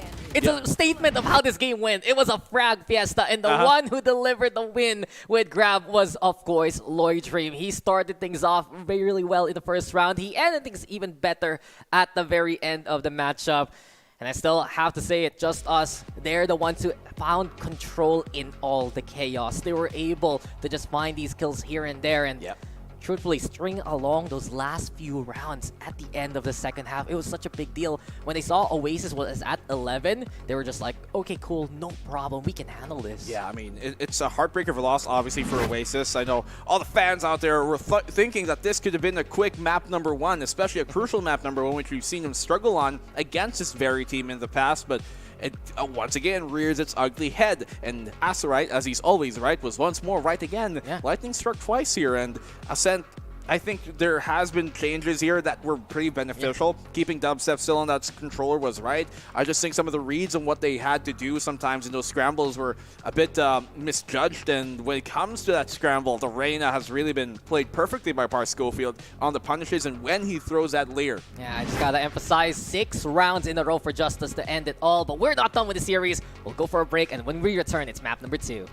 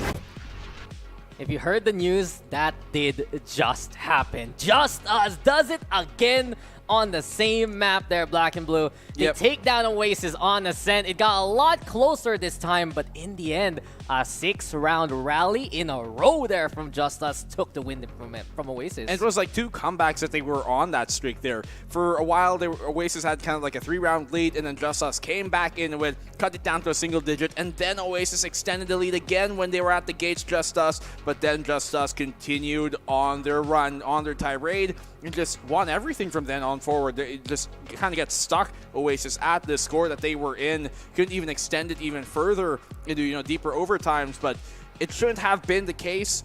There is kind of a caveat, though, where this was the map that, JustUs has won before in the past, but then we also sometimes say that if you lose that map in the previous matchup, then you have more to learn. It seems like Oasis haven't learned enough from that previous outing during the group stage. Maybe here on Split, where they've looked pretty good, and JustUs have had some woes on Split in the past, is where they can extend this series into the third map. Yeah, Ascent is a map where it's pretty much tried-tested, and fundamentals are key, just as we know as a team have that to a T. Their mechanical skill is just unbelievable. You got Bar Schofield, you got Lloyd Jim, you know that's a tandem that you can rely on in any kind of game to deliver those kills. But you said it, Split is a completely different beast, and JustUs have seen struggles in this map for such a long time already. I do wonder what is next in the cards here for JustUs, because even though it didn't work out for Oasis, and we've joked about here on the panel, even in the cast, that Oasis is a squad that makes it 3 games. They make it to 3 games for good reason, because they always find the recovery somewhere in the series. But you don't want it to be a recovery, right? Yeah. It doesn't have to be a catch-up. They have to get started and going into this series. Really, we were talking about even almost jokingly behind the scenes, but like, if this isn't a 2-0, if this isn't at least a clean series from them, if they lose map number 1 and don't come back in a clean fashion for the next 2 maps, then I don't have high hopes for how they're going to beat some of the other teams in this tournament, NAS and Zol moving forward, and that's just the real truth of it. Right now, the way that they're looking hasn't been the most convincing. This is where they're going to have to change it up. Split has been a map where we have seen some woes from JustUs in the past. They don't play that Reyna, which Par Schofield has really shown some prowess in, and maybe this is where we're going to really see the Oasis that we know. I mean, they play the Raze. Yeah. It's still going to be double duelist. But I think really the most concerning part about JustUs' Split is you expect them to hard hit on the attacking side, and they still struggle to find any form. It's really because they're lacking that utility compared to other teams. They're lacking in the rotations, and I wonder if they've done enough work, even though they say they didn't, right? To really try I feel like that's a cap. I know, right? I feel like I don't trust it. As we like to say, humble. Ah, that's true. It's like, if we win, then oh my god, if they lose, it's like, it's okay. We were trying, we were in practice. I mean, JustUs has been that team, though, that's been really a great success story for teams that come from the ladder, effectively, and look to climb into VCT. Oasis, though, this is their chance to rewrite their wrongs. Even though they've brought an eraser to many series many times, Black and Blue, it's still them finding that recovery down the line and forcing a decider. And this is a map that they've done so many times. Savvy on the Cypher, Dubstep on the Omen, always something we emphasize, but Oasis Gaming also is a team that loves to run that double control, including the Viper in the composition. I'm hoping you see the default game that Oasis love to play, as we saw a while ago there in Ascent, be a bit more effective here on their attacking side, knowing they have that double controller. They also do, on the opposing side, JustUs, have Par Schofield now, who was on the Reyna, which, to be fair, even though the Rays, like, okay, they get a bit more utility, we have seen him in the past where when he has a bit more utility to work with, he does kind of get a bit more mixed in the fuzz, right? In the Reyna, all he has to focus on and land the shot, throw the leer on time, and that's it. And that's what he's great at, but a bit more for him to have to deal with, that might just be the winning factor here that the Oasis can use against him. Yeah, more responsibility on the entry, but it's time for us to dash in to that second game. And Oasis looking for the decider. JustUs, can they defy the odds and make it a 2-0 for them? I would subscribe to it. I'd be very impressed if that happens. And here we go, kicking things off mid, being fought for. A quick little guiding light gets confirmation. Oasis is nearby. You can see both guys here folding up utility, but somehow Second Love gets a pick off there towards A main on the lurking Savvy 8K.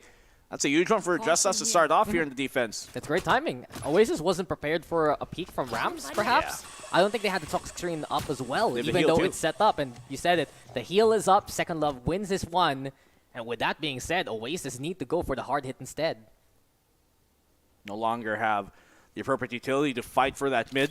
They use as well the dog there, the Trailblazer, to confirm if anyone's crawled through vents here coming from Psycho, who is now out of utility. All flashes, all dogs burnt rather. So Oasis, maybe they can get contact due to the lack of information now JustUs has to gather. Camera up on towards the ramps, but they have a trip here. Yeah, do they leave ramps unchecked? Here goes the swing from Lloyd Dream also, priming the dash. The rest of Oasis, though, on the other hand, flooding into the site, which is led by Second Love. But Lloyd Dream right behind them. Timing is perfection, and Lloyd Dream wins out in the clock. Here comes the shot onto Dubstep, back into cover, and Dubstep eventually the re-peak working out for him. A 2v3, though, but Oasis has been damaged. They're out of time, they're out of members, and Power Schofield with Deliverance using the Sheriff. The pistol win for JustUs. Good timing from really JustUs as a whole. Obviously, the opening pick there from Second Love, getting things going, but Lloyd Dream as well, crawling his way down the ramps. I think Dubstep wasn't expecting someone to get that aggressive that early. Trying to deny info that he was there, kind of hiding in the corner, holding the wider angle, but didn't expect a tight crawl up instead. That's where JustUs were able to find their opportunities in moments. So Oasis from the get-go really losing the first blood, ultimately spelt their demise. Yeah, JustUs, even on the defense, they can get very aggressive. It's up to Oasis to clear out those angles. Here we go again, though, but Kelly has with a win on the Power Schofield. Now he's on the duelist. We were talking about his performance in the last game. Support in the last map. Now he's ready to play the hard carry in the front line. Lloyd Dream, though, firepower using the Bulldog. Watch out still for the Raze. Holding on to the Spectre. And Wild Oreo has a chance. Spikes planted, yes. Paranoia, also lob. Drop down there from Impulsive. They see Savvy 8K there, trying to get into cover. No Even way. the spray down to catch out Kelly. And while Wild Oreo does provide the pick, Dubstep also ready for the helping Doesn't hand. hit. Psycho's ready to get halfway. Lloyd Dream also providing cover. Mistrusto, Dubstep now could have gotten it done, but Lloyd Dream again is just so nice with those shots. 2-0 for JustUs. So close, but hey, good eco. Still, by all means, here from Oasis. Can't let that get to their heads. Maybe if Wild Oreo could find better timing there, they can see him kind of hesitating, coming from A main, jiggling, making sure nobody was checking him, but once more, that hesitation, them expecting really JustUs to respect that position if they don't give him a reason to, it's not going to work out. And JustUs have just been crawling up from that ramp towards A main, so with them kind of losing their sentinels early, typically they would place a tripwire there. They don't have that safety net and allows JustUs to get good timing too. Yeah. We've seen from JustUs that they try to circumvent some of these rotations. Oasis, if they leave one lagging behind, I feel like it's going to get a lot of value. And the player that can do that, it's Wild Oreo. He's on the Viper. They already have a second controller in their roster. And you said it a while ago, they're black and blue. Oasis has done some good damage on their eco. The burb. The burb? It got stuck in the corner, so JustUs don't gather any information on mid. You okay, buddy? Yeah. I was trying to fix some mech there real quick. You hit yourself in the face. A little bit of a smackaroo there. But hey, Oasis, they're back into mid for now. It's an easy cross because of those extra smokes. There's a trip, though, here in Vent. It's going to get Intel, yes, but Savvy 8K, he has the main angle under wraps. No one's going to peek him from the screens itself yet. It's really Second Love under threat here. He only has a Sheriff in hand. Oasis, they're going to look for the timing, bring the spike even closer. And JustUs aren't really giving up this B site. Oasis, well, they're thinking about it. You said it. Potential to go B. Oh, no. The Trailblazer says, no, don't go here. And Oasis will take that cue. 30 Start seconds heading left. into A. This is a big fight, though. If Lloyd Dream gets a catch onto Wild Oreo, that's a spike down. And exactly what happens. JustUs now get some vital intel, and Oasis has to rush down. Roller coaster of a round. Lloyd Dream has to back on off. I think they know that he's here towards the ramps. And Savvy 8K is able to take him on down. But look at the time. If they drop the spiker, it could be crucial. Shot not connecting. Kelly is getting a crucial one. But he's still in the sight. I thought he was dead, but now it's all in Second Love. What a roller coaster of a round. It was going well, and it wasn't, and it was, and it wasn't, and then it finally does. Okay, you can get off this wild ride of a round here, good Yep, sir. Unbound. That was very concerning for Oasis Gaming, but they proved that they can fight in the chaos there. Time was not on their side, but the picks did happen. The push from Garage, JustUs. It was really handed in added to them, but let's break down what happened, right? Yeah, go ahead. They were on B, and then Oasis were going to go A, and then it was like, oh no, but they want them to go B. But then they started going B, but then the Trailblazer made them go A. Yeah. And then they still went to send the Viper towards B with a spike, and then, oh well. But then they lost the fight. So, roller coaster. Yeah, you know, shoot head, win game. That's what Valorant is really all about. Who cares about rotations? Who cares about timings? Just kill them, and you win. Apparently. Well, Oasis, at least they get the round they needed in cleaner fashion than we were expecting based on how things were looking. They've been going and fighting for this mid control early on enough, time and time again. And JustUs have been having a hard time to really stop them. Without that Sage, you can't really fight for it as deep. But Second Love once more starting off here with a peek on the opposing Cypher. He's 8 HP. This is what, the second, the third time? Second Love has done that to Savvy 8K, and it's perfect now for JustUs to work on. Lloyd Dream gets the intel. Heaven is under control to the Oasis hand. And oh, Second Love, can he stay alive? The Trailblazer's caught. Second Love still good for one more before he's found. And that's immense damage. Numbers now in favor of JustUs. Kelly S unable to equalize, and look who's waiting behind the veil for Dubstep. He has the From the Shadows available. Can consider to go towards B if he gets the right intel. But the double up from Repulsive and Bar Schofield, the swing is perfect. And the timing is even better than that. JustUs make it the third round. Catches him off guard in the most opportune moment there. Dubstep, obviously a chance for him still, but he wanted to gather information on how many are actually within the site before he TPs to B. Could have just been, obviously, somebody waiting on the B site for him, considering it was a 3v1, so him taking that extra precaution definitely makes sense in that case. You can see the justification for it, but Oasis now 1-3. Much akin to a while ago, not the great start that we were hoping to see. Yeah, the game plan's falling apart with Second Love getting these first picks, especially against Savvy 8K. Looking for a bit of comeuppance there. Now, tower being taken here by Oasis. They also send out the Guiding Light, but Second Love avoided most of the utility. Eventually, though, he's bound by the eyes of Wild Oreo. Neural Theft because of it. Vital intel here for Oasis to utilize. Let's see that Neural Theft come in big. Kelly S, they know he was up on the rafter. Finally getting value here from Savvy, but Psycho's come alive now in this round. Psycho with the find. Numbers equalize yet again, and here comes JustUs. Sticking by towards those ramps. Tripwire setup though. Ready for the flanks. Oasis knows they only need to look forward. Oh, he goes under. 8K. Oh, no one expected the limbo rock, but Dubstep sees them lined up for him. Easy pickings for Dubby. Marky also on the board, and Oasis Gaming still get it. Crucial double kill from Dubstep. The one trade would have been fine, but he gets two even. And that's value for sure.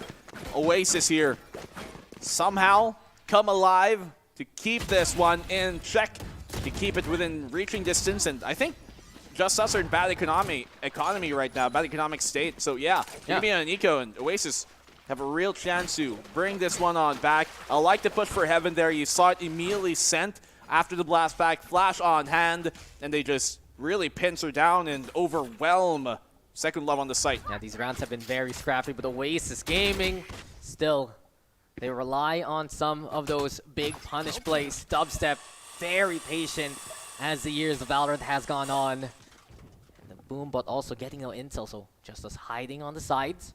Marky doesn't fall for it, still watching the smoke. It dissipates. Psycho's now seen, but does he expect more than one? Because that's three players ready to go at him. Guiding Light also going to be the call. Confirmation onto the side, but Lloyd Dream lobbing those knives towards Kelly S. Marky good for two. That's the spike down. Second Love yet again. The bane of the Oasis existence. Neural Theft also into play. And with the scan repulsive trying to fire some wild shots. Can't hit them though. Oasis on site. And here they go with the spike plant. But wait, there's more. Repulsive. Also Bar Schofield. The raise falls. The Viper spits up. And JustUs making it a 1v1. The Viper spit immediately deflating. Savvy 8K though waiting patiently. And there's no way to hide in the smoke from his eyes. If Repulsive merely waited for a second there to let that smoke bloom, to really pop before it goes in it, who knows how things could have gone. But Savvy finding a window of opportunity, finding the double at the end. And he hasn't been having the loudest game so far. If anything, it's been Second Love as far as Cyphers go. But he finally does get the quality round that he needed. And that's the reason why it's been vital for JustUs to catch him early. He's the rock of Oasis. He's been one of the biggest stable points, really. A beacon of consistency and impact. And we've said this story even in the last map from the collegiate scene, yes, but really growing in many different roles here for Oasis. I do feel like he's the one who played the most musical chairs for Oasis, especially with Dubby in. He's the one who adjusted in terms of some of those roles in some of these maps. He's always shown to be a very flexible player in general anyways, so it's great for them to have a rock like him. One that you wouldn't expect a rock to be flexible, but this one ain't so brittle. They got the showstopper, though, to utilize on both sides. He's saying he's like a rubber rock that can like fold. Yeah. Maybe. It's a bit malleable. Maybe clay, as I'd like to say. But sick love. A mineral. Oh, wow. What, like summit water? No, they're not rocks. They're minerals, Marie. You know that reference? I feel like I do. I feel like I've heard that before. Breaking Bad. Ah, yeah. Hold your horses, Heisenberg. We got a round to watch out for. Par Schofield lobbing the paint shells. Oasis still waiting by the entrance of heaven, but now the showstopper moving into the side. Lloyd Dream, no chance. Second Love, though, still alive. Still stabilized. And two fall from the same position. Deja vu, Par Schofield does so again. And it's the same antics from JustUs that still find those kills. Paranoia now from Dubstep. He has a spike in hand, the blast back that nades, but here comes the Trailblazer. No, where are you going, Dubstep? Into the loving hands of Par Schofield, and JustUs will have this lead. Yeah, not in a million years. Oasis there. This keeps on happening where they just fall to a single angle hold, like they line up here or at least get isolated that allows a player to swing off of the contact made. And multiple of them go down. Oasis, they've tied up the game, but when they were looking to maybe take the lead off of that showstopper, JustUs just has other plans, and there was nothing fancy about JustUs doing there. Really just playing the moments right and when a swing, and they land their shots. They don't expect the reposition with the re-swing, the re-peak. It's just ridiculous right now from JustUs. And Kelly, yes, taking some immense damage immediately. Paranoia will force Oasis to slow on down.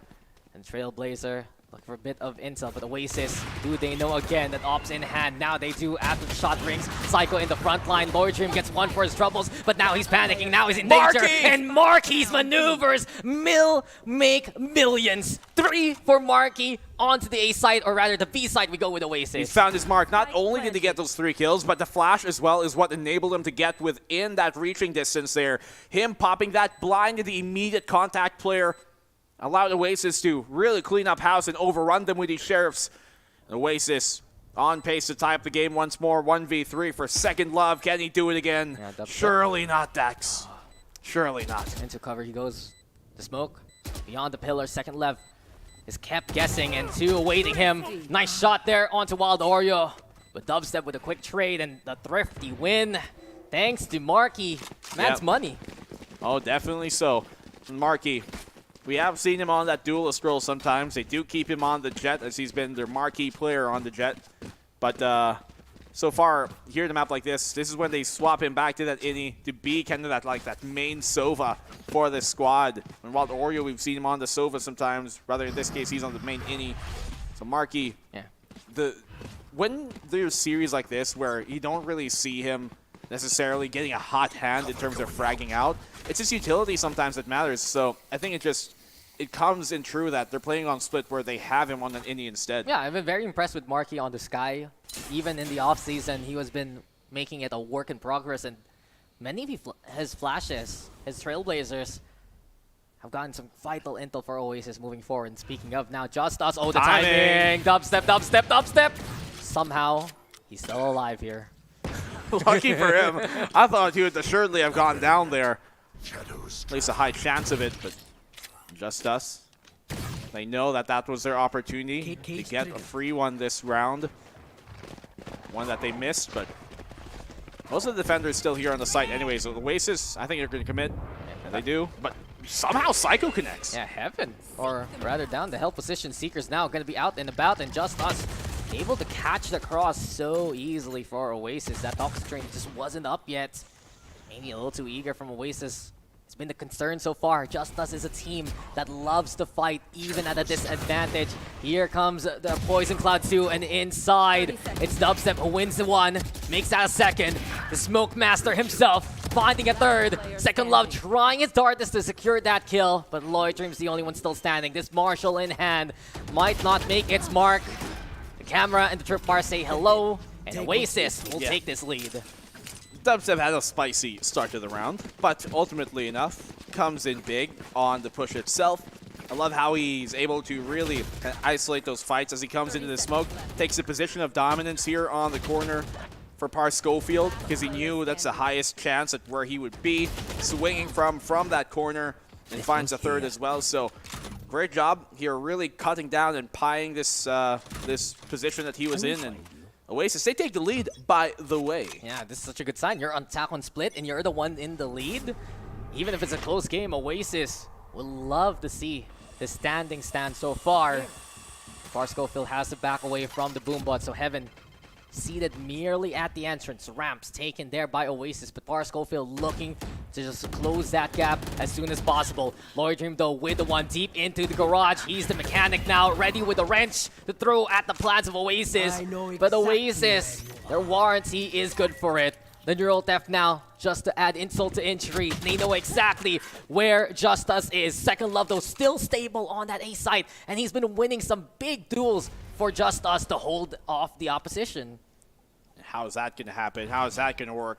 JustUs. Can they tie the game back in return?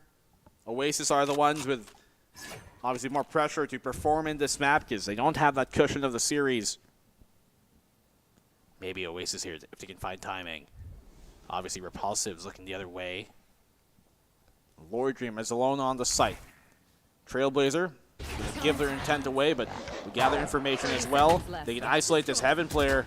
Repulsive has a big job to do here. Yeah, they have the numbers right now for Oasis with Second Love all the way across the map. Well, Intel, that's big. Lloyd Dream catching out Marky. Repulsive down in hell, and Savvy 8K. You just can't go for the leap like that. JustUs able to catch them in the app, and we are tied up yet again. And what set off that hole there coming from JustUs? The neural theft. Second Love pushing further, looking for the corpse to try and get that neural theft off, to get this ultimate off, and it came right on time when Oasis were about to push as well, which really was very unfortunate for them. And Second Love, you have to look back at his story throughout VCT.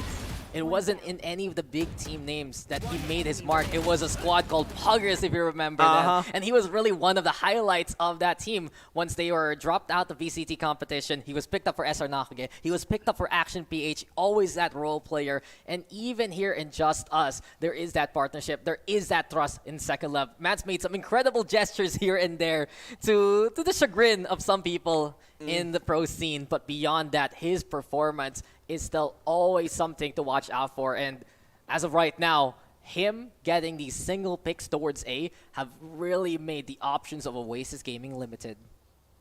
Actually, I have no idea what you mean about. Oh, I'll show you later.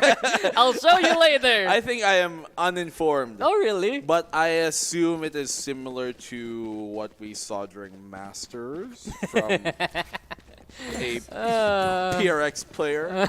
I'll explain to you later on.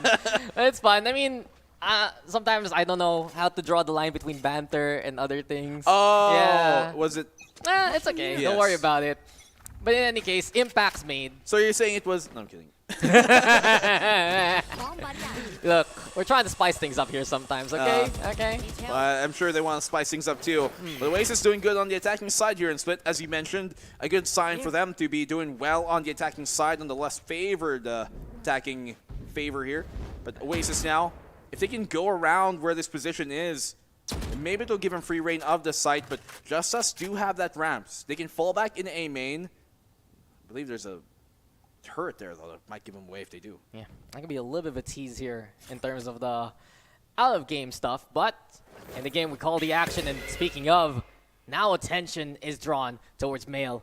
Impulsive, ready to send this delivery back. Savvy 8K with some damage, Paranoia forced out as a result. Good nade. And the Trailblazer plus the nade, flushing out the push from JustUs, but Repulsive just holding that mouse down. Eventually gets a kill onto Marky, but damage done onto the site. Wild Aura good for the double. Second Love still trying to play into the alleyway, but Oasis should get the plant down here. 4v3.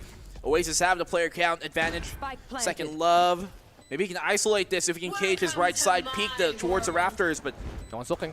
He's looking for that opportunity. Second Love giving his back, but the TP from Dubstep.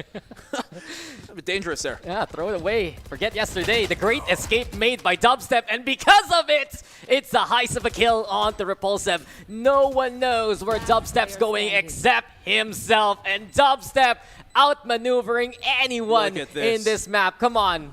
Second Loves really just wants to get Dubstep right now, knows the TP because of it, but timing is everything, and Savvy 8K finds a victim. Gets his revenge, at Oasis into 6, and you said it, revenge is so sweet for Savvy. Look at the economy here for JustUs, not the most optimal. Repulsive did all he could really to fend them off there. Paranoia unchecked, getting a spam on through as well, but really it was Dubstep. Smart decision for him to reposition there, because since they were going to pop the Viper's Pit, that means no one's going to be able to hold the crossfire with him. Bails out in the nick of time. As soon as they peek him, he is gone like a thief in the night. And Oasis have at least gotten the secured half here, but perhaps they get even more. And right now, Oasis is in a good spot. They get this round, they have a lead moving into the second half. Dream though, other plans. Bladestorm finds one still, even against all those numbers. That's what JustUs is so good at, finding a pick in the face of immense adversity. Equal numbers now. Second Love, yet again, trying to play the Ramps position. He's been good at this throughout the first part of their defense. Everyone's still keeping an eye out, especially Dubstep, trained in, honed in that angle. But watch out, a lurk into mid. Might get caught. Psycho jiggling. It's very close, but... Okay. Okay. With bated breath, I held my tongue. I was speechless. I had to stop. I mean, that was nice, but then not nice, and then it went well. So at least he's able to convert. Actually, I don't think they expect him to be here. They don't check. But they do check, but he's not looking around. Okay. That happened. That happened. Yeah. 3v3 still, though. So not all is lost from JustUs. Paranoia doesn't actually connect, but they know it was from the rafters. Par Schofield, good timing, but still Repulsive falls. It's on the Second Love here, who has a chance, but could not find the timing as Kelly pops it off as well in the end. If you notice, that's what Oasis is actually good at. It's immediately a go signal when they see someone swing from the other side of the heaven. They go onto the site and kill everyone there instead, because JustUs was expecting something to happen from heaven itself. And yes, it got a little bit dicey. Savvy 8K calling to take a picture with his opponent rather than slaying him where he stands. But the fact of the matter is, Oasis went into this map starting on the attack, and now into split defense, they have a 2-round lead. Well, I mean, Oasis, this is how they started map number 1 off anyways, right in the first half. They had that 2-round lead coming into the second. The difference was, though, JustUs were on the preferred side there. We're now in. It just flipped on over. Let's see how they're able to do this now. JustUs continuing on further here, and this perfect Paranoia. Almost missed it, but he gets it in the end. Man, stitching that classic clip together, but Oasis Gaming in control of mid anyway. Big effort there from Schofield. That's why you keep trying, guys. You miss all the shots that you don't take. But JustUs have made their way into B. Numbers, though, disparity is clear. Trailblazer almost gets the bite onto Second Love, but the intel is perfect. Second Love, though, even better onto shots. Precision is what they want, and Second Love delivers 3 for him already with that crisp aim. And Marky's left all alone now. They thought they had this in the back for Oasis, everything falling all apart. And that pressure, the shoulders onto Marky. Second Love looking for the timing on the swing. Repulsive, where is he? Behind the smoke. A tap now might call the attention of JustUs. And Marky getting into the backside, waiting for Second Love to come his way. There's the kill. Time running on out. The smoke's gonna dissipate soon. Marky still with the takedown. But is it enough time? You've already said no. And I might have to concur. JustUs will still take it. Oh, nice effort there from Marky, but JustUs still coming off. I love the execution, though, from JustUs. Paranoia in perfect time for Par Schofield to take towards that male. Heaven immediately taken away. That was already a big step to get this kill for free, practically. Some damage taken, yes, but it did take a while for them to really come back into it. Dubstep has done a good job so far this series. I think he's been the standout player from Oasis, but can't just be him, even here into the second map. We need a bit more from the rest during the actual time it matters during those mid-round moments. This is a lesson to be learned when you're facing off against JustUs. Never count them out. Someone can just be clutch for this roster at any given moment. Whether it be Second Love, whether it be someone like Par Schofield, Lloyd Stream, those are the names that you usually expect to pop off like that. And because of Second Love's effort, they're on the anti-eco right now. 2 Bulldogs, 2 Phantoms, a big investment here from JustUs. Crawling up here. JustUs want to leave no half measures. Oasis, obviously not the best economic state. Marky, the only one with anything short of classic. Kelly, yes, did get damage done, but I'm not too hopeful here for Oasis. The best they can really hope for is maybe find a few picks off. Maybe if they can find this hell position, but they're ready. Look at JustUs. They simply chomp down on them. Yeah, Second Love, his angle was perfect. Even the tip of the barrel there wasn't seen. And that assumption from Oasis will lead to casualties. It was them giving up this B site though. Ready now to try and push together from the alleyway. But with a win here, JustUs will be able to tie things up and put pressure again on Oasis Gaming. Repulsive holding close. Seems like Oasis is just looking for the timing to catch a few more members of JustUs even in the spike radius itself. Repulsive now holding by Ali. Marky with a good exit there onto Par Schofield. Another one bites the dust. Marky and Savvy. Oasis making this costly versus JustUs. And they wipe the floor of JustUs there. Oasis Gaming will give up the round, but that investment from JustUs is just non-existent now. Makes me wonder if JustUs are going to force here. No, they don't have the economy for it, so yeah. Just kind of full eco, really. Buy up maybe some shares at the most part. And Oasis, good job done. They don't win the round, yes, but it's a long game. Not the battle they're for, but the war. Oasis here, this is where they have to start stepping on up. And Kelly, yes, he has been struggling a while ago in terms of fragging on map 1, which is a bit more, I guess, excusable, him being a utility player. But now he's on the raise. We need to see more from Kelly, yes, that we know he can bring. It's been very concerning. His career has been defined by big games, big moments, and just ways to swing the action towards his team. It's happened before with, what was the team before? Sky Empire, if I remember correctly. Just a rich history for Kelly S. And recently, he's made it to the top 10 of the Radiant leaderboards. Last I checked a while ago, it was like, I think top number 9. And it's not just happening here in the server so far, but Kelly S, we called the man to action, and he delivers first blood for Oasis. JustUs has the retreat because of it. A good shutdown here, sending JustUs packing. Tails between the legs, tucked away. Another smoke here to confirm that control of space. Now JustUs have to do a bit more to try and open up the map here. Very little control they obviously are able to establish with their economy. Smoke here towards Mail. You can see Oasis not eager to rotate because they know that, hey, if they come A anyway, Savvy's got this. They can stay here on B, which is right perfect considering JustUs are looking to commit. Yeah, Mail held here by Psycho. That Stinger might catch one for a surprise, and that's exactly what that smoke is all about. Waldorio, he wants to fight this. He's willing to challenge. And the Psycho doesn't look the right way. His legs seen inside the smoke. And Waldorio dubstep. Those are the kills that Oasis are looking for to start things off. What can JustUs do now? Nothing, Marky says. And Marky's been good at that heaven position for so long already in this map, and that's another round with that example. Side tangent, did you see how that smoke is kind of short? It is, like a small little short. Like if you stood up, I think your head would be exposed just a hair, so... was that on purpose? I don't know. Could be, but it worked.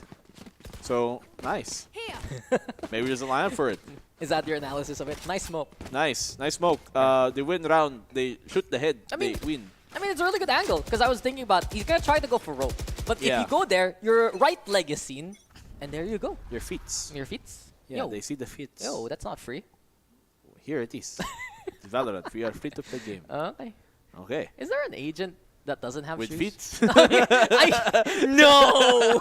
No way! No, they're levitating, man. Well, I mean, like, if they were wearing slippers or something. Nothing so far. I think someone... never mind. Wrong game. Anyway, onto the site we go. Lloyd Dream good for the one on the entry. Kelly S. He falls first because of that lack of heaven pressure from Oasis. They give up the site for now. But on the other side of the map, Marky still continuing on the pain trace. Second Love gets a taste of his own medicine. We go for a 4v4 here. 8-7. Oasis, they take this round, bring that lead back up to 2 as the half started. There's a reposition here coming in from Repulsive. Where he's going to go, he's going to try and gather information there towards that upper heaven. Could not commit, obviously. Seeker is now, but Par Schofield gets the one to shut him down early on. The flag coming from Lloyd Dream is right on the money. And now this gives Oasis even more to worry about. Marky gets a kill, but round is done. Yeah. Head in the clouds, perhaps, for some of the members there of Oasis, but JustUs. Always a pleasant surprise of where they can come from. You said it though, that pressure out of nowhere from Lloyd Dream, really such a big part of their success in that round. Thumbs up Marky. You know, the situation's getting a little bit critical here. JustUs have tied up this game. It's looking good for JustUs. It's very doable, possible even to make it a sweep in the series. Who would have thought we'd be saying that sentence? That's right. Really? He predicted JustUs. Boo. I think, you know, part of me believes that Asarai is as great as he is, had great predictions as well, and saw this for what the match could potentially be. But part of me is booing him because I feel like he only wanted to do that to be a contributor. Yeah, Sean, the Pacific talent. Sean. He only did that to disagree. Yeah, well, we'll have to agree right now. The dubstep is dead first. Yep. That's a pretty big deal. I disagree. He's unalived first. Ah, that's true. That's how you get away with some of the censors sometimes. Well, let's see. Can't keep this one blurred. JustUs. Clear case in point. They have the pick here. But Kelly has returned the favor. Lord Dream trying to bring back some of his own. But look at this 4v3. They're fighting for it. Neural Theft pops another right there. Wild Oreo! Planting himself like a tree and he refuses to move. Now it's a 1v1. JustUs is a team that will take any fight head on. Smart by Marky, actually, to stay there in CT so he can rotate to A if he hears it. Yeah, he's in position with the OGQ if ever. Still though, Oasis Gaming, they play with fire, they get burnt, but at least they singe the opposition the same way. This spike now planted onto A. Marky, you mentioned it, waiting for the Q to go. Coming in from heaven, Repulsive has that mark, but he looks away into cover instead. Marky has no intel whatsoever.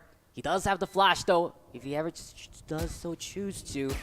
Drops down now, into hell, makes a bit of noise, and Repulsive wins the fight through the wall bang. Well done here by Repulsive in these critical scenarios. JustUs has taken the lead. That's the thing, right? It's difficult to justify pulling out your flash in that case to try and gather information, especially in a 1v1. You never want to get caught out with your utility. Maybe if you threw it all the way from heaven just to confirm that Lloyd Dream was, rather, Repulsive was still in the sight, then you could justify it, but JustUs, they take the lead right back, and man, oh man, Oasis really looking like shades of their former self, I would like to say, but here, more like a hollow husk of it. Yeah, it's just been that inconsistency being the biggest concern for Oasis Gaming so far in this split. The high highs to the expectation of many, but the lows have been the biggest woes, the biggest surprises. No one expected Oasis to struggle this much against all these teams in the groups. Here comes Marky though, looking to make a play. But the heroics are not going to work out so far. Kelly is instead wiser on the angle. The pain shells to catch out Par Schofield, at least a trade made here. 4v4, but obviously it's not equal. And who stands up top here with the advantage? JustUs on the immediate rotate here towards A. Oasis expecting this. You can see that defense adjusting now. They do have the wall here to kind of default rather and potentially stall if Oasis pull that up, but I don't know. They did pull some attention here off of that cage, so Oasis, they know they have the right idea to stay on A. And sometimes I think JustUs, what are their protocols on offense? Mostly though, default, burst, and just win through sheer firepower. A chance though to slow things down, cut that noise and surprise Oasis. Who checks first? It's a showstopper. Prime doesn't expect Lloyd Dream that close, but Kelly is still good for it. Same can be said for Wild Or and Savvy AK. They're coming out from the woods. showing up from the corners. And Second Love has little time remaining to his life in the round. Smoke also with the cover. Savvy! Wow. It's a shot he's been looking for throughout this series, and we're tied up again after the Oasis Thrifty. You give him a shot, he's going to land it. He's going to take it, especially when passed to him. Oasis there. That was perfect timing from Kelly S as well. When he popped that ultimate, he literally had maybe less than a second to reorient himself. If not, then he might have gotten overrun. He might have even gotten killed before he pops that showstopper, or rather before he fires it, as it was still in the charge-up state. But Oasis come right back. The defense side should be theirs now in this anti-eco round, but let's never count out JustUs. I mean, Marky pressed tab, saw the Blade Storm ready, and immediately that second tripwire above the first just for Lloyd Dream. They're expecting the A push. Oasis Gaming awaiting the advance, the aggression that has defined JustUs. Cage is triggered. Lloyd Dream wants to get in there, but he's going to walk into a tripwire and sent back away. Paris Schofield, though, providing cover, and the Stinger. Savvy falls. They can't capitalize too much on the tripwire setup now. Boy did fall. Here comes Kelly S now on the board, and Kelly S good for another one. Second Love, a sliver of HP, an angle here in heaven, but the rest of the team has already fallen. Kelly S will say yes to the 3, and Oasis Gaming will make double digits possible. Smart from Oasis, kind of learning now, finally, about darn time from their previous mistakes when they know, hey, the opposing side, they're an eco. They got the blades. Not only did the tripwire benefit them, but they played further back because they know that if they get overrun on the site against the eco, you never want to put yourself in that case. So they play further back, play that not even retake, more just counter hit style instead, and that's really what works out for them. They get a pick off, then flashes on through. They both push from that heaven position. Good quick rotate from Kelly, who came all the way from B heaven and straight into A heaven from the vents, and it benefits them in the end. Yeah, JustUs though, they were forced to actually use both duelist ultimates in that round. Lloyd Dream, we expected. He's going to start things off, but just because of the tripwire, Paris Schofield launching the showstopper, gets a pick, but it's not enough for the round, and Oasis happy to remove that from the equation. Dubstep again, eagerly peeking through the pillar. The flash now connects. No peek, no swing from Oasis. JustUs, though, will have to hold off their push for the time being. Only for a moment. Spike here is a bit situated towards this A site. Lloyd Dream in the corner. Right now, Oasis aren't exactly too sure where JustUs are going to commit. They see both duelists on either side of the map. Keeps the defense a bit guessing, really, on where this push is going to come. JustUs can use this to their advantage. Most of the defense right now is on B, but that's where they're bringing the spike. Smoke's gone, and they're perhaps looking for the contact point here from Lloyd Dream. Maybe try and assess the situation. Noise made into garage. Timing. Forces the paranoia. Timing, though. Savvy 8K had the better angle there. And this is now JustUs forced to play into B itself. Kelly S, though, he's barely hit by the flash. From that point on, it's a 2-for-2. Still, Wildor in position. Teleport forced out there for Repulsive just because of the neural theft. He's no longer exposed. They know he's on site, though. No spike. And the spike out of his hands. Even worse now. The bird hits the gong. They know Repulsive is near here. And from above, here comes death from Marky. Oasis Gaming to their 11th. Finally regaining a modicum of control here. Oasis, they needed a tiny piece, a simple morsel, and they've turned this into a huge mass of a round. Great stop, really, coming in from that push. Was a bit dicey earlier as kind of some of the trades came out, but Savvy really finding the counter lurk against Lloyd Dream. Maybe if Lloyd Dream wasn't the guy lurking, maybe if he was within the push, with the push rather, then they would have been able to break through that choke a bit cleaner, but it doesn't come to pass. And Oasis, they've got the Viper's Pit now potentially to utilize to secure this match point.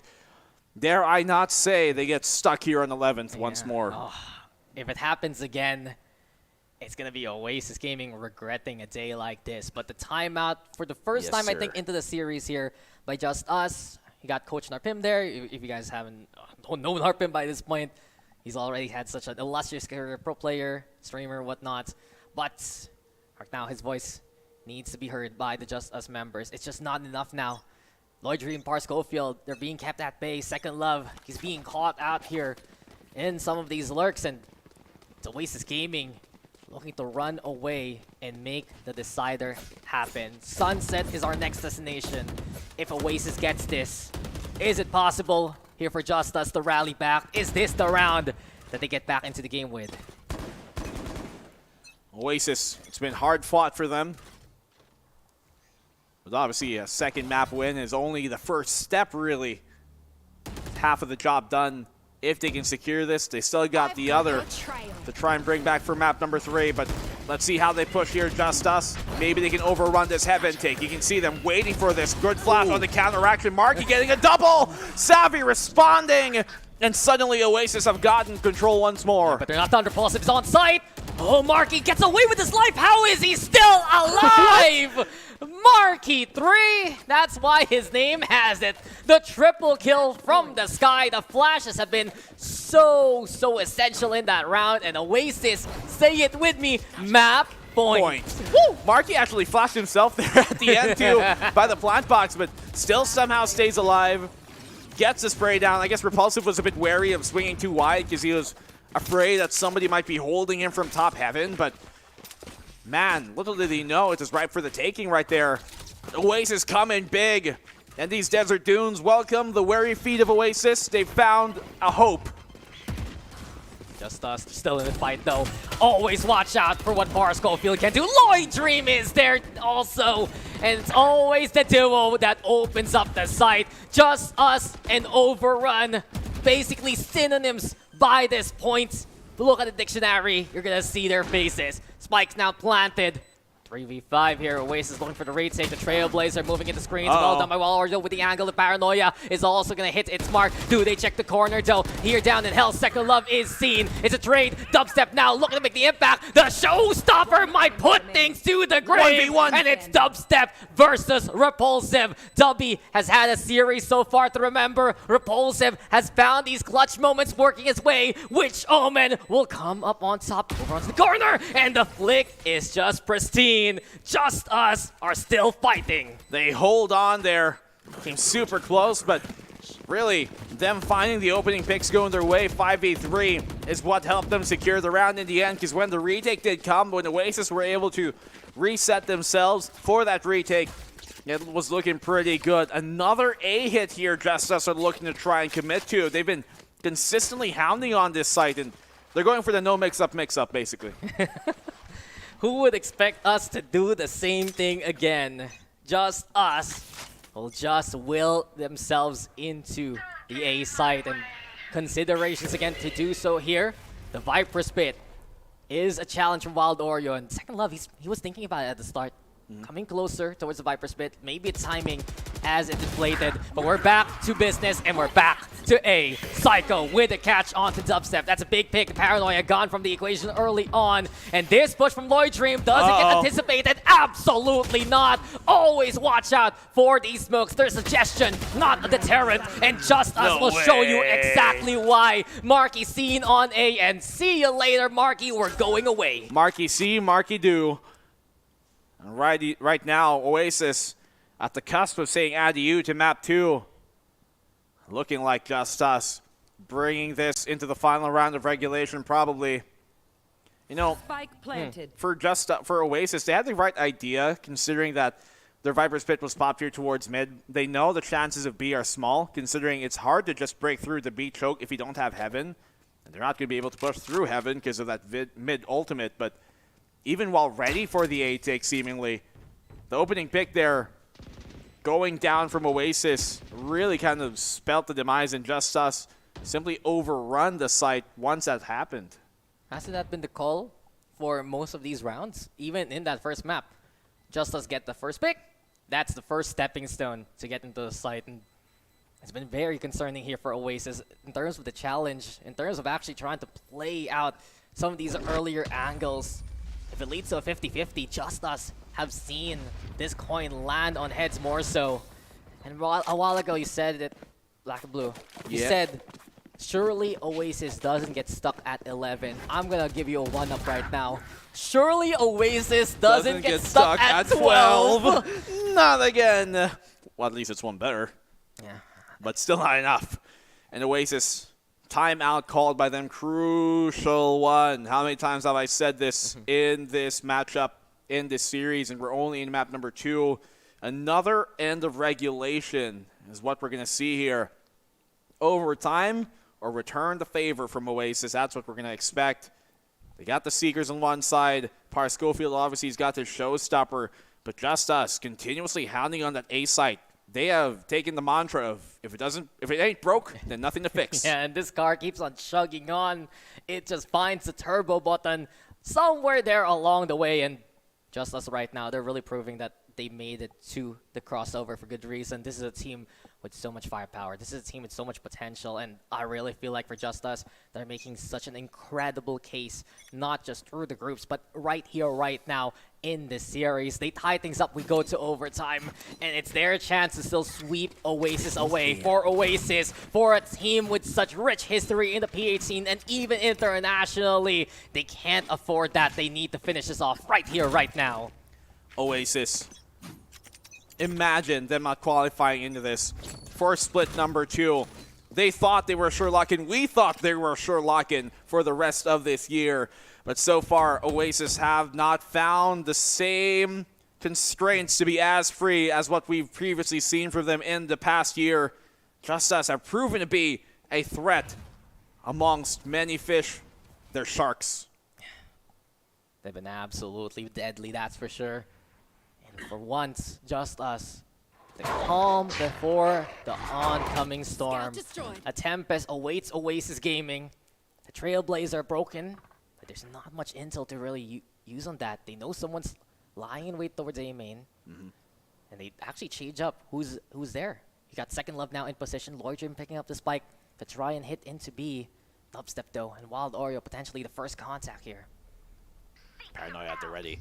Dubstep has to time this perfectly. Cannot get baited into throwing this too early. They need a swing to happen. Yeah, Seekers also from the A side. Showstopper though sends it to Wild Oreo. And JustUs again with a swift kick on the doorway that Oasis was trying to build. Par Schofield has all the keys to the kingdom right now. And he is just amongst many an absolute machine. JustUs has made overtime happen. I guess Marky thought that maybe he was holding the smoke there, but if he literally just peeked through the smoke, timing would have been favorable to him. Would have gotten the kill on Par Schofield, but because he telegraphs it off the guiding light, Par Schofield able to flick back around. He already had his back turned towards the flash anyway, so no problem at all. Great shutdown here from JustUs on the initial attempts of Oasis to stop them in their tracks. And overtime, fighting for tournament life, fighting for split 2 life here, Oasis. Who would have thought that even gods can bleed? And right now, JustUs are the ones making Oasis Gaming look mortal. Mr. Schofield, what are you doing right now? What is happening? And you can see really the 3 pillars of JustUs 19. and their damage, right? You said it. 19 kills for Lloydrim for Second 11 Par Schofield. Repulsive and Psycho always ready there for those essential parts of the entry. And this is a unit that just clicks right now. But what's more important, that kind of big play, or look at Oasis here, 21, 20, 19, 18, 16. So it's a bit more spread out, but we haven't really seen some of those huge kind of heroic plays that sometimes that's what you need. Big-time players making those big plays. It's been JustUs who have been delivering in that regard. We love to say that it's not the most consistent way to win a series, but who cares about consistency when it's all about just the now? You gotta do it against JustUs especially. I'm surprised you don't have a shirt yet that says that. What? Like, big-time players, big-time plays. You've said that since year 1 we've been working merch? this. Yeah, and then the BNB logo behind it. See, I'm giving you ideas. I'm money here, baby.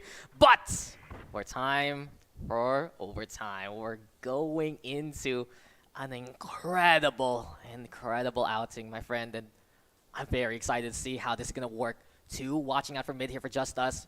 Oasis looking to punish any aggression, any overextensions. It's going to get a bit dangerous. Trailblazer now. Go for the scout. It will be Par Schofield checking that out and breaking the initial intel. Boombot, Paint Shells, early utility lob here by Kelly S and the rest of Oasis. Oasis obviously pressure here to perform. A minute left on the clock. to try and take a bit more space. You can see Savvy lurking there towards that A. The camera will give his position away if he does commit. The Oasis slowly telegraphing their intent here to potentially go towards that A site. Yeah, they bring the spike to A main. Same can be said for Dubstep, and with the Cloud covering the cross, it has to be JustUs holding steady with the two players there towards A. Caliesto ready to be the distraction. Here he goes yet again, but Repulsive sees him climbing the stairways and sends him to heaven. A quick little cyber cage too. Oasis exposed, intentions are known, and Second Love lies in wait. What can you do against Second Love right now? He is the heart that keeps beating here for JustUs, and you can stop him, yes, but he can't stop the rest of the defense. JustUs are on series points. Switching sides. Wild, wild to be in this case. We're not done yet. Unbroken their spirits may be, JustUs. It's Oasis right now, who seem bound by the chains that they themselves have written, they themselves have locked themselves into. We thought Split would be where they really turned this series back around, but it's JustUs who have proven to be just as efficient here. They simply start with a statement and look and end with it. We are all we are. It is JustUs. We are just witnesses to possible greatness, and if they get this done here and now, it will be a statement. Bar Schofield, remember the name. He's waiting now to see if anyone's going to peek his way. Marky, he's been a hero here for Oasis in a few rounds, but it's just been sporadic. That can be said about the Oasis performance all throughout this split. The guy in light gets the call. Oasis, they don't reinforce as of yet. Screen still for Savvy. Marky's there, lying in wait onto the site. And there's a talk screen right now. Does it fend off JustUs for the time being? They're looking for it. One round away from the Garden of Eden.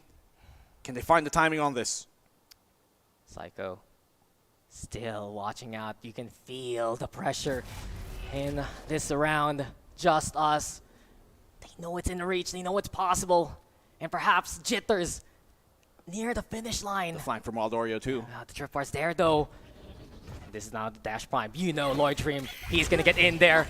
Enough drive quickly. Onto the side he goes. The flash though. Connects still, but Clobbers keeps him alive in cover. Now an angle to work with, but Savvy has found his one. Make that two. Oasis holds off JustUs for now. The line has been drawn here by Oasis. JustUs can't get the job done right here, right now, unless Second Love gets the work order. But 3 has been traded on in. Could have gotten the flick there, but Marky still the 3K machine.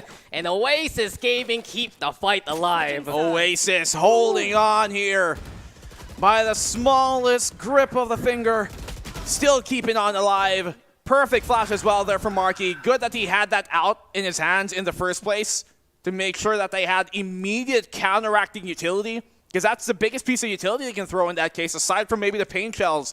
Obviously, Dubstep had the paranoia, but not exactly in the best position to connect the most effectively. And so Oasis there, luckily, that line of defense they had was enough to keep them in the game. But this is one of those moments where you have to say endurance and experience are a factor here, Black and Blue. This game is going long. The first game went long. The longer this goes. Yeah, you know, Oasis is going to have a bit of a better mental moving forward. They've been in these situations before. They've been in these kind of scenarios. And I feel like of all rounds for JustUs to lose a bit of that confidence, we kind of saw it there. Oasis, we've seen them in these situations before. They have prevailed many times on over. But a failure here cannot come, not before they make it into top 4. This is the beauty of the crossover. You do not qualify simply by points unless you're in the top 2. When you're in that middle ground, you have to fight for it. You have to prove it, that you deserve to be here. And JustUs looking to prove that they deserve to be here over anybody else, just as much as anybody else. They're on the defense now once again to start off this side. They won this earlier on their defensive overtime. Can they do it again? Did you expect a series this close? And JustUs now, they're again advancing, playing the same way that they're accustomed to. Par Schofield, Lloyd Dream, they're getting ready. But Lloyd Dream, oh, that could have been very costly. They back away into their respective heavens, and JustUs for now, they're going to keep everyone alive here. Still Oasis looking for that mid control. JustUs has expended quite a bit actually to try and fight for that mid early on, but not that much. Paint shells burnt, yes. No more guiding lights. That's pretty good here so far for Oasis. Well, much less for them to worry about when they do commit to the site push. And Repulsive, you still got that paranoia potentially once he makes contact. And also watch out for the new setup here for Oasis. The stock screen is sent early into B. Usually Wild Oreo does that later on into the round or sets it up quickly into that A site. Lloyd Dream though, Repulsive nearby, and the crossfire is set, but Repulsive busy with the paranoia, couldn't chip in that contact. Lloyd Dream only good for the one before he's found. Stock screen has been set, and here comes JustUs holding on to the site. The support players have done their duty and have gone above and beyond. Big damage there, especially from Psycho. He's still a threat onto the site. Savvy now crippled beyond belief with 17 HP left. They know he's there. They know he's there. They know he's gonna get found. And Second Love has it trained in. Par from above, and we go for more. But JustUs again are gonna see themselves back on series point here. JustUs. They are burning ever brighter here in this overtime. It was good initial kind of counteracting utility as well from Marky. And he has been really crucial in these rounds. They popped the Trailblazer to kind of force off the angle after the paranoia comes here. Doesn't allow a second frag to come in from Repulsive, but his reposition towards Dubstep ultimately still finds him. They don't get the immediate kill on the backside player here on Psycho, which really just allows him to read where Savvy could be. This might be it. This is a chance. And immediately JustUs go back to what has won throughout this map. A has been an absolute haven for them. And Par Schofield and Lloyd Dream looking to sync up one last time here. Oasis, will this be it?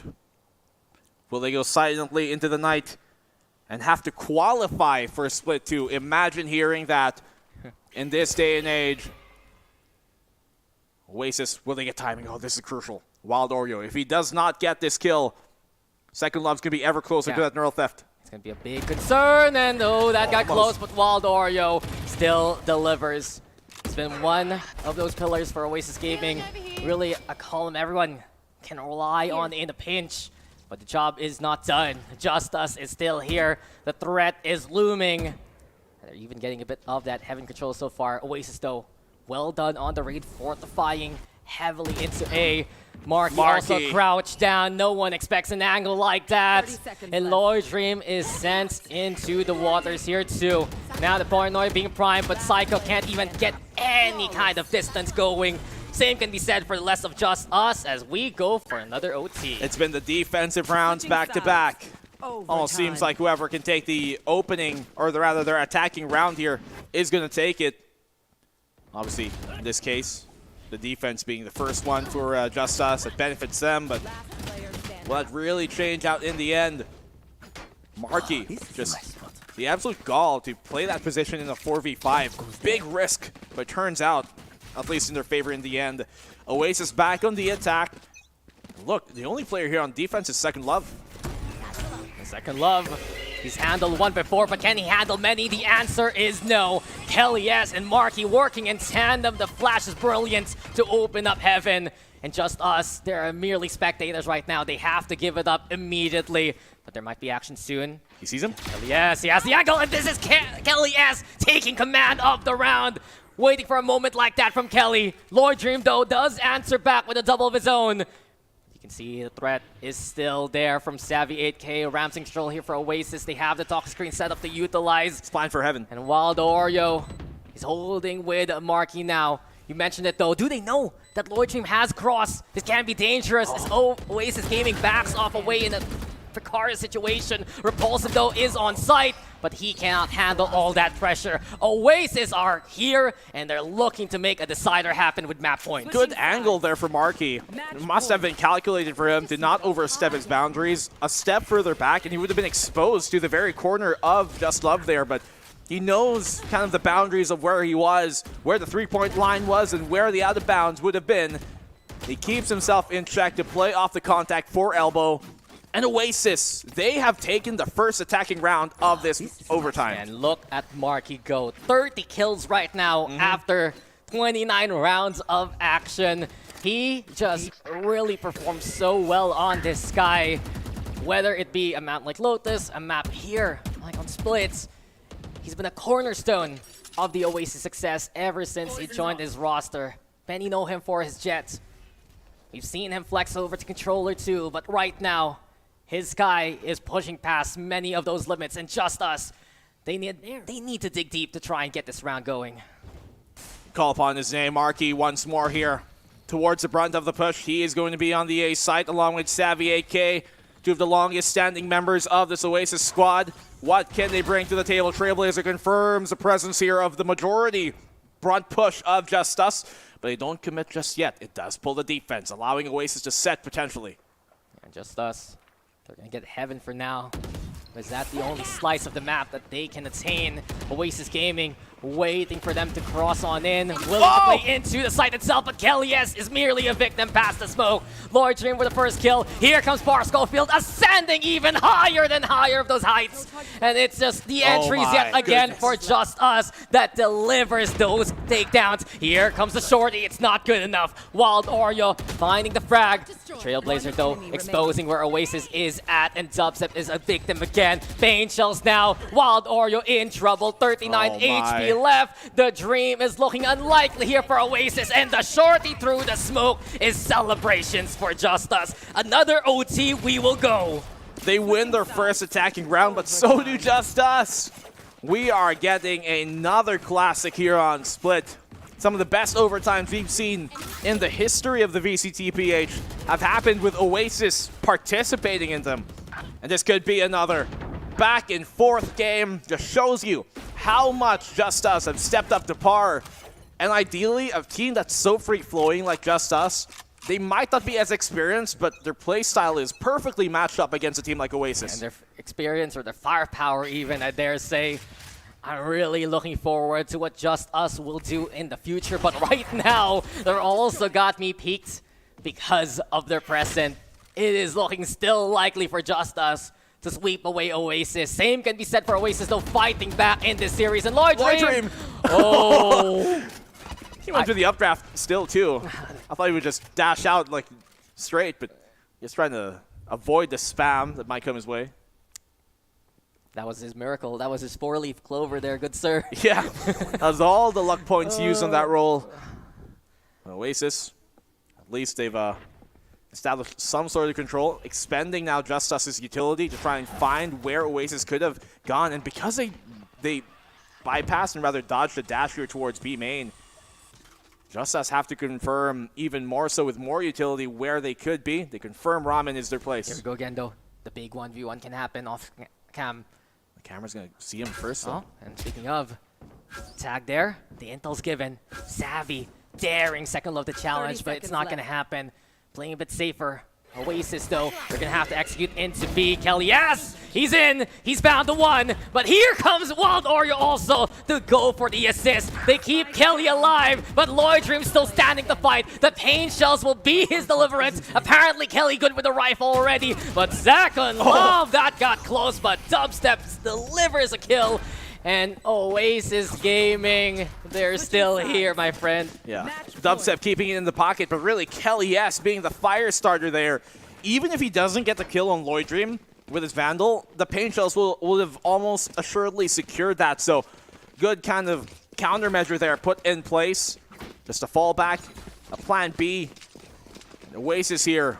We've gone far from primary and alternate. We're in the contingency and, by even goodness, emergency decision-making moments here for Oasis. Defensive side for them to win. Can they close it out here? Yeah.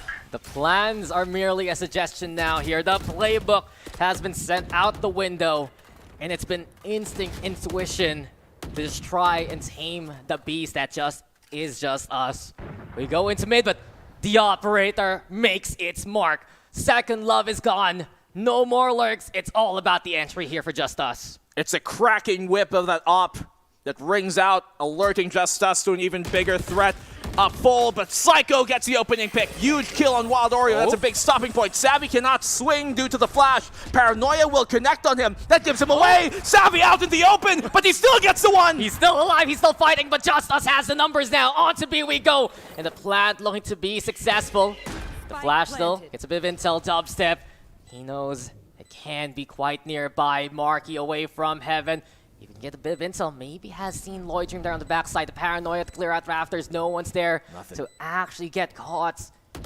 It's just us here in position to try and make a fine spot. Marky though, here he comes. A moment to try and kill Lloyd Dream. Dubstep instead with the one. He knows where they are. He knows where they are. The dash is there. And Marky now through the smoke even. Shorty's all repulsive got right now. Trying to buy some time and looking to play on the other side of the pillar. Marky though maneuvering to the side. Here he goes, and Repulsive will renew the lives of Just Us. Another overtime we shall go to. Disgusting from Repulsive here with the shorty as well. A bit of a hop, a bit of a skip, but he gets it in the end. Man, Savvy AK, he did all he could to just get the one. He still found it, but ultimately enough. Marky, maybe if he found that kill quicker, maybe if he was able to confirm it on Lloyd Dream, who was on the back of the site, then things could have gone differently. But man, oh man, Oasis here looking to still try and get to map 3, but Just Us are gatekeeping him. Welcome to overtime number 5. Yep. Strap yourselves in, folks. We are here for quite a ride. Look at Lloyd Dream. Oh. He's taking the note. He wants to. He wants to make it happen. This operator might be a surprise here for Oasis if they swing slowly and Kelly S gets revenge immediately, or rather, it's the same kind of scenario for Kelly S. Psycho now though, Bar Schofield, and it's just attendance here for Just Us. All of them delivering the kills that they need. Marky though, there's the magic, but there's no escaping the op that's trained in. This lane is where Oasis will fall, and Just Us are back on match point. He did all he could. You can deal with faulty tactics, but faulty weaponry when you run out of ammo is not one to be adjusted for. 17-16, we go again. Just Us. Incredible hold here. Impeccable timing as well on when they swing, when their back is turned. They know when to hit it. And Marky's doing all he can, 35 to his name. But still the game continues. Oasis now on the defense. We go back into it. Smoke here to try and burn some time early. No ops this time. Kelly, yes, he started it. Lloyd Dream wrote the next page, and now we're closing the book on the glass cannons. Effectively, though, Just Us has not found the success over onto A with their attack. Change of tactics, move elsewhere. I'm watching out for the Oasis setup. You got screens being held by 2. You also have Heaven as well as Garage being watched out for. And the high-low from Oasis, expecting Just Us to change their plans this time around. They put that camera as well on top ramp to gather information earlier in case the push is going to come so they can rotate quicker. Now it looks like B site is where they're going to go. Telegraphed by the smoke on top mid, looking to split. Trailblazer will confirm. And Flash is there too. They know that someone's nearby on the site. Lloyd Dream though looking to barrel on Marky! through. But Marky is just an unstoppable force, ready to send Just Us back. 3 are down, 2 remain here for Just Us. And Oasis in a good chance to keep the game alive here. 30 seconds left. 30 Psycho seconds left. needs to be massive. Another overtime? Here in terms of his impact. Already, Black and Blue writing the next chapter. And perhaps he is right. The pen has been brought by Oasis. It is written in the cards. The Flawless will make sure we go for another OT. My friend, I did not write it. I only deliver the message. Great stuff as well from Wild Oreo to kind of play off of that off angle there on top of the Raptor. Them not expecting it, and him seeing Lloyd Dream dash into it is also kind of information in advance for Marky to be a bit more prepared for it, a second at least ahead. Then Lloyd Dream allows Marky to aptly position himself when it does come. My goodness, 6 overtime, we are in, and this one does show no signs of stopping anytime soon. And Just Us again proving they're here for a reason. You look at this game, you look at perhaps the history of these two teams, you'd say, Oasis, they got this in the bag, but Just Us refuse to let this one go. And not only that, they're the ones with that first map advantage. You see the smoke being thrown on out. Kelly S is gone from action here at the beginning of the round. And Just Us look to work with that advantage. They stack into A, perhaps confidence to go for the B retake if ever. Let's see. Do they hunt down Savvy? Will they be able to even find him here? Savvy has consistently been lurking towards A, so they might expect this, but he gets shut down! Oasis needed the pick here. They could have been able to pincer them on the ramps. And that's why they brought the numbers. Did they make noise? Remove the lurk. I don't think so. Wild Oreo. Intentions, a mystery right now. And Oasis Gaming. They just try to stir the hornet's nest here.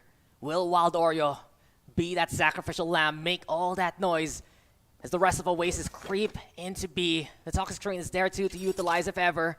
You also have second love in position. This camera is in a good spot. It can spot out Heaven pretty quickly. It's broken now. And JustUs are immediately in position to fight Oasis as soon as possible. There can be a potential victim here soon. From Heaven still, Oasis looking to descend onto the site. Wild Oreo with the one. Lord Dream alive and kicking.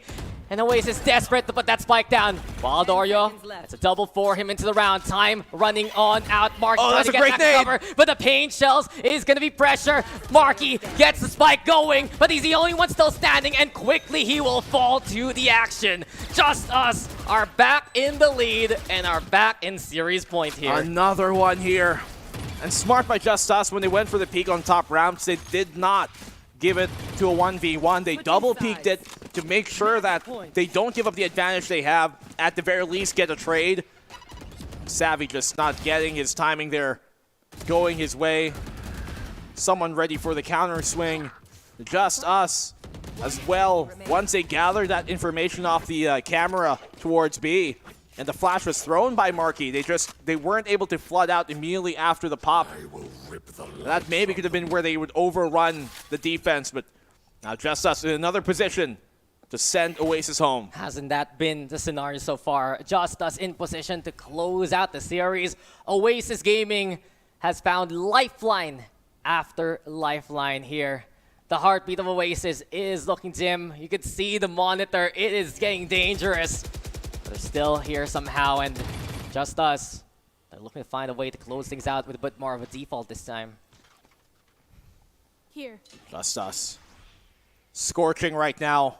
Momentum definitely in their favor after that previous round. But Oasis have time and time again in the past shown us what they've got in these crucial moments. We've seen it this series alone, this map alone. Can they bring it another? Contact made. Lord Dream comes out of that one relatively with more damage done. Boombot even. Looking for a bit of that intel. Oh, inside the smoke, Lloyd Dream trying to make a play here.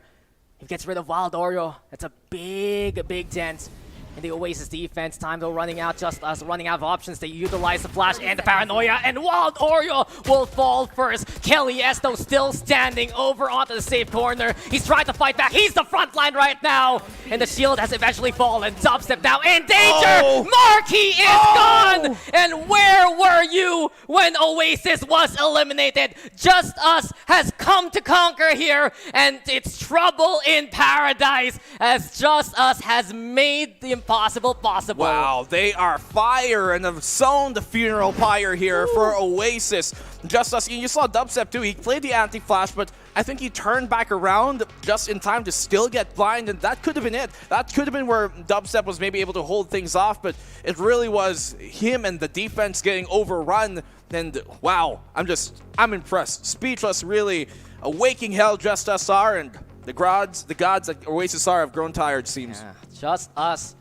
They're looking to be the future, perhaps, of VCTPH. Yeah. But right now, they continue their journey, and that is Split 2, guaranteed for them. I am just amazed. I wouldn't say speechless. I have so much to say, but all in all, this is a team that has proven to be a byproduct of their talent.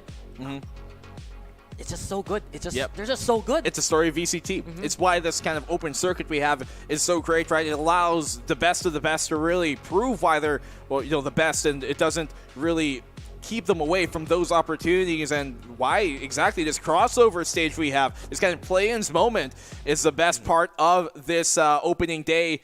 You really get to see some of these teams show up and prove why they deserve to be there. I think there's no doubt now that JustUs deserve to be in the top 4. And Oasis, the woes, it's been piling on. It's been a problem week after week.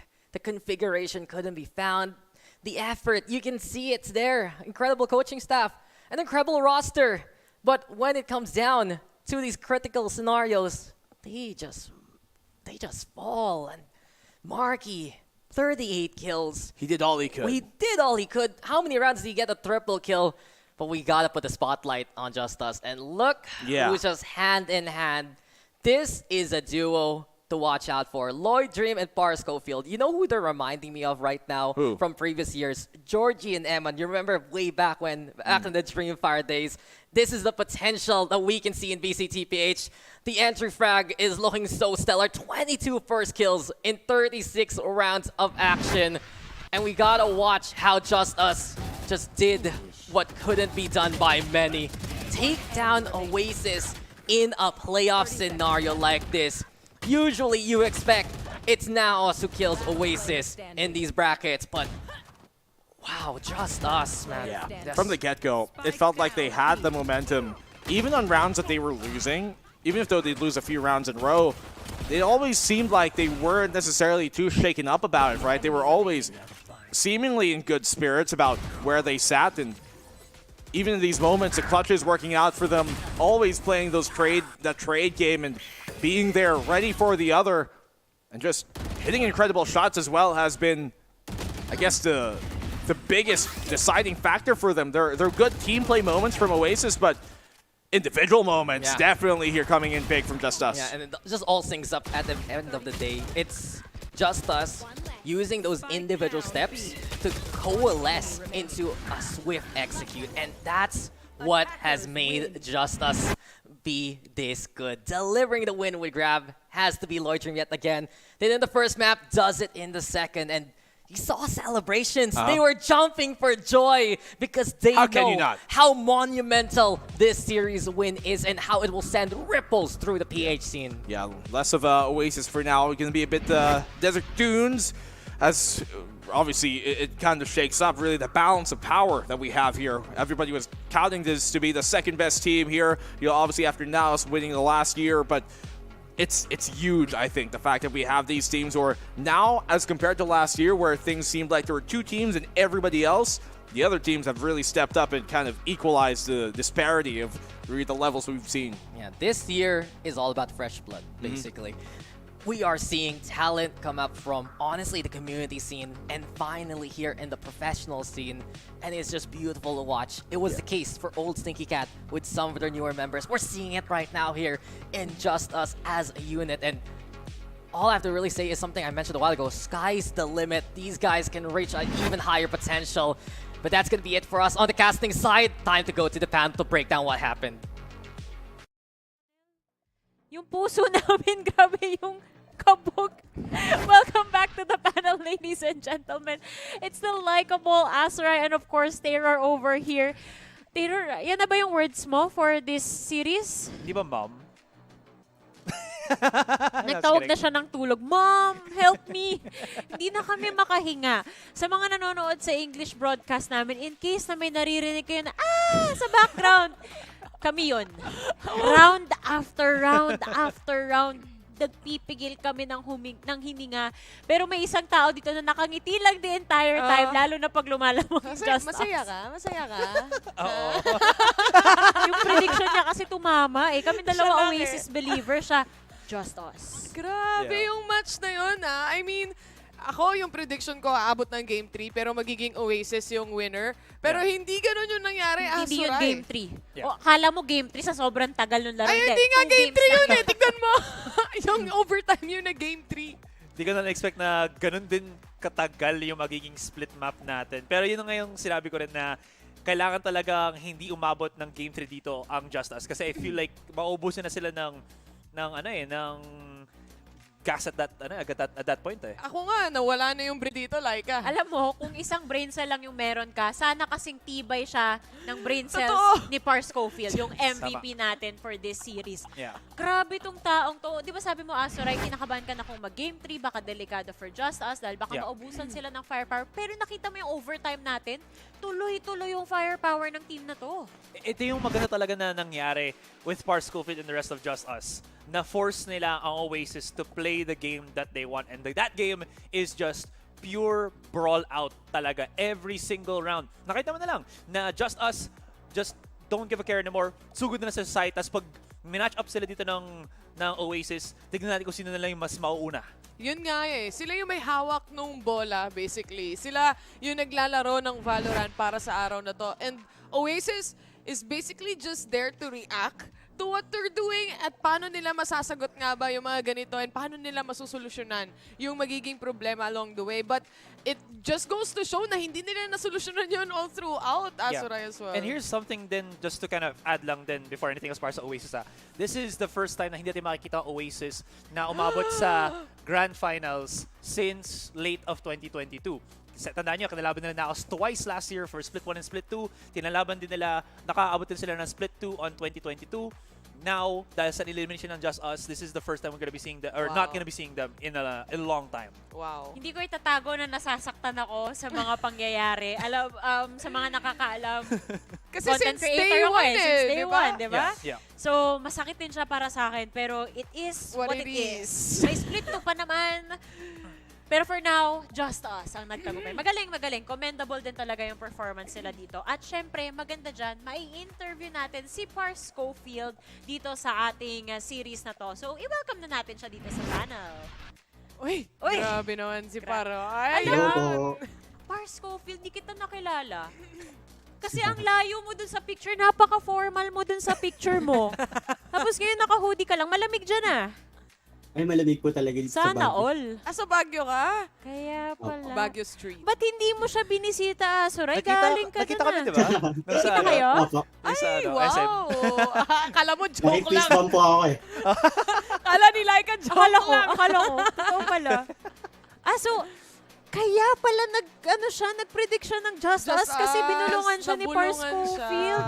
Wala. Hindi tayo binubulungan ni Azure. May secret intel pala siya. Hindi naman. Ako ang tanong ko lang naman sa'yo, Pars Schofield, totoo ba yung sinasabi ni Lloyd Dream na hindi kayo nagpa-practice? Ay, totoo po yun. Ngayon nga lang po kami nag-usap eh. Ngayon lang. So, paano kanina? Paano yung shot calling nyo at lahat-lahat? Yun nga din po, nagulat din po kami.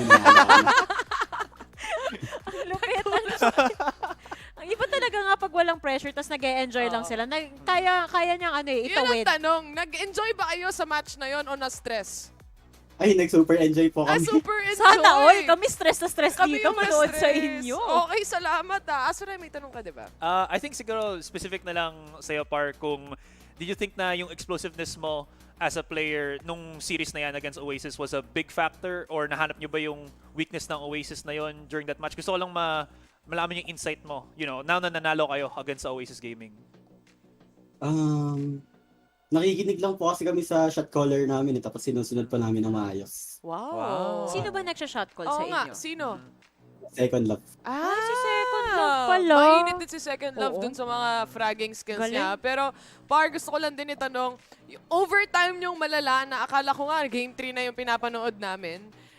Ano na nangyayari during that time? May konting kaguluhan ba along the lines? O talagang you're just playing it how it is? Po, ganun din. Parang ganun ha po. Laruin nyo na lang talaga kung ano mangyari Opo, yun na laruin yun. lang namin. Wow. Kasi inisip pa namin nating tulos pa kami. Tama. Pero Ayun din yung sinabi sa akin ni Lloyd Dream kagabi. Ni Lloyd Dream. Pero nanalo sila. Oo. Congratulations Ito, maging honest ka sa akin Ine-expect mo ba tong resulta na to? 2-0. Ay, opo. Wow! I love the confidence. Walang practice, In-expect pa Diretso nga sagot. niya. Diretso yung sagot niya. Oo. Ang lupit. Di syempre, mag-move forward kayo sa second set of matches natin sa semifinals, Zol no? Esports. Yeah. Zol Esports yung mga kalaban nila? Ay, may mensahe ka ba para sa kanila? Ay, mga idol po kasi namin sila. Pero gagawin din po namin ang ginawa namin sa kanila sa Oasis. Parang ganun yung natitimbrehan ko. Baka may gusto kang i-shout out Pars Schofield bago natin i-end ang iyong interview. Shout out po sa mga kasama sa teammate ko, yun na lang. At saka kay Coach Narpin. Iyo. Ako nga pala. Sana kasi nakalimutan mo na ba si Coach? Si Narpin yung coach nila. Kasi ba naman, busy siya nagbubuo ng ng mga ng establishment empire niya. Oo. Ng empire niya. Yan, shoutout sa'yo, Coach Narpim. Maraming salamat sa'yo, Ay, thank you po. Parscofield. Congratulations at kita-kits ulit bukas for another series. Best of luck sa inyo. Yeah. Thank you po. Sana ako din nasa Baguio. Hindi, Malamig. ako inisip ko sana ako rin nag-enjoy lang sa Oo, series. sana lahat tayo nag-enjoy. Pero tunay naman na, syempre, when it comes to the games itself, nakaka-enjoy manood ng ganito ka-intense na match kesa yung alam mo na, yung parang magiging resulta, I would say. Yeah, totoo. Bitin pa nga ako eh. Bitin ka ba? Wow. Stay ka pa. Paano natin sila patuloy natin sa kanila? Pero again, didn't really expect na yun talaga yung magiging outcome. Prediction. Yeah, okay. Kunwari, pasimple ka pa. Aray ko, kinikilig ako. Oh, sige, continue. Anyways, hindi ko expect na yun yung mangyayari. Kasi, I think at some point, in-expect ko na Oasis still had answers for what was yung playstyle dito ng JustUs. Pero again, yun na lang talaga yung hindi nila masagutan dito. Yung overwhelming firepower na meron dito JustUs. Hindi lang si Para, nakita natin yung clutch potentially repulsive. Nandyan yung multi-fragging from time to time din ni Second Love and so on and so forth, diba? So nandun talaga yung multiple threats na akala siguro ng Oasis or at least I'm just guessing lang na baka si Parla si Lloyd Dream yung magiging big threats pero hindi, everybody was chipping in sa dito sa JustUs. Everybody was online for today. It was a 2-0. Everybody didn't expect it aside from Azurai. Yup. Actually, naging discussion din naman natin yan kanina na mas na-highlight natin si Parscofield at si Lloyd Dream. Pero yun nga, sabi mo, nag-step up yung buong team, which is, yun yung sinabi natin, that is the best case scenario and they really delivered. Delivered the win pa nga tong si Lloyd Dream. Not once, but twice. Napakalupit mong player ka. Ang init kasi rin, rank demon yung taong yan. Nakita ko yung match history. Ibang level. Yun na lang sasabihin ko, kayo na bahala maghanap niyan. Pero anyway, tingnan na natin yung updated tournament bracket natin. Na-spoil na ni Azurai kanina yung unang maglalaban din. Ayan, Naos versus Meow nga tayo dito, Taylor sa taas. Samantalang Zol versus JustUs sa ibaba. I just couldn't believe what happened today. But Naos and Meow, makikita natin sila again. And I'm quite excited to see kung matatalo ba nila yung Naos. Parang malay mo may upset na naman tayong makita. You just never know. Yan ang excited akong makita na match. Ikaw, Azurai. Again, masaya na yun yung sinabi na parting words si Parscofield for tonight kasi kakalabanin naman nila ang Zol Esports na I think is an upgraded version ng JustUs dito. They have insane firepower with Zin and the rest of the squad. So this is, I think, another big match for JustUs to try to accomplish and overcome. Yes, ganun na nga yun nangyayari, no? GGWP daw sa Carti Esports and of course sa Oasis Gaming. Very good games today and very good games overall this split, diba? Yeah. Ang ganda ng performance nila. Kaso yun nga lang, very competitive talaga yung tournament format natin this time around. Walang room for error tayo dyan. And again, let's have a quick recap kung ano ba yung matches for tomorrow. Tingnan natin to para secure yung schedule. Tulad nga ng sinabi natin kanina, it's gonna be Naos versus Old Stinky Cat for our game number 1. And of course, Zol Esports versus JustUs for the second series. So wag nyo yan palalampasin. I believe the first set of matches will start again at this time, which is 3 p.m. kanina. So 2:30, panoorin nyo ulit yung panel show natin kasi malupit yung mga kulitan. Di ako sanay na walang Oasis na logo na nandun, nag-aabang. Grabe itong araw na to. Unbelievable, but one of the biggest upsets for sure. One of the biggest upsets, definitely. Lalo na, it was also JustUs as well na during the season, parang di mo pa sure kung ano ba talaga meron, kumapit sa patalim, and then nandito na sila. Yeah, at least ang isipin na natin is, Split 1 is the entryway into Split 2 din naman. So even if hindi ka maka-reach into that final steps dito ng Split 1, pwede ka pa umabot dun sa other split din, which is again, leading into something else pa. That is definitely the case for this one. And I think yung theme of the day natin is yung team with the less amount of pressure na nafe-feel dito sa mga matches, sila yung nagtatagumpay. Which is why Meow and of course JustUs, ganun yung naging performance nila for the day. So, commended again para sa inyo. Pero for now, bago natin isara etong show, nice ulit namin magpasalamat of course sa ating mga napakalupit na sponsors. Tulad na lang ng Mineski Global, the official tournament organizer of the 2024 VALORANT Challengers Philippines, presented by PPGL, the biggest esports esports league in the country. Yes, and of course, also thanks to our official super app Grab. Score Grab's lowest prices ever with up to 15% cheaper fares on Grab Car Saver. Delivery fees as low as 15 pesos with Grab Food Saver delivery, and thousands of budget-friendly meals as low as 99 pesos with Grab Food Saver meals. Huli, pero hindi magpapahuli. Syempre, itong tournament na to ay officially sanctioned ng Games and Amusement Sport. Maraming salamat po. Once again on the panel, it has been likable. Ay. Nawala eh. Siya na lang eh. Special tayo yan. That's right. Taylor! At magkikita-kita ulit tayo bukas for more VALORANT Challengers Philippines action dito sa playoffs.